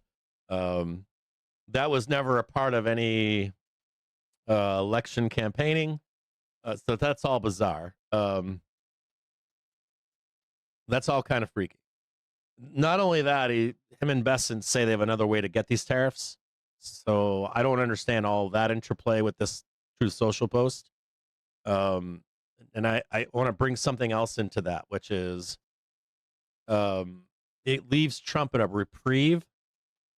So if the tariffs are overturned, it gives Trump an out. This post here, because does it mean like he won't pursue this money until after the midterms? So you get the break, you get nice Trump for the next, until summer at least, if not the fall. And it says here, require investments they're making to building plants, factories, equipment for the purpose of being able to avoid payment of tariffs. So I don't understand that part, because if you pay back the tariffs, to the companies and to you, it introduces like a whole can of worms. Will the company give it back to you? Will the government give it back to you? Who gets the money for the tariffs? The tariffs are laid out, paid for by the companies. Do companies owe you this money back? Did they raise their prices? A lot of companies didn't. I'm going to be honest with you guys. I know you think that they did, but tariffs were in large part eaten by companies. In large part. I know it's a shocker to you out there. If you look at inflation, services inflation has mooned, and goods inflation has not. So it looks like what it looks like with non-financial corporation profits. It looks like they ate those profits that they were making from COVID and the free money era, and also ate the tariffs. So that's a bigger question. Like, does the tariff money go back to the corporation, and then the corporations get sued to pay you back? Or does the corporation say, hey, look, we ate those tariffs, that's now profit for us? And there's a big thing here, too, because if the tariffs go back to the corporations and they don't pay that to you, that would be a windfall of profit for these companies. Does that make sense? Do you understand what I'm saying here? Like, you guys are, like, let me explain something simple to you. Corporations, Brent crude even futures though settle you were at $63.87 a barrel, up 53 cents or 0.84%. you were astroturfed that you ate those tariffs. I'm going to tell you that you did not. The data does not support that. So that means that these corporations ate those tariffs. And I know that you haven't been told that, but the data suggests that's the case. If that's true, and these corporations take that money back, and they don't give it to you, and they say, hey, look, we ate those tariffs. We're keeping that money now. That would, if tariffs are struck down and they're going to get that money, then who's he speaking to right now? Is he speaking to you, the American? Corporations will have nothing to do with it. That's my point. They'll tell you to fuck right off, especially goods companies. Now, that would hurt services companies, but not goods manufacturers. So this is all kind of wonky, how he's phrasing this. He's trying to he's like trying to cover for these companies, maybe, I don't know, or threatening companies, but at the same time, they want their money back for the investment. But this has been going up. This build out of manufacturing plants and machinery has been going on for years. And Trump's only been president since November. So you're asking to pay that back pre-tariffs. Right? You're asking to pay them back for their investment for something that was pre-Trump even being president. So that's kind of bizarre to me too. As a matter of fact, manufacturing plant construction has gone down since Trump has become president. So I don't understand that completely. When these investments are added, we are talking about trillions of dollars. It would be a complete mess. Yes, it would. But he's not telling you why it would be a complete mess. Honestly, not telling you why it would be a complete mess. He's saying it's something else than what the real problem would be. When these investments are added, we are talking trillions of dollars. It would be a complete mess and almost impossible for our country to pay. Anybody who says it can be quickly and easily done would be making a false, inaccurate, or totally misunderstood answer to this very large and complex question. You could print money and pay it back. You can easily print money and pay it all back quickly with no problemo. You wouldn't even have to collect this money back from the corporations that paid it, but you'd force that on those corporations. Do you see what I'm saying? See, he's in a catch-22 now. So if you printed the money and paid back, you paid back who? Who would you pay back? People? So you'd either have to admit that you didn't actually see that money, or the companies get paid back that money from him. Does that make any sense? So there's a lie that's been told. The lie is that you paid the tariffs. You have not. The data supports that. For all durable goods, we have not had an inflation spike seen in tariffs at this point for where we are in tariffs. So who are you paying back? We can pay it back. We know that. And who are you paying? The American people? Corporations would like to have a word about that. So I guess you'd be paying back the companies. You'd be doing QE for companies. I don't know how that would stand with Americans. When these investments are added, so anybody who says it can be done quickly and easily would be making a false, inaccurate, and totally misunderstood answer to this very large and complex question. It's not a large question. It's not complex at all. It may not be possible, but if it were, it would be dollars that would be so large that it would take many years to figure out what number we're talking about, and even who, when, and where. It's not years. If you import goods and you write, this is fascinating. So if you pay a tariff, you can do a byline for the tariff that you paid as a company. You guys know that? They pay a tariff, right? If I pay a tariff for a pair of scissors imported to the United States, there's a paper trail along the way of me procuring those scissors and what I paid for a tariff as a company. Same thing when you buy off of Temu or, whatever it is. It says right on there what the tariff is that you're paying. It doesn't take years to find out what all that is. Anybody that says they can be quickly, and what else is fascinating about this is I just talked to a buddy who was selling some equipment to the federal government, and on the phone call he told me the U.S. government just told me that so let's say the equipment costs $100,000. This is a true story. this company A, this is the government. Company A said it's 100 grand and it's 10 grand in tariffs on the bill. On the bill. And guess what the government told Company A? You can't do that. You have to write it out for $110,000. But do not include the byline for tariff. Just build it into the cost for us. That's a true story. And Company A said, I can't do that. That's illegal. And it is. It's illegal. So I wonder now why he's saying this. And if you procure materials, equipment for the federal government, you already know this, right? If you're out there watching the show, they're telling people not to do that. For the federal government to not pay back the tariffs, I'm assuming at this point, to you. So the federal government would not be on the hook for it and committing an illegal act. But you've got anybody who says it can be done quickly. That's false. It can be done quickly. The problem isn't that it can't be done quickly. It's that you'd be printing money and giving it to corporations. And then the corporations would be sued if there was going to be class action lawsuits against these companies, be sued by consumers. And the consumer would have to prove that those costs were passed along to you, the consumer, which would open up a whole nother can of worms, right? A lot of rage and anger. You'd find companies saying, no, we ate the profit, or we ate the tariffs, and now we're not giving them to these consumers. And of course, that pisses off a voter, right, at the voting booth. What do you mean you ate the tariffs? I was told that you charged me for the tariffs.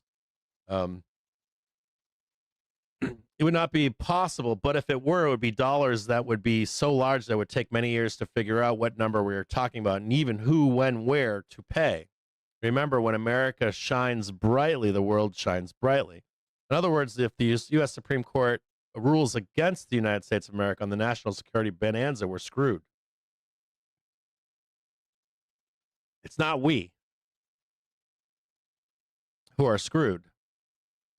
You can infer what you want from that. Who would be screwed?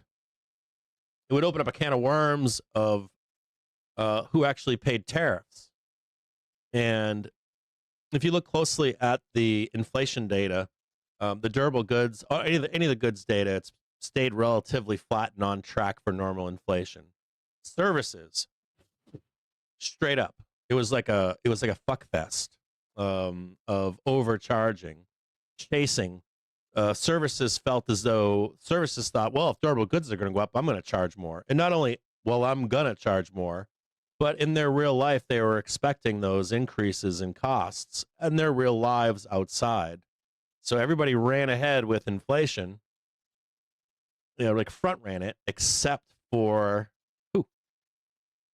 the manufacturers that are buying goods and materials from outside the country. They did not do that in general. And a lot of companies went bankrupt in this process too, right? There were a lot of people, small businesses with products they were manufacturing in other countries, and they ran all over Twitter saying, I'm shutting my company down. I can't justify double the price for this item or that item or whatever. And what else was hidden in the background is the profitability of these companies was huge. Huge from COVID money, cash sloshing around in the system. Corporate profits were through the roof, and in particular, companies that sell real goods took a major hit. Well, they didn't take a major hit. They came back down into reality, I would say. But it would be fascinating to see the blowback from corporations that make physical things. And they're probably giggling right now reading a post like that. Can you imagine like owning a company that produces a pair of scissors and you're like, my profit margins were, I don't know, 20% or 30%. And the input, this is where the other lie comes from too. There's a whole bunch of other lies in this. So you have like a pair of scissors and maybe you're getting the handles from the US and you're only getting this one screw. You're printing this here in the US, you get this in the US or from a country with low tariffs. And only one part here comes from another country that's tariffed. and it's not like, let's say this scissor input is only, let's say a pair of scissors costs $1, and the input is only 10 cents. So the tariff on on some of this is like 7 cents. So I pass that 7 cents along to you, or I eat it because I'm already making 90 cents on this. I make 80 cents now. So the bigger question, because I know that you and I have been told, well, the scissors are now $2. They were $1, now they're $2.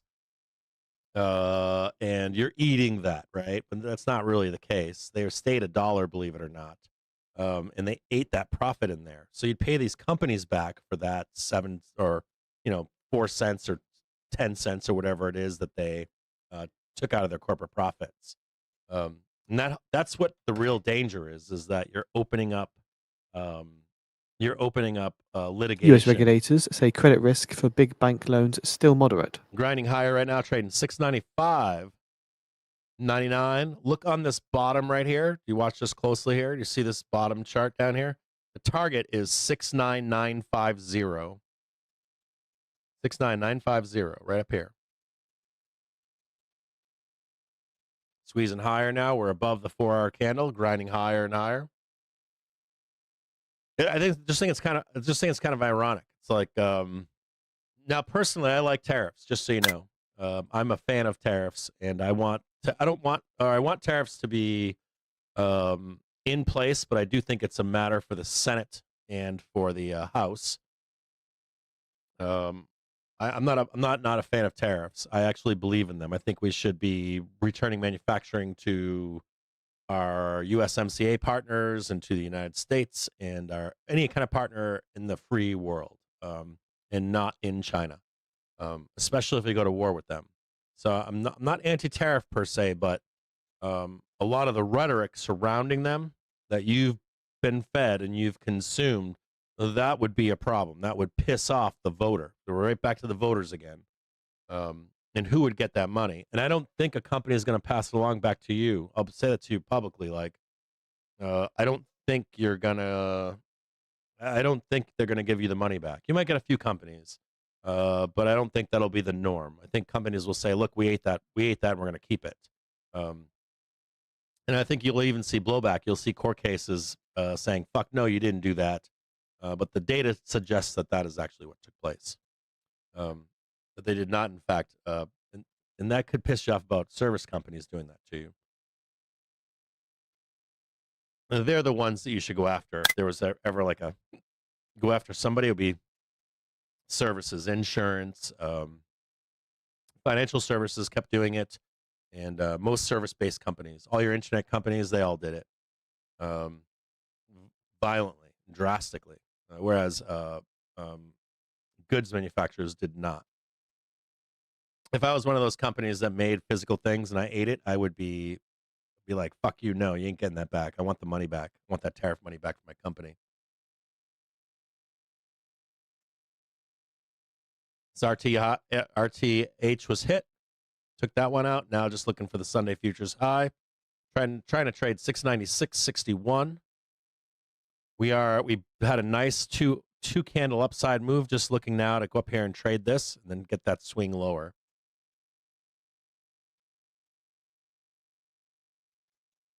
This is the 4-hour candle you want to hold on to right here.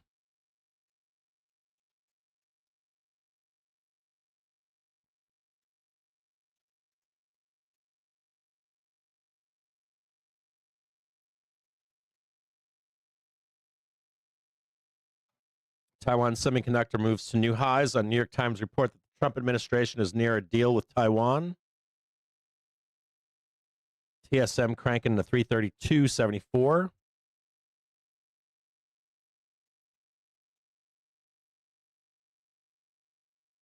They have an expectation into their, I'll show you this. This was from earlier today. We have an expectation to trade, I've got an expectation to trade 350, maybe 352. I did look at calls above to 356 up here, 356. Anything above this would be gravy. Like 370s, stuff like that on TSM. If you can get that TSM trade higher than this According to 350, a Politico 352. report on X, House GOP leaders plan to put the next funding package up for a vote Wednesday night, per sources. The options market for TSM is only pricing in a 5% move on their earnings. This would be 10% right here. Trade all the way up into that 350.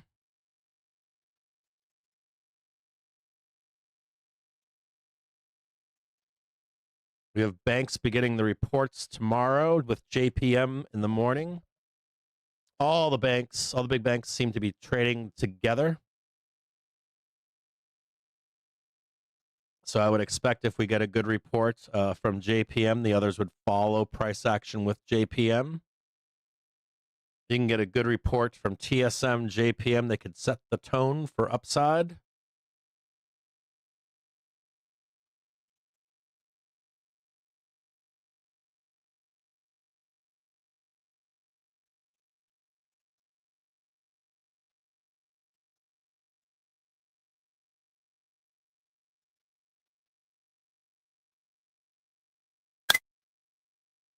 Well, that's my question is, we built the factories before he was president, before tariffs. So why was that agreement not made prior to this? Why was there no public input on that agreement? I have questions on that. I don't think I'm going to get those answered. Was there some kind of an agreement with corporations building factories in the U.S.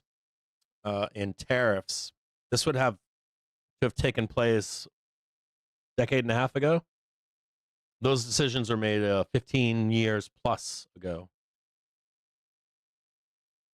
So that's questionable. I do agree on the surface, the Supreme Court striking down tariffs could be a knee-jerk reaction, but I don't think tariffs end. I think either Trump invests into it or even the Senate will continue with it. I think I said this to you last week where I had a conversation with you guys last week when like Democrats were pretty mad last week. They were pissed off. They're in a Discord, pissed off. They're pissed off everywhere. And my point to them was this has been going on for years. And no populist movement, no MAGA, no Republican, no Democrat has stopped any of this stuff. They've all been a part of doing it. You can see it in the data. You can see it in tariffs. You can see every modern president has been at war with China. And you've gotten you've gotten Dimetap, and you've also gotten shots in the arm. Depending upon what you needed to continue to do what they were going to do. And I'm not anti-doing this. I'm saying that I don't think this train stops, even though you think that you can stop it. I don't think that you were stopping it 15 years ago. And I don't think that you're going to stop it thereafter. But if the populace, the populace has to believe, the plebs, you and I, you guys need to believe in something. And when the skirt is lifted, what are you going to believe in? That's the danger. Is you have a populist revolt. If everyone here was told or found out, hey, you know what? It didn't matter who you voted for. It didn't matter if it was Trump, Biden, Obama, Clinton, Bush, any of these guys. None of them. Didn't matter what was going to happen whether you liked it or not. Oh, and by the way, we got to foot the bill. I would think that America would have wanted a say in that if they wanted to do that or not, which I think they should. But, it kind of lifts the veil on whether you actually have a choice or not in this stuff. I think that's what he's speaking more towards without directly saying it. It kind of sucks to know that, right? Kind of infuriating. No matter what your politics are, it doesn't matter what you are. Well, like literally, what your politics are. This machine's moving, whether you like it or not. Or can we roll this back and roll that back? Probably not. Probably not going to happen. He is right saying that. I think if it was all going to be rolled back, there would be fucking hell to pay. I think he's admitting somewhat to that.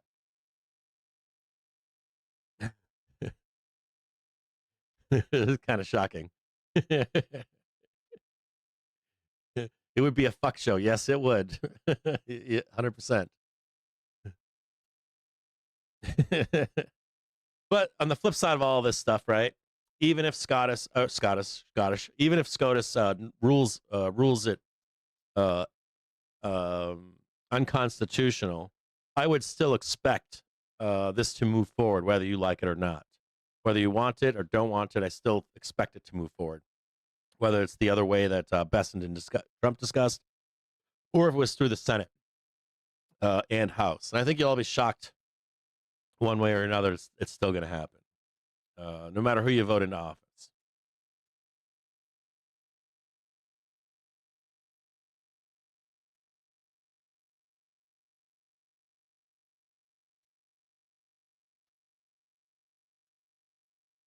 House Republican leaders intend to put next funding package up for a vote Wednesday night, according to sources.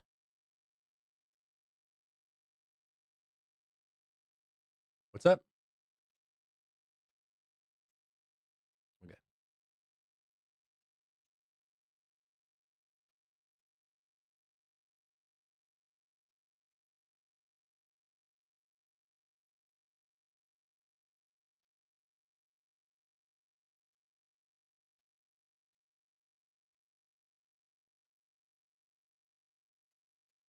Stocks will be down significantly tomorrow.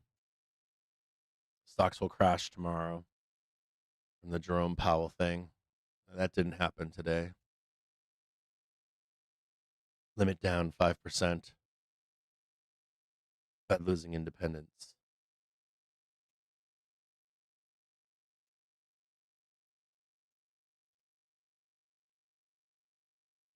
I think we got Ford reports on the 2nd or 10th. And they got a big Ford. They got the Ford Motor Show, and they got the economic thing for Trump.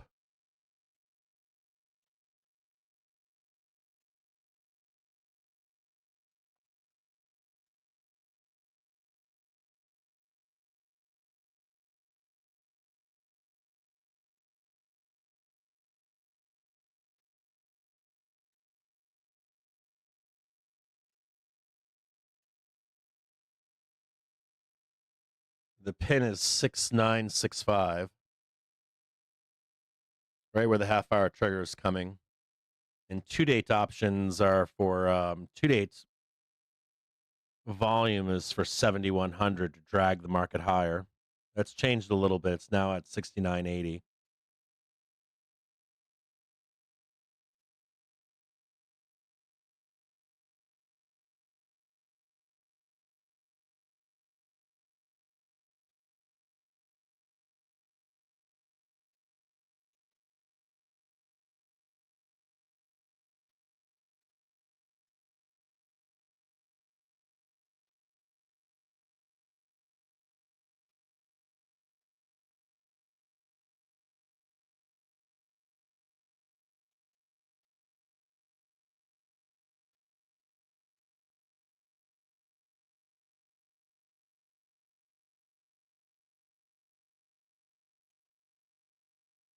$69.60.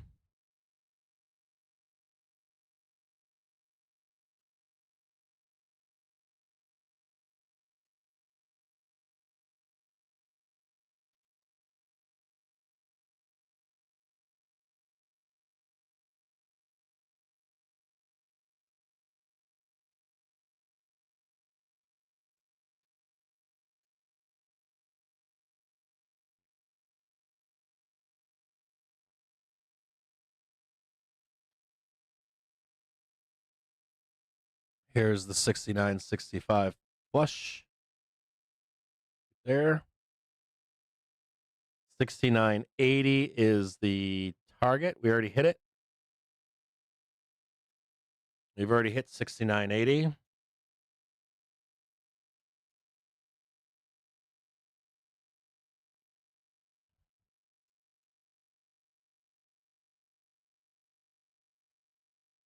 BlackRock's Rick Ryder says stories on meeting with Trump on the Fed roll are reasonably accurate.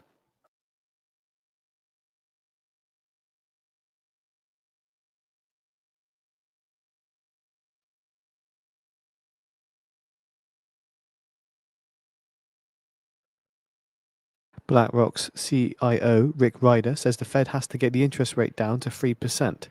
He's currently speaking in a CNBC interview.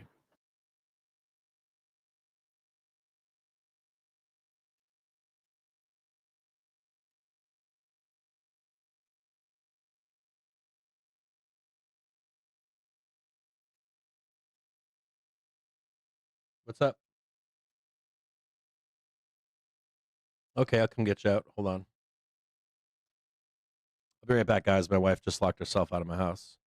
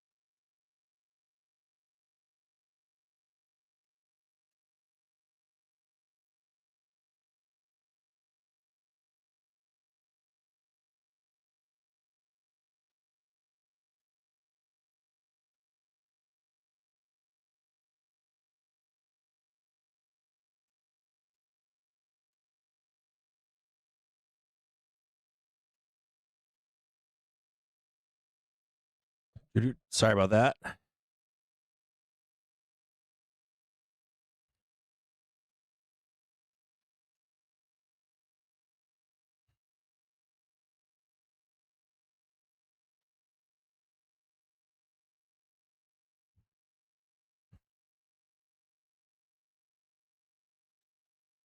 Where is this one here? 11 a.m.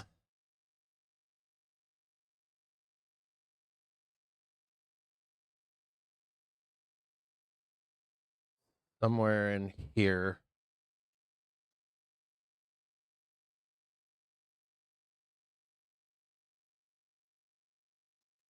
Right down there. 693.80 would be the target if we get down there. Well, that's the magnet. I'll show this to you guys really quick. If we can get down there.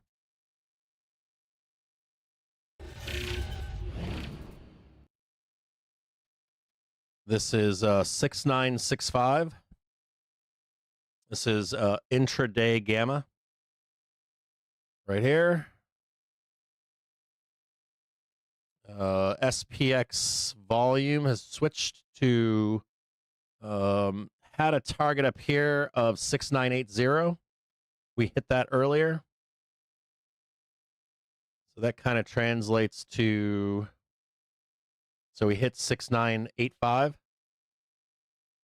So what it's saying is that there's a magnet down here and then higher.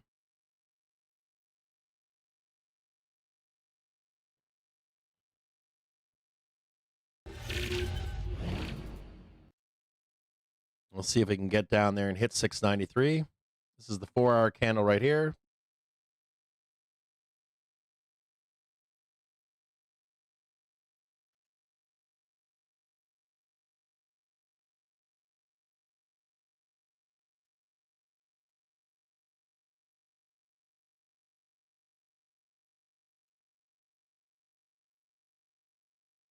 A little bit of weakness into the close here.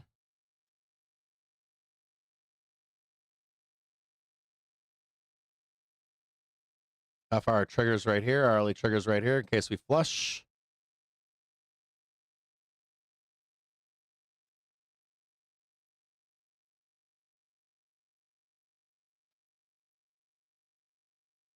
Change that from yellow to red.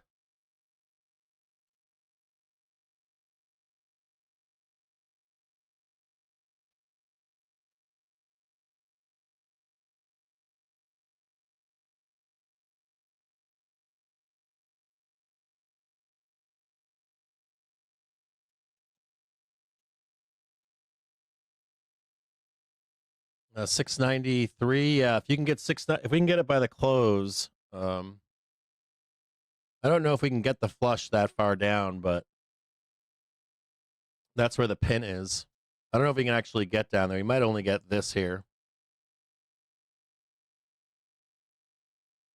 You need it by 4 p.m. How much down is that?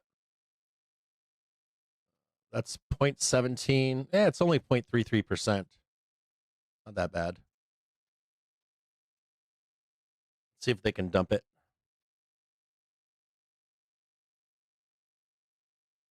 Trump is to meet the opposition leader Mercado at the White House on Thursday. BlackRock's Rick Reeder saying that the Fed needs to get interest rates down to 3%.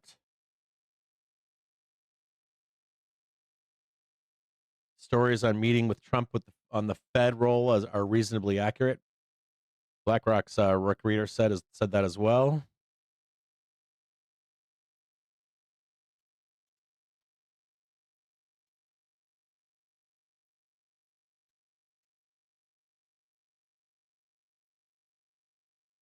Yeah, I've got 693 as the target. I've got 693.82.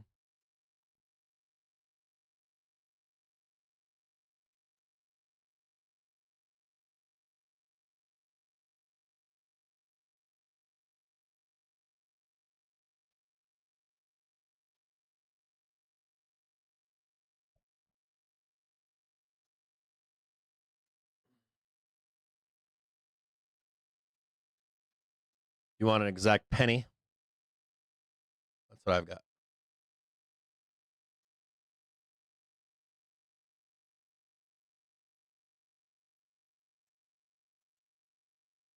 See if we can erase part of this 4-hour candle here and start making our way lower.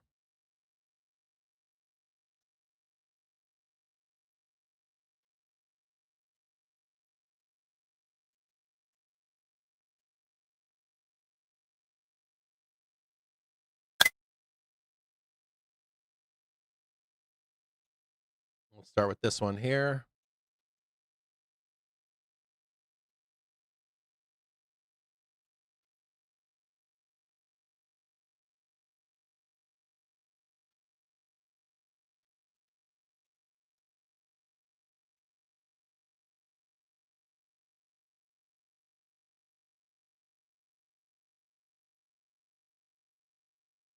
I'll make this one larger so you can see it here.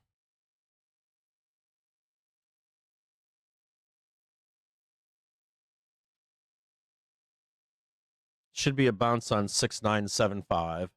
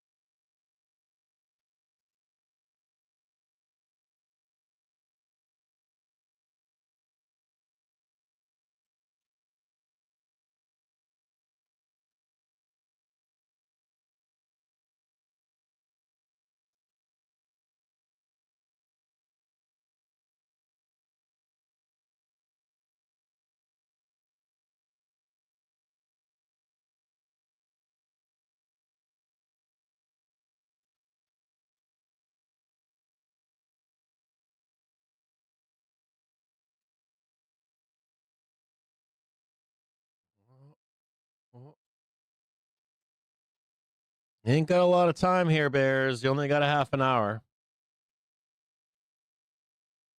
Okay, so what we're going to do.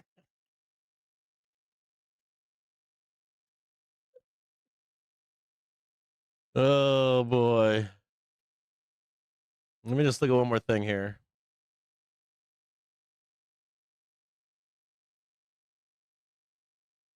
I think we're fairly. I don't think we're going to go lower than this. Lower than 695.03. I mean, can they get.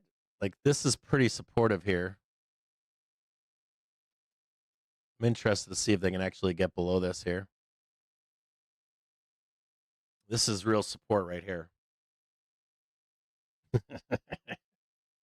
I don't know if they can get any lower than right here. That might be it right there.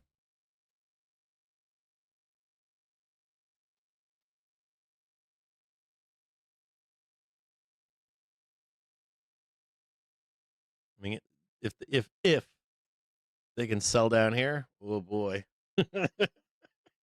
Oh boy. It's going to be hard to sell down there. It's not going to be easy to sell down there.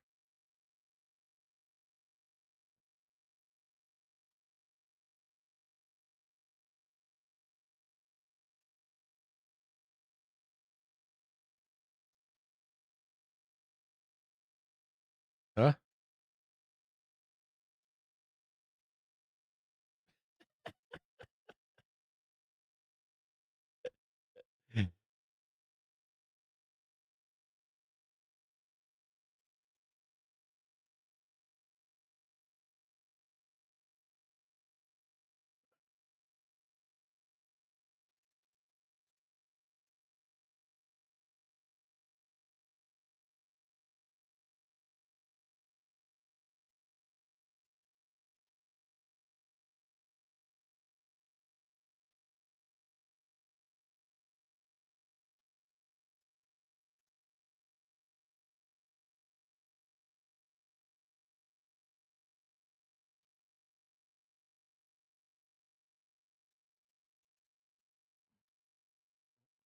I don't know if we can get below this.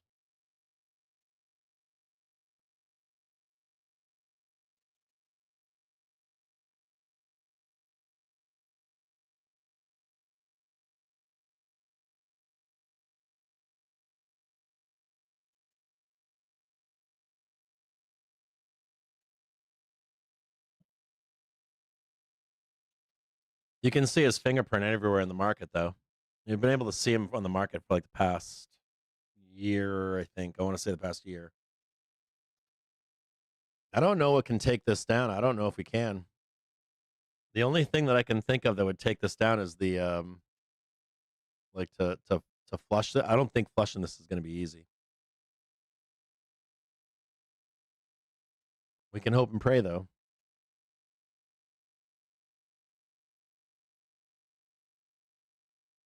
If we do flush this, it's going to be fast. It should be like, and then whipsaw up. There should be buyers here, like big buyers. I don't think we can flush it.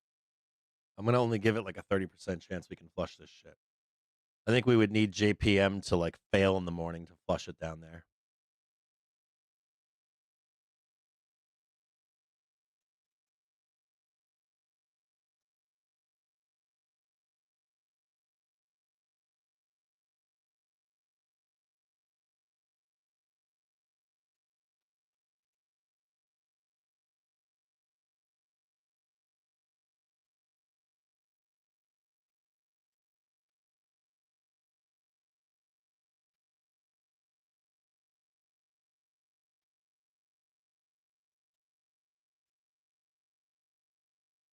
I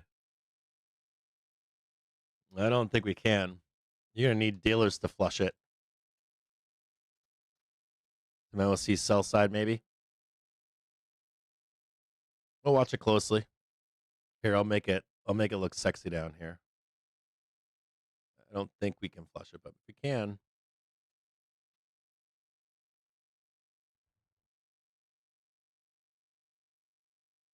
Yeah, the Captain Condor. You want to know who he is? Not me. It's another guy. He's been known though for like, I think he's been known for at least a year.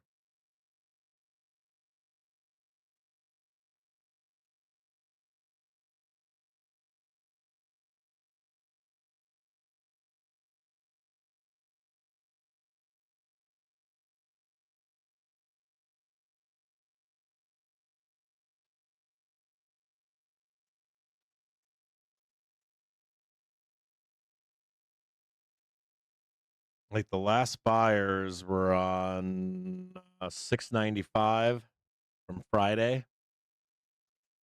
We're above that now. Same buyers from Friday are here.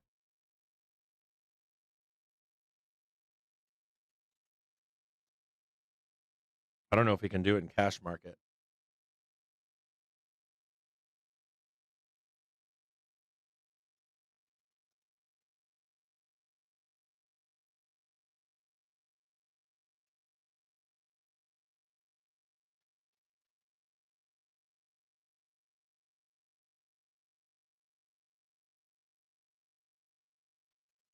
We'll write bull pain right here.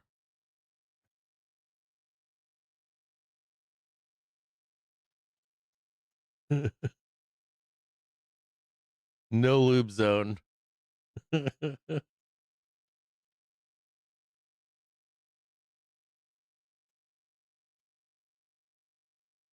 to the New York Times, Meta plans to cut 10% of Reality Labs business staff.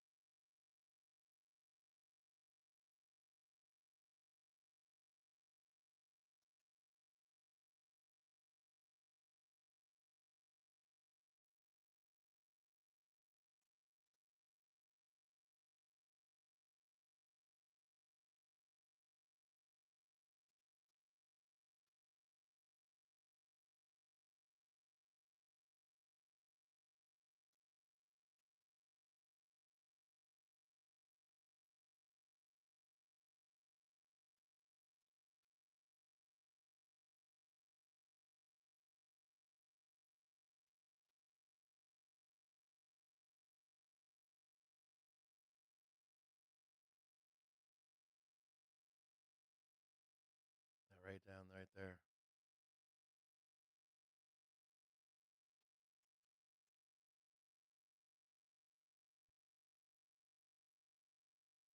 I don't think we can get down there. But we'll put this in here for the Bears. We'll make the Bears happy in here. Oh, can I make it smaller?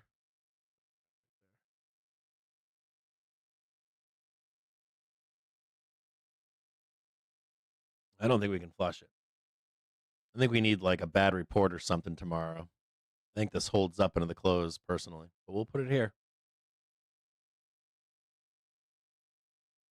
Yeah, I think that it holds. You'd need maybe an MOC sell side or something. I think it holds. This is where the pain is for sure. This is some big pain in here.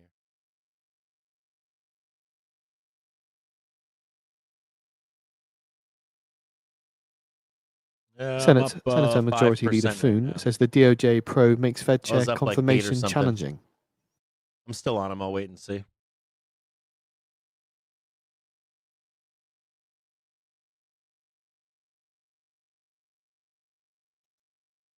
I was up 8% at one point. Just need one quick red bar right here. Just one, like, need a dealer to come in and just like, whoop, just like that. Need one fast candle down there.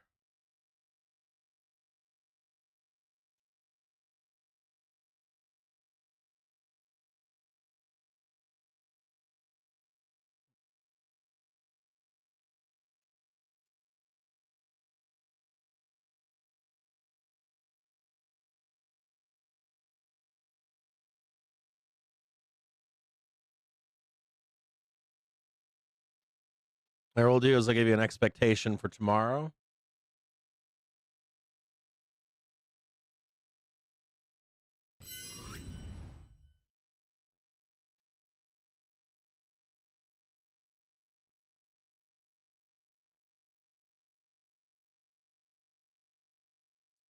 Nice 4-hour candle here. This is beautiful. This looks really good. This is very supportive here.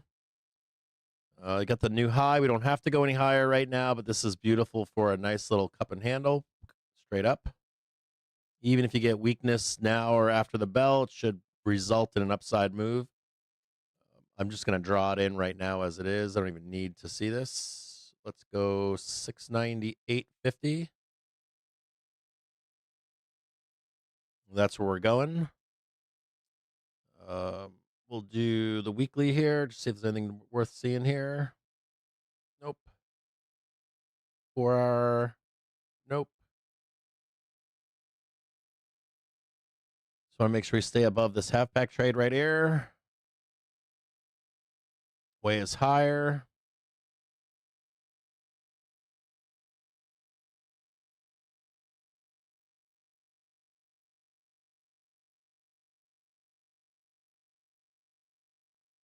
Dip buy.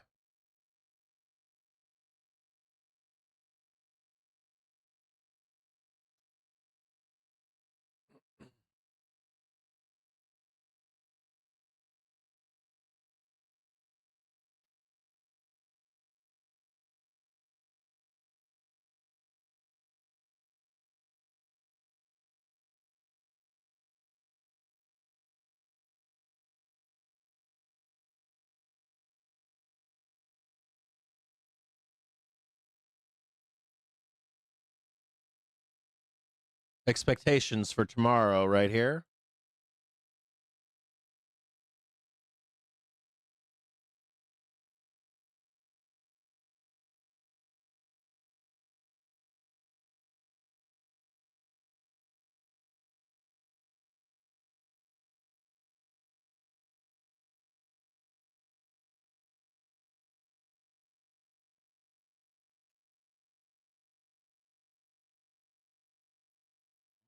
We already did the all-time high. Expectation 698.50.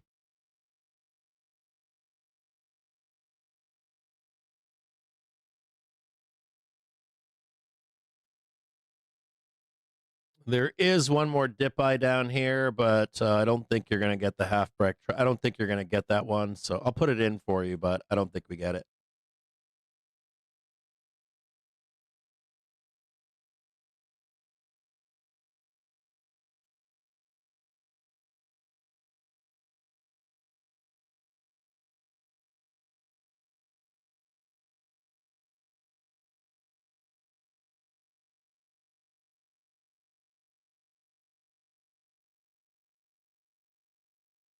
This is Tuesday, Wednesday, Thursday. Let's write it that way. Hold on.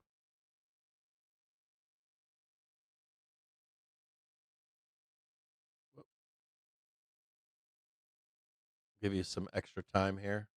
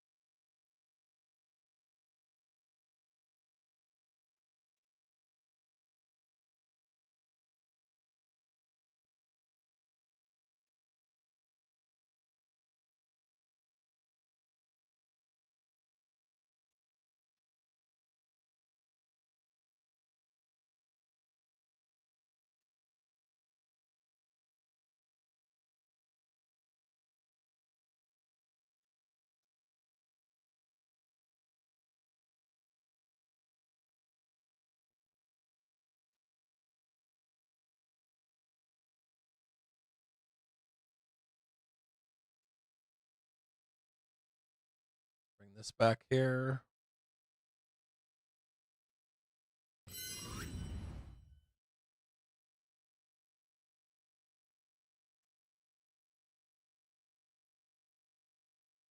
This looks like shit now how I drew it, but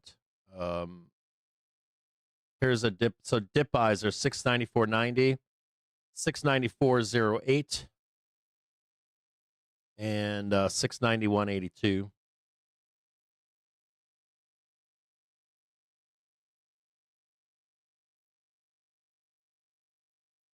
Sorry about the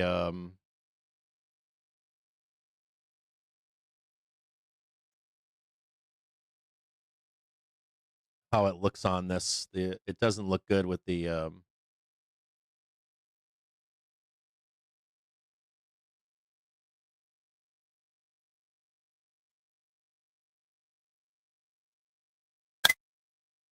looks kind of janky with the 1 minute whatever. We get CPI tomorrow. Here's a CPI crib sheet for you.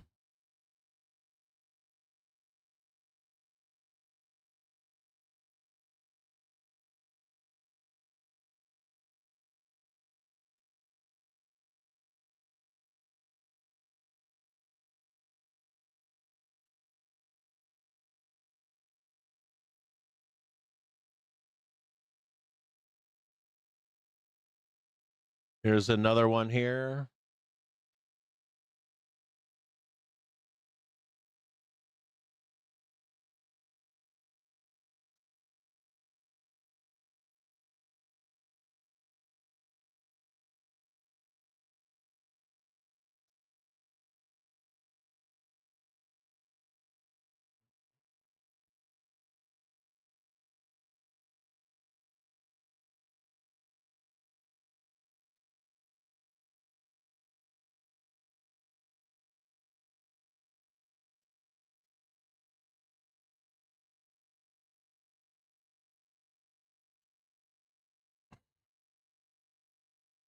Just sell the clothes, dudes. Just sell it.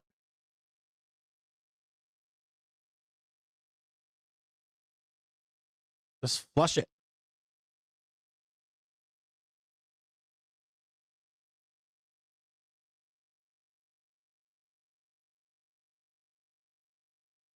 Lay off the market a little bit. Just a little bit in the there you go. There you go. There you go. There you go. Just like a little flusheroonie. Yeah, just flush it right down. Just plunge. Like just to take a little bit off.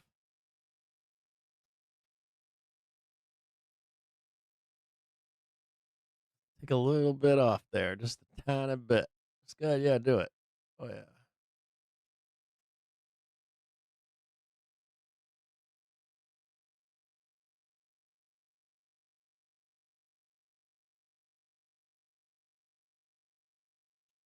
Oh yeah. Oh yeah. Oh yeah. Lube right down there, brother.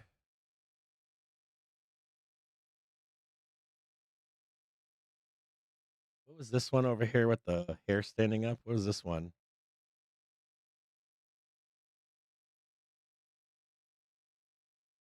Where's the hair thing?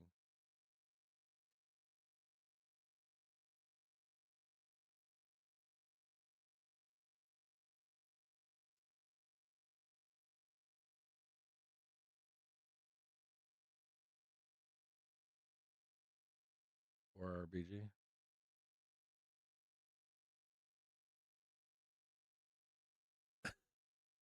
Thought that was funny. Just plunge, just a quick plunge down there, just fast plunge, just like 2 seconds. No, don't do that. Just quick, just straight down, just real fast. Nice big fat, quick red bar, straight down. Just flush them out. One more flush. Come on, spy. One more flush. Quick old flusheroonie.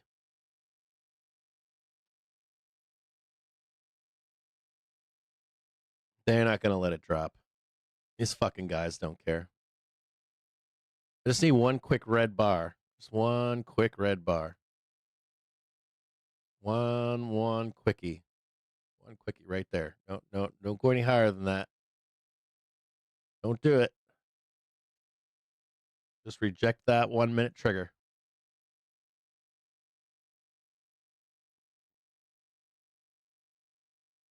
Nope, don't do it. Don't do it. If you do it, you know they're gonna buy the fuck out of it. Oh shit, here we go. They're gonna do it.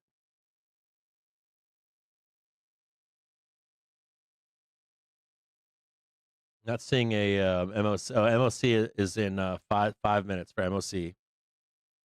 5 minutes MOC. MOC. We'll find out if they're selling or buying.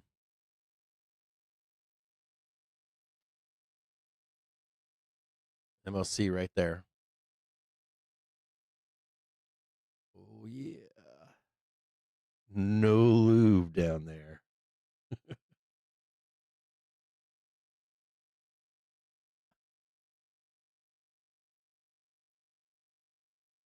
Lube them up.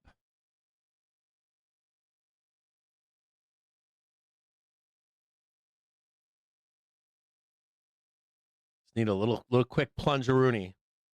Like a little rotor-rooter down there.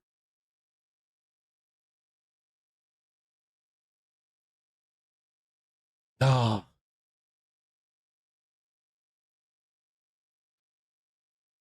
Just a quick little root.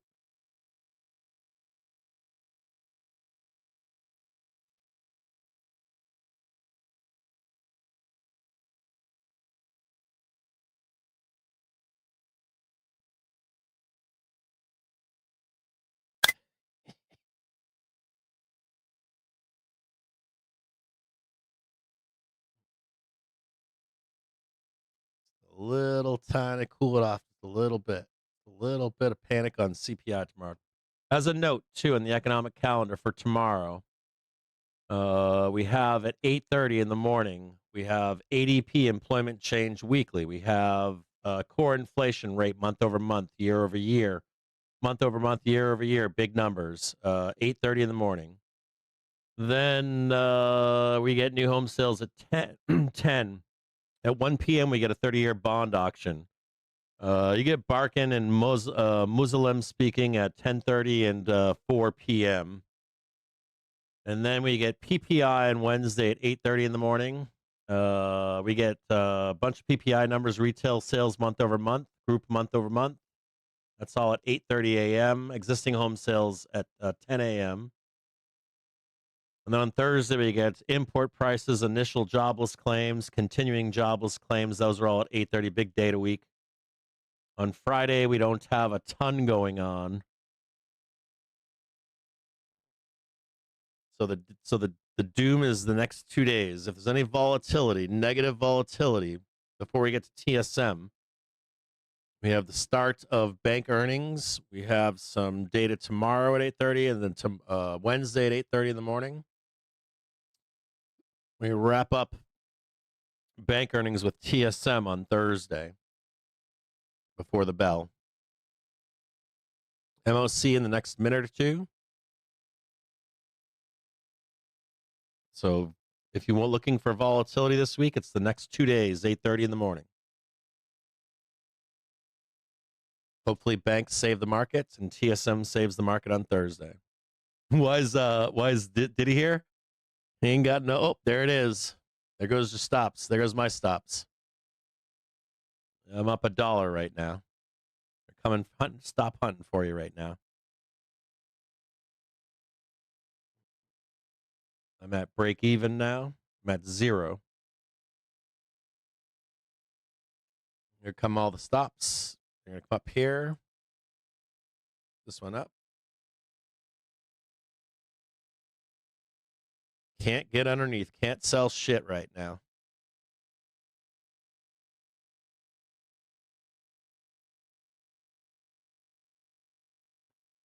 No Diddy for you. No Diddy. You're gonna have to wait until tomorrow. You're gonna have to wait now for tomorrow for Diddy. Boy, Diddy's over here next 2 days.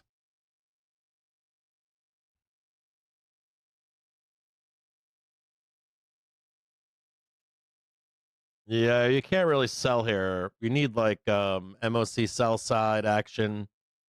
There's probably some hedging flows that came in right there. So this is all hedging flows. Dealers will counter all that.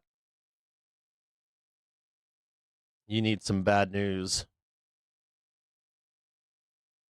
You might have you have a couple more shots at it if you're on sell side. You got tomorrow morning, and you got a window tomorrow morning and a window Wednesday morning for more downside.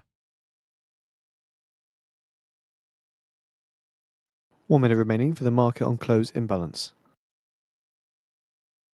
This is where Diddy is for today. We should keep Diddy around so we can see where the real pain is.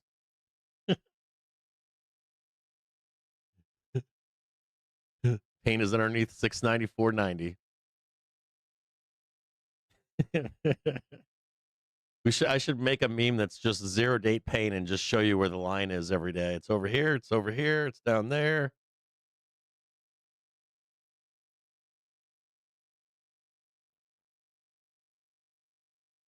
is yellow now, not red.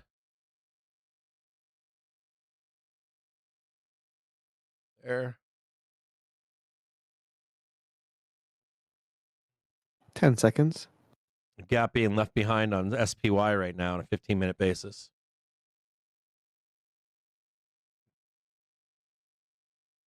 Market on Oh, close imbalance. S&P 500 sell side 400 million. Nasdaq 100 sell side 781 million. ooh, Dow 30 sell side 529 million. Mag 7 sell side 760 million.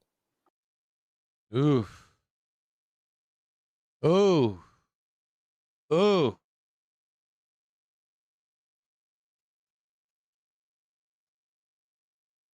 A little bit of blood here. Last few minutes into the bell. In 10 minutes time, we have the Little bit of South Korean import flushing price going year on. on year prior 2.2%. South Korean export price year on year prior 7%.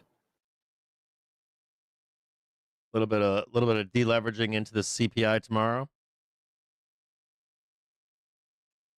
In 10 minutes time also, we have the NZIER confidence prior 18.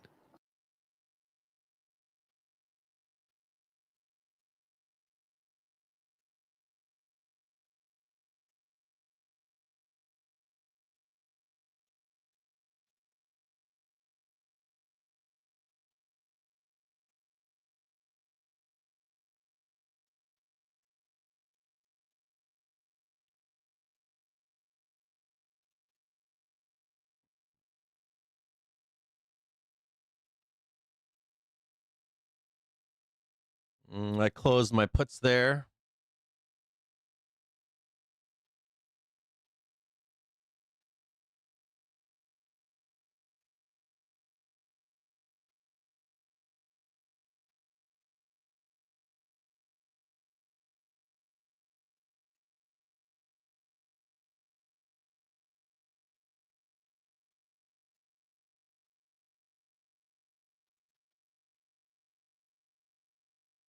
MOC is MOC top buys AMAT. Write these down. I'll put them in the Discord for you. This changes. If it changes again, I'll let you know.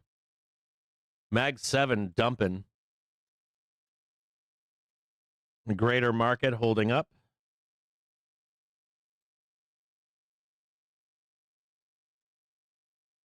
Top buys AMAT, PG, LLY, TSLA, PEP. Top 5 sells MSFT, V, Apple, MU, NVDA. V is now the top sell. If you're a bear, we've been doing really well on these end of day, like top 1, top 2. It just changed again. So we have top buys AMAT, top sell V. These are changing a little bit. I'll post another one for you right now in the Discord, an updated one.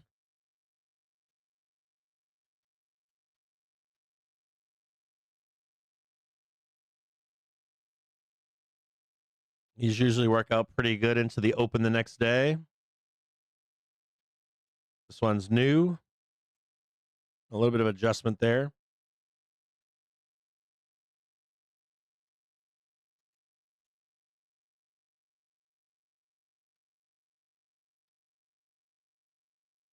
No worries.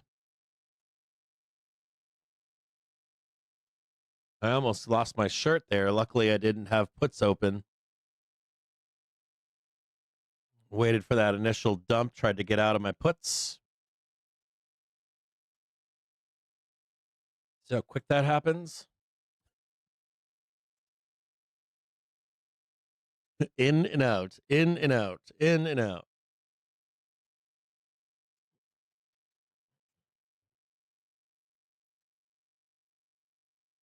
Yeah, we should go back up here.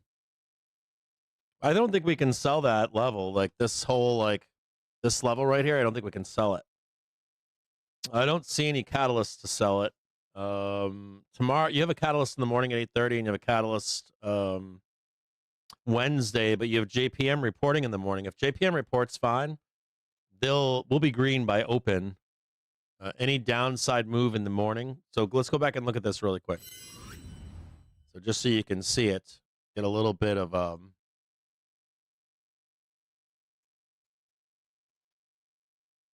you know, if you see a down move in CPI down here, you know, JPM does a good report, straight back up again. So I have this In set 5 here minutes' time, we have the for South Korean import price year on year prior this is Monday. This 2.2%, is South Korean this export should be price 6 year on year a.m. prior 7%, and the NZIER I should confidence move this over prior here. 18. It's a little sloppy. I could have done a better job over here. Let me just do it like this. A little bit cleaner. So like if you see, like if you lose any of this CPI over here, look at this really close. I think this is good to short after the market closed, but you know, you go down here, and then it gets bought right back up for JPM in the morning at 6 a.m. It's just gonna crank. So you like price in CPI and then this big move up. And I've got JPM going up, so I do have JPM going up. I think. Just check.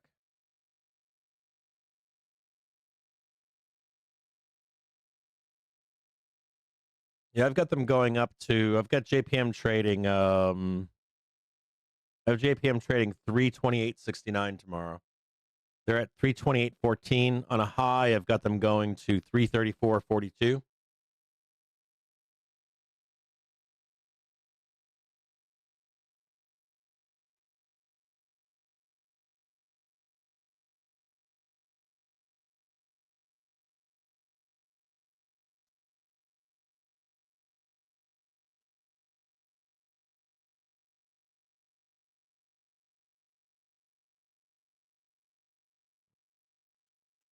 So I think that's good. I think this gets bought, whatever it is. It's a better trade. It's better to trade overnight. Like it's better to trade this overnight, get out in the morning, and then take the long. And I would be out tomorrow morning before. I would be out before JPM reports at 6 a.m. I would be fucking out. I wouldn't be looking for any other content. Well, yeah, I'd be out before JPM reports. I'd be out by like 4 a.m., 4 or 6 a.m. Like if you're looking bearish into this close, I would only be doing this on I'd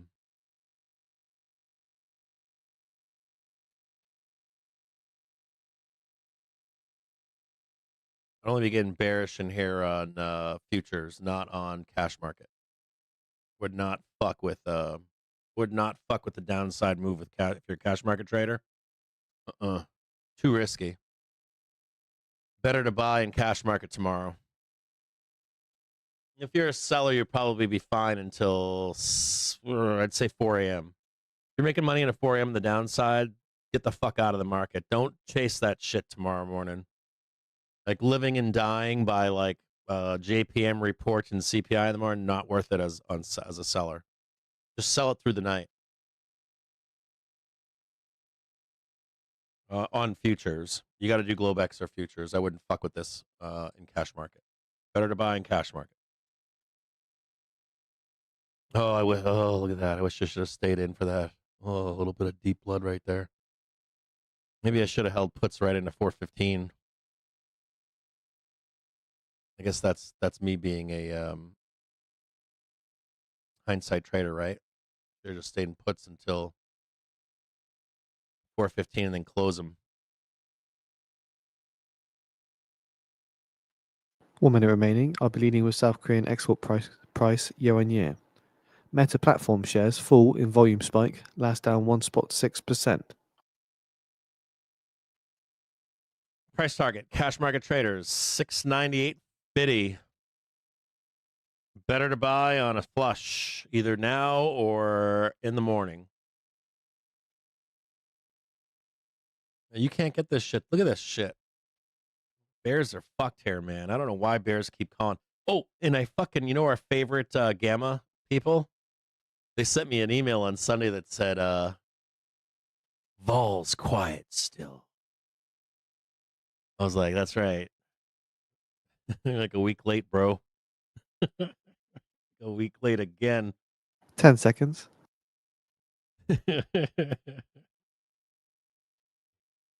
Oh, I gotta post this for Winky. I gotta post this for Winky really quick.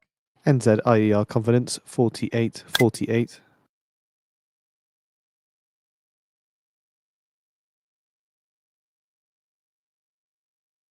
Still waiting on the South Korean data.